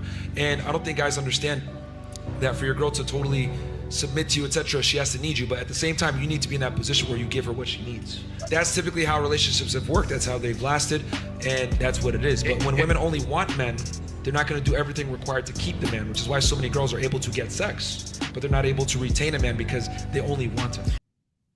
Okay, so that is the summation of everything that Jordan Peterson was just saying, because that's what you get. The women who we need to save by being better men, like even Myron cops to that, right? We gotta save women from themselves, so we need to be better men. Well, the conservative side says, well, you need to do that because it's your Christian, moral, conventional, masculine duty to do so, is to give women what they want and give them, and they're entitled, and this is what they deserve. I will tell you this right now. Write this down. Here's a quote for you, gentlemen. You do not owe women a better life. End of story. The end. Period. Thank you very much. Goodbye. You do not owe women a better life. I don't care what Matt Walsh or anybody from Daily Wire says. I don't care who the fuck they say. You do not owe them a better life. You owe them nothing. They are entitled to nothing. Frank Underwood. They are entitled to nothing. But if you want to give them something, if they are appreciative of it, if they see that you are a high quality guy and they appreciate the opportunity, they see like, holy shit, I found a diamond in the rough. I do this all the time on Access Vegas. We always use the the female delusion calculator, and we calculate, okay, well, how rare of a man am I? Rollo Tomasi, how rare am I? How much do I make per year? How tall am I? How in shape am I? Am I obese? Am I overweight? Blah, blah, blah. What else is there? Am I white? Am I Asian? Am I black? What am I? Right? You go and they go through all these demographics. And by the way, it's all based on CDC and Census Bureau data. It's all hard data. There's no qualitative research data involved. Am I white? Am I overweight? How much money do I make? How tall am I? Well, I forget what the other criteria. Anyways, what percentage of the population do I represent in the United States? When you show women that, you go, I like Rollo Tomasi or Mike Sartain, or hell, even Adam Sosnick. We did it with him back in February when I first met him. We see how rare an animal he is. I mean, we're talking like a fraction of 1% of the guys. You could show women till they're blue in the face that the guy that's sitting next to them, maybe the guy that they're even in a relationship with, and they're going, oh, is he the best I can do? He is so much the best you can do that you should be thanking your lucky stars or praying to whatever gods you worship that he came into your life, because he is such a rare animal. He is such a rare individual in the modern society in the United States, right? Out of millions. Like, it'll even tell you the guy that we were talking about is 1 in 160,000, 1 in like 4 million, whatever. It'll even tell you that. They'll give you the rarity of that guy, and not just in percentage points, but like 1 in however many. And you know what? Women will see that and they'll still go, this motherfucker ain't all that. I could get better than him. They'll still think the same thing because they think that they're entitled to something better. They think they're entitled to a lifestyle. They think they're entitled to you owing them something, owing them a better life. When really, it's the other way around, because your value as a man increases with age. Your value as a guy, whether that's monetarily, and hopefully you're staying in shape. Maybe you can be 55 and look like Rollo. Hopefully you are, maintaining your value, guy who maintains his value, even Myron made concessions for that. You still have to maximize your potential. The worst thing in the world, here, I'll give you some fatherly advice, gentlemen, for the men and women too, I guess. The worst thing I can think of is unrealized potential. That is the most wasted form of energy. The most wasted form of capital is unrealized potential. So coming up with that, sticking to that, finding out what your strengths are, playing to those strengths. I mentioned this, with tongue in cheek, right? When I did the tweet about vasectomies and avoiding marriage and everything. Yeah, because I want men to maximize their potential. How do you do that? You do that unencumbered with girlfriends, with wives, with children, with mindsets that defeat you, with belief sets that are based on like emotionalism rather than empiricism. You can apply it on either side, right? But how are you going to maximize your potential? I've always said this, and if you've read my second book, which is The Rational Male Preventive Medicine, there's a timeline in there for men as well, for women, but there's also my infamous SMV graphs. People always laugh at me when I say, oh, you're hitting your peak, you're hitting your stride at 36, 37, 38 as a man. It's because it takes longer for you to mature into that value. But once you get there, recognize that you are much higher value than you are. When I deal with guys who are like one-on-one counseling, and I do one-on-one counseling if you're interested. I also do group counseling on my Patreon. I'm still doing that, which will be Monday. So if you want to join, if you want to come into the Patreon group, by the way, and you're like, hey, I don't need one-on-one, but I'm good in a group setting, please join it's the top tier. It's $200 a month, but it's like gives you 2 hours one-on-one with me. And I think we have 10 or 12 guys right now. In summer months, everybody kind of ducks out, but then they come back in the fall. I don't know. But come on down. Monday will be the next group chat. But when these guys come to me and they ask me about, oh, Rollo, I'm trying to get back. I'm trying to reintegrate myself into the sexual marketplace, Rollo. I'm 45 years old and I don't know anything about this. What is this Instagram of which you speak?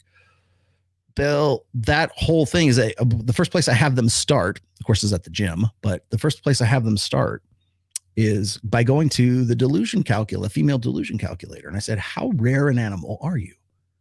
Okay, that usually points out where their deficits are. Like if you're obese, then maybe you're not as rare an animal as some guy who's in shape, or is at least his standard, official healthy body weight. Okay, so go to the gym.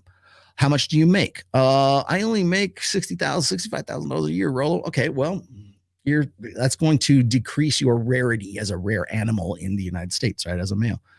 But it might turn out that you actually own your own business. You're in somewhat good shape. You happen to be 5'11" or 6 foot tall. You might have advantages that you don't think of. And most guys are self-defeating because of exactly what Jordan Peterson was saying in this. But that men tend to have a much lower, especially the 80%ers, they tend to have a much lower estimate of their own sexual market value. And then when they see that in numbers, in percentages, and in 1 in 160,000, whatever, when they see that, they go, God damn, maybe I'm not that bad. Maybe I'm not that worse. How can I be better? How can I improve even from that?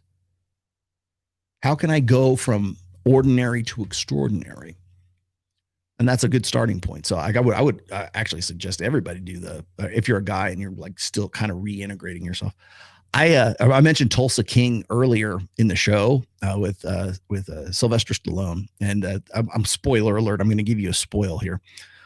He's a gangster, right? He's like a mobster, like the mafia guy, who went to jail for a crime he didn't commit, but he was loyal to the mob. And the show starts with him kind of being released from prison, and he's coming and reintegrating himself back into society after 25 years or something. And he's 75 years old, 76 years old at the time, which of course coincides with how old actually Sylvester Stallone is. But the humor of the show, and it's very funny. It's a really great show. It's funny, it's serious, but it's funny too. Is the fact that he's reintegrating himself back into a society that, he left 25 years ago. And so now weed is sold on the, in dispensaries and stuff, and it's not illegal anymore. And it's like, cell phones this and internet that and all this other shit. And he's very well read, very intelligent. The character anyways is a very high value guy. And, but he's kind of like still trying to figure things out according to old school ways of thinking, right? So you've got this sort of old school 20th century understanding of the world in the new 21st century, and how he gets shit done like they used to do back in the day. And I think it's a really interesting parallel, because it teaches you lessons about like what we had and where we're at now, what we used to have and where we're at now. So especially with respect to, like, say, masculinity. So the way that we do it now, or the way that we do marriage now, the way that we do education now, is not necessarily a bad idea. I've said I'm not anti-marriage. I'm not anti-college. I'm not anti any of that shit. I'm just anti the way that we do it now. That's why it was a great show. Let's see. Let's grab the rest of these here. I got Elena. Let's see. I'm going backwards here. Sorry, you got that, guys. Viral shorts. Gentlemen, it's not about making a woman happy. The true question is that woman happy to be with you? Yes. Does she want to have babies, or does she want to have your babies? Based upon her actions and behaviors. Thank you. Good observation. Luke Perry, Red Pill. Would women rather share a man than be saddled with a faithful baby? Women would rather share a man than be saddled with a faithful baby. True. That's where the need versus want comes in. We'll stick a star on you real quick, Luke. I'll come back to you. No, in this case, I think we have to go all out. I think the situation absolutely requires a really futile and stupid gesture be done on somebody's part. We are just the guys to do it. Let's do it. Yeah. Whiskey, Sam Whiskey. This is for Ned's College Fund. Thank you very much. What do you get? You get what? Ned, did you hear that? Patriarchy is the most adaptive way of structuring society. What is the true cost civilizationally for egalitarianism, and why should we tolerate it? I don't know, but we're going to find out. Gentlemen, today's lesson is be a leader amongst yourselves and maintain frame. If you lead the right woman will follow. No questions and no complaints. True. But also I would let me add one more caveat into that is mental point of origin and enlightened self-interest. You have to be the first thing that comes into your mind. And I don't mean, put yourself first. No, you have to actually literally have your head in your head. When you're faced with a decision, when you're faced with the new information, how does this apply to you? Not your mom, not your wife, not your daughters, not your sons, not your pastor, not your anything else. How does this affect me? And then what am I going to do with this information? How am I going to benefit from it? And then maybe I'll see who deserves my support as a result of it. I know that sounds awfully Machiavellian, and I know that sounds awfully Ayn Rand, Atlas Shrugged-ish, but it's true. If trads and libs are working towards feminine interests, aren't female red pill creators, Torsha, Allie, Pearl, any female, doing the same thing, but through RP? Yeah, they are. Seems allowing them in the sphere is the same corruption. It is the same corruption. I apologize for releasing that upon you. Well, I don't apologize for Pearl. I don't apologize for Allie. They're just following the script. They're following the subroutine. I mean, maybe Tori hasn't yet, but I don't know. I haven't seen much of her lately. I know she's still doing her thing right now, but I think she's got a boyfriend. I'm pretty sure. She hardly ever talks to me. I don't see it. I blocked her for a while because I thought maybe she was in cahoots with Pearl for a bit. I don't know if I was right or wrong about that, but I don't want anything to do with Pearl. I don't want anything to do with Allie. I don't want to have anything to do with Erudite. I don't have anything to do with any of them. If they want to come on and debate, that's fine. I'll do that. But you got to come to Vegas and do it. I'll take the challenge, but I ain't collabing with you ever again. Facts. Even conservative women tend to lean feminist. They don't agree with the kill all men narrative. No, they agree with the use all men narrative. Where'd you go? Here we go. Rule 0 topic suggestion. Okay. How the current workplace environment expects responsibility without the corresponding level of authority. Yes. Well, it expects responsibility from men to get the jobs done, but it gives authority to women to sort of oversee them. They're overseers in the locker room. Rollo, your best shows are the nuts and bolts type episodes. Could you do one on blue-pilled conditioning and mass shootings? I have done those with Pat Campbell. Thanks for opening my eyes so I can improve my life. Well, you are welcome, my friend. Here, you get one too. Thank you very much. Can I be in charge for a while? There you go. Yeah, I've done those before. Actually, I did a show with Pat Campbell back in the day. I think it was after the Nicholas Cruz shooting. And yes, no, it's not a zit. It's actually I cut myself shaving. This was here you can see. Want to see? Note to self: don't shave before a show. And by the way, straight razor too. I'm trying to work with a straight razor these days. It's a real pain in the ass. I'm learning. There's definitely a learning curve to straight razor. Why was Tori blocked? Because I had my doubts that she was in some way working with Pearl, and I will no longer have anything to do with Pearl anymore. I unblocked her though. She's now unblocked. Well, at least I unblocked her on Instagram. I should probably unblock her on some other stuff. She probably had nothing to do with all of that, but got a little too close. And then what happens also, I find this is like and it's not just Tori, but like Tori's an easy target because she's like young, blonde, thin, big tits, and looks like the way she does.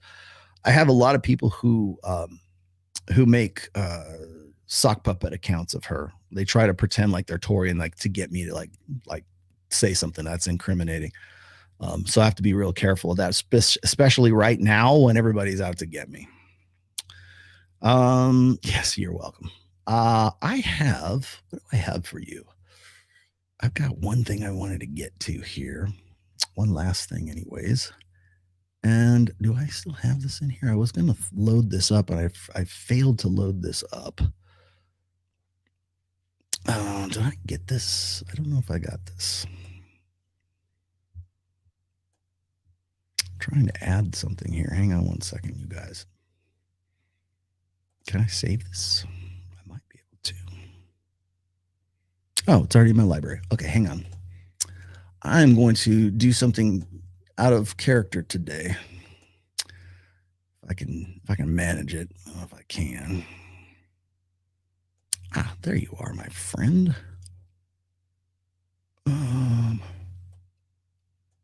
There's a new song by Jevani Sanders, the guy who is responsible for can I put this in a playlist? There we go. Okay. Responsible for the outro music, but also the theme song to Access Vegas. He's got some new material that I'm really digging on. I thought I might go out with this new one. I'm not really sure if I should. Yeah, I will. I can't do it. Sorry, my bad. I can't get it on the road quick enough. I'll do it the next time. But do go check out Jevani Sanders' new song. I forget what the name of it is. A Dance with Aura, I think is what it's called. Really good stuff. If you followed Jevani as a result of like watching this show, thank you for that. I've been trying to encourage that. I really want, I don't know, you guys we need to ride Jevani, guys. I'm going to try to have him come out to Vegas for the 29th show. For the June 29th will be the next Access Vegas show. And I'm trying to get him to come out for that. We're doing something very special with Robert Kiyosaki. Me and Mike and Robert are going to do a Vegas show. That'll be probably the 27th or the 28th of June. If it works out, I do have irons in the fire. I'm going to talk to Mike Rashid pretty soon here. And then I don't know if I'm going to collab with him. I just kind of want to have a talk with him actually. And then I got Flacco from No Jumper called me and he wants me on the show. I probably will be towards the end of this month. I will let you guys know what the concrete date when I do that. And I think it's just going to be me, Flacco, and the other guy. What's the guy's name? Do you think Brian from whatever podcast is trying to be the Tim Pool of the Manosphere? No, I don't. And if he is, then he's not. He should probably change his mind about that goal. Thank you very much. There, Sorrelita. You'll never give me any super chats anymore. It's because you're a member, though. You don't have to. Flocka. What's the other dude's name? Oh shit. God damn it. There we go. Flacco. But anyways, go check out Jevani Sanders' new song, which is really good. But anyways, I'm trying to get him to come out to Vegas for the 29th. I'm going to have him as like sort of the guest on the male guest. We have one dude usually. We try to. We haven't had him in a while, but I want to get him on as the guest and then just hang out with him because he's a good friend. So I want him to move to Las Vegas because he just has a day job. Jevani, you need to. I'm gonna publicly out you right now. You need to move from Arkansas, from that state, to Las Vegas. You can be a wage slave at Lowe's in Las Vegas as well as you can be one in Arkansas. But the difference is in Las Vegas, you got me, and then you got networks of people who want to help you like become the musician that I know you can. He's too good a talent not to go big. So just putting that out there. What's it called? Dance with Aura. That's what it is. Sam, thanks for putting that in the into the chat. You can check it out. Anything else do I have to do?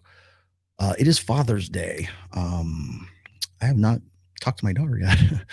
Let me see what else we got going on here. Is that it? I think I caught up with everybody. I hope so. Okay, I got to Brandon. Got to you guys. Got to you. Did I get that? Yes, I did. I don't think he wants to be the Tim Pool. Honestly, I think that you're going to see the Manosphere become, like I said, by August, it will be unrecognizable. There will be no Manosphere. I'm still going to be here doing what I do, but I think that the days of like roundtable discussions are going to sort of give way to more political discussions. Those shows will still exist. I'm just saying the format will change. So you're going to see more culture war narratives. You're going to see more of that going on because that's what's going to play. Of the opinion that TradCon website aggregates like Daily Wire, PragerU, the Buzz, the Blaze. I'm of the opinion that you're going to see a panel show very similar to whatever podcast does, but it's going to be from a TradCon perspective because they need something that's sanitized. Sorry, I love Brian. Brian was trying to poach our girls on Thursday. Please do, please. You're welcome to. But I think the fact that you're like promoting pocket pussies, I think that might be the last straw for like Ben Shapiro. Call me crazy. I find it funny that MGTOWs and black pillars complaining about women. I thought they gave up on the sexual marketplace. Yeah, you know what? It's just like people. And, you know, I had to call him out, but like Rich Cooper, or you got Joker, or you got even MTR, like mediocre tutorial reviews. These guys who say they're leaving the Manosphere. We're done with the Manosphere. Corey Wayne, we're done with the Manosphere.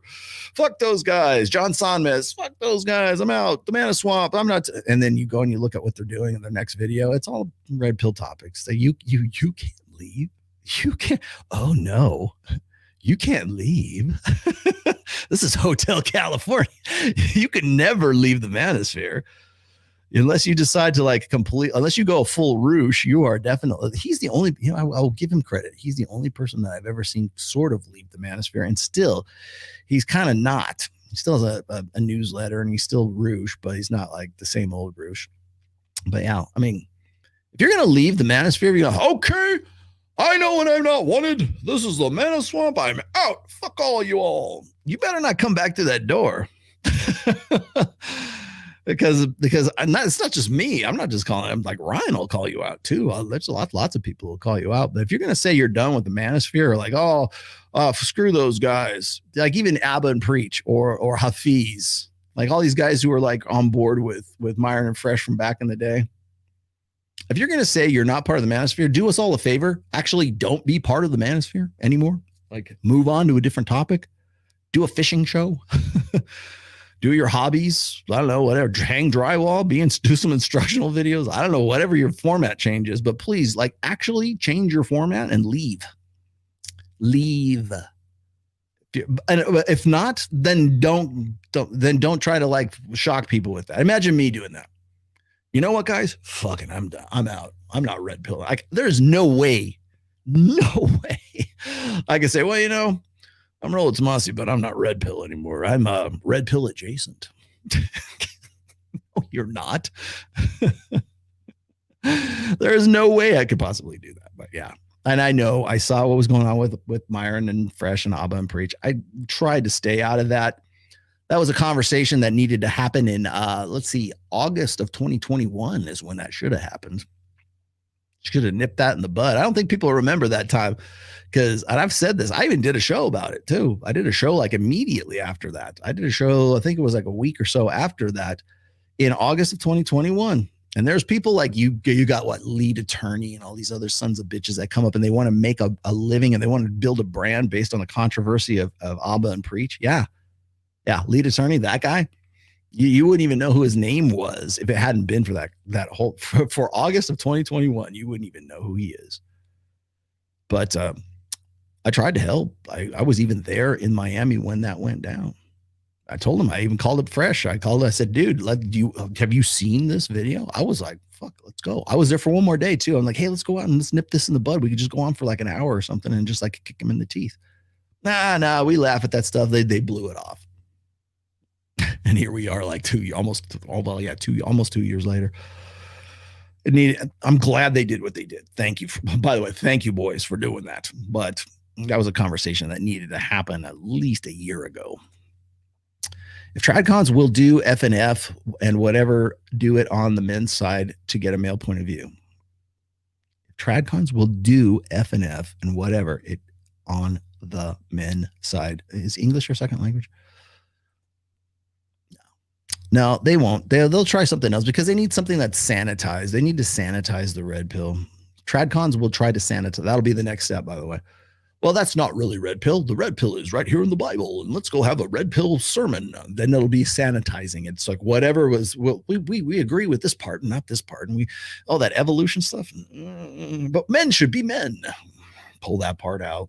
Whatever like fits the ideology. It's pick and pull. Red pill is what it is. You'll see those come out. That will probably be the next step in the evolution for TradCons and the red pill, the trad pill. Bank on it. And also, by the way, big ups to my boys. Game 3, man, that was a hell of a game. Absolute hell of a game, man. And a big old brawl right at the end. And it was right up to the 0.0 timer mark, too. And let me tell you, Aiden Hill is a beast. Absolute beast. Absolute beast. Best pick that the Golden Knights ever had. And when there's a bench emptying fight on the ice and he's right there and the goalie's like, fuck it, it's on. Oh man, what a great game. I have a bet of an unspecified amount of money with Gary the numbers guy because he wouldn't give me remember when I asked him, I said, hey, can you give me you can predict the future, right? You numbers and all this other shit. I said, give me a line on the Golden Knights. Are they going to go to the Stanley Cup? And this was that was months ago. Oh, I don't know. The number, the numbers are not, they're inconclusive. I can't see what the future, whether or not the Golden Knights are going to win. But now, I bet him an unspecified amount of money that they would win. And now they're 3-1 right now. And if they're bringing it back to Vegas, and if they can get game 4 in Vegas, oh my Lord, the whole city's going to explode. It's going to, you want to mayhem. They'll be fighting against her. There'll be cats and dogs living together. Rain when there's sunshine out. Rain and on a cloudless day. Yes. Dogs and cats living together. It'll be mayhem. What do I think? What do you think of Angela? Thoughts on Angela Knight, the overweight Chinese girl? I don't think about her at all. Glenn Lawrence had, if you want to see you want to see her in action, Glenn Lawrence did something with her for about an hour. I tried to tell him not to. He said, hey, Rollo, how can I improve my podcasts with Angela Knight for the next time? I go, here's what you do. You don't. That's how you improve. You just don't. You move on and do better things. Let's see. By the way, here's what I think of her. She's one of Destiny's angels, like Charlie's Angels is Destiny's angels. So there's Farrah, there's Angela, there's his wife. And who's the other girl? And then and apparently Natalia from Sauce Cats is in that group now too. She's one of Destiny's angels as well. I think maybe you could probably put Lauren in there. I don't know what happened to that kid. Please don't ask me what happened to the kid. I don't know what happened to the girl. I know that she was pregnant. I know that it was a girl. At least this was according to ex-husband. So I leave you with that horrible reality. I just said it would be the truth. I didn't say it would be pretty. So there you go.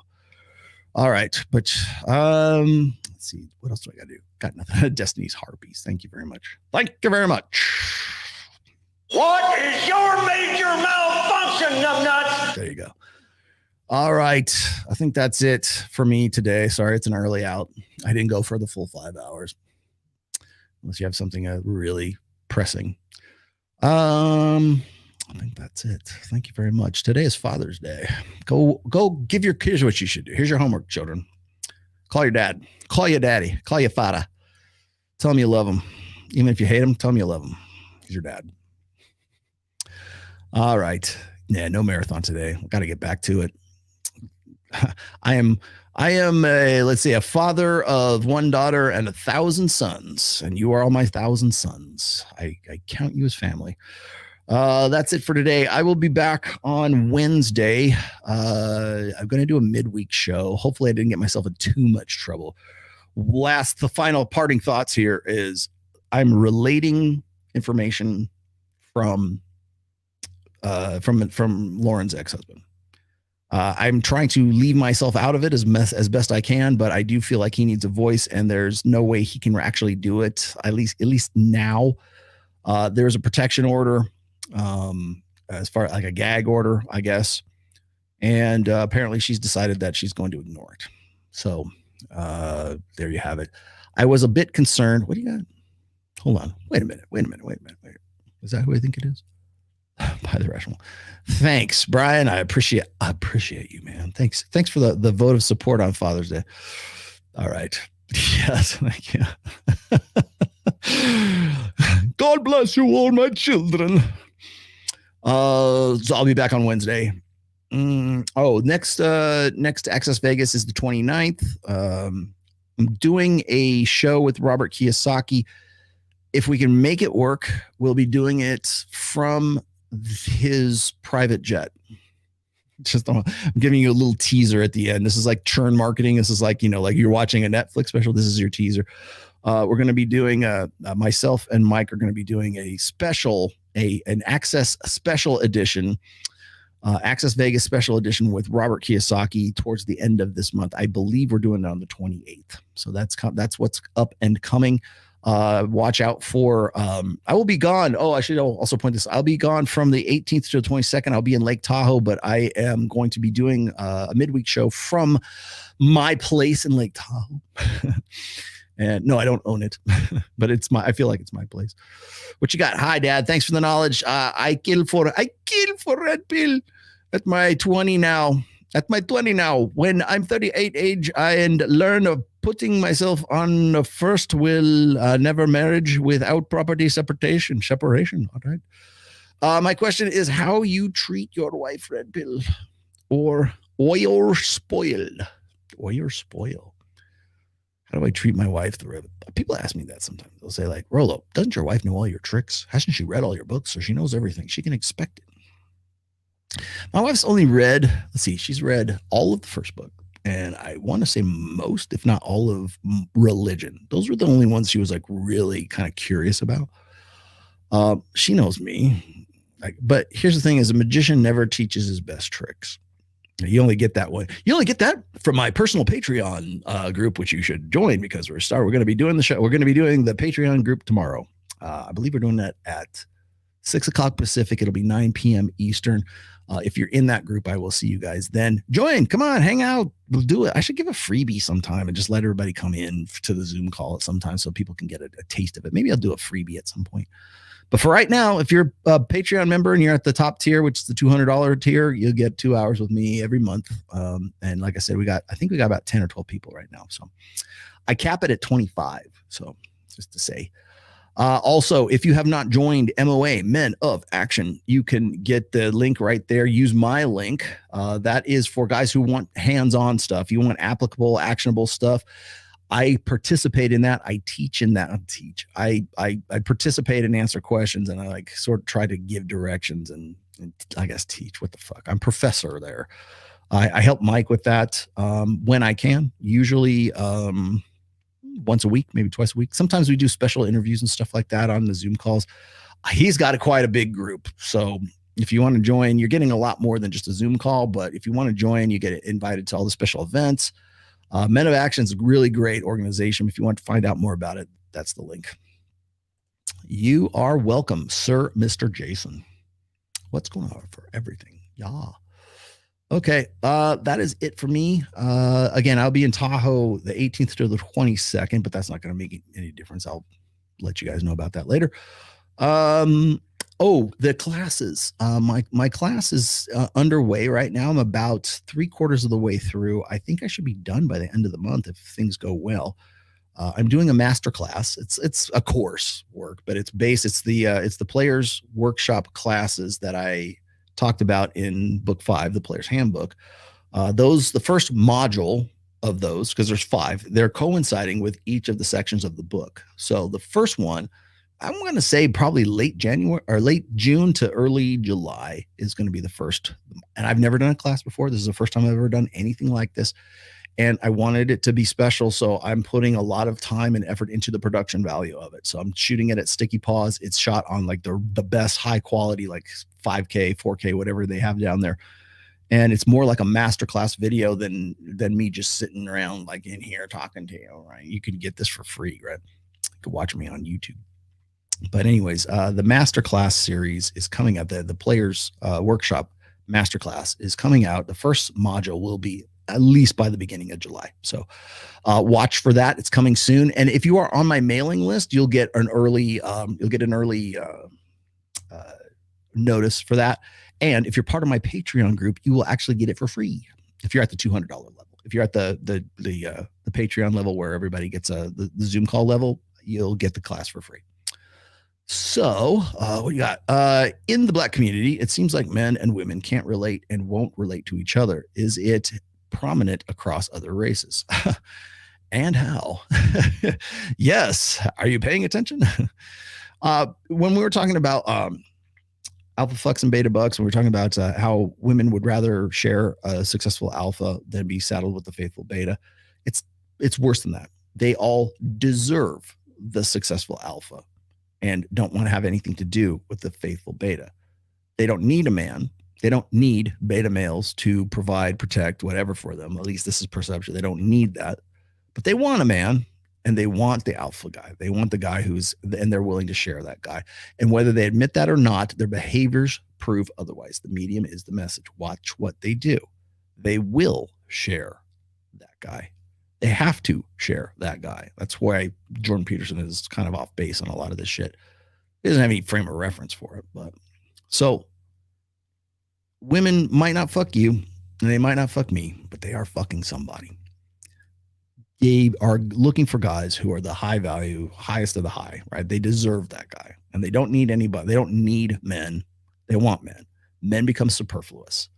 And this is my parting shot here is like when I was on, Dr. Phil, and we talked about, like, I called him out on being superfluous. He basically admitted to being superfluous on his show.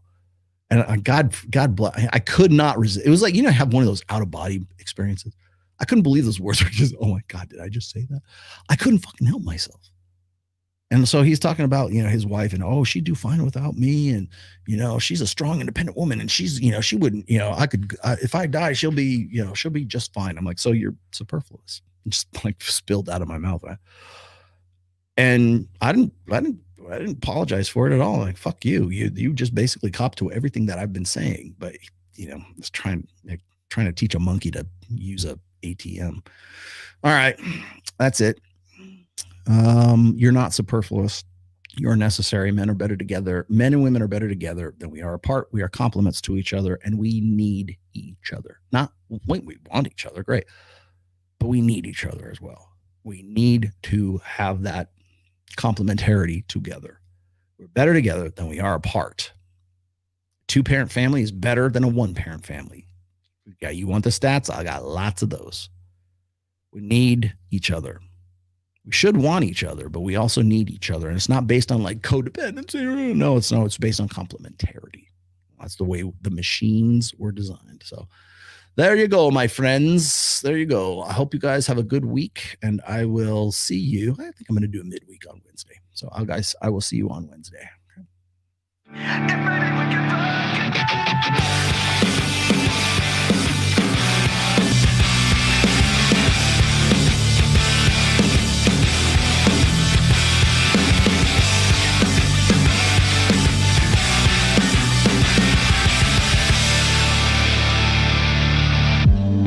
Would you do it again? I need to feel you on top of me. It was my first time. Alright.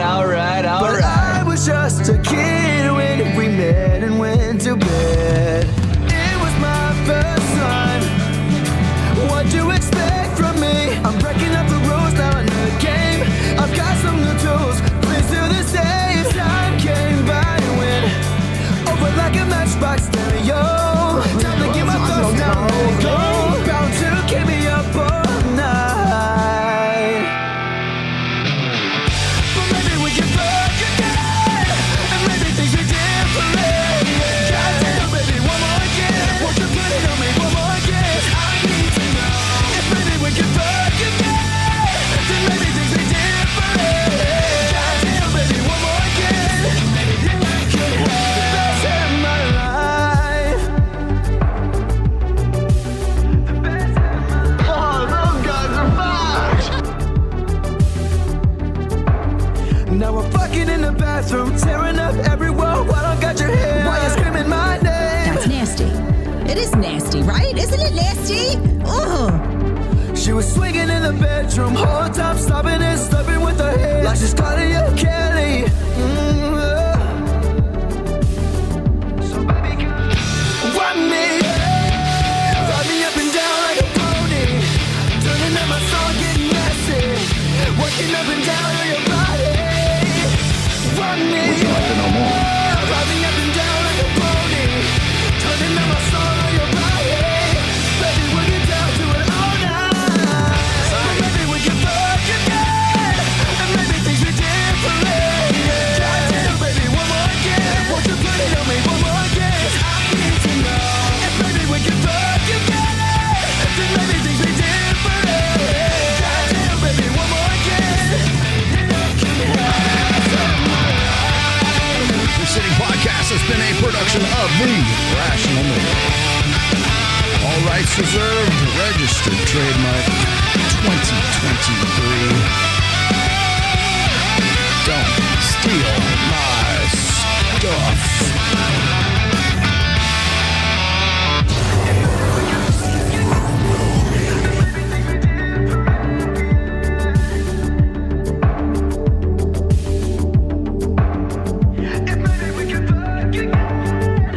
Dump that bitch!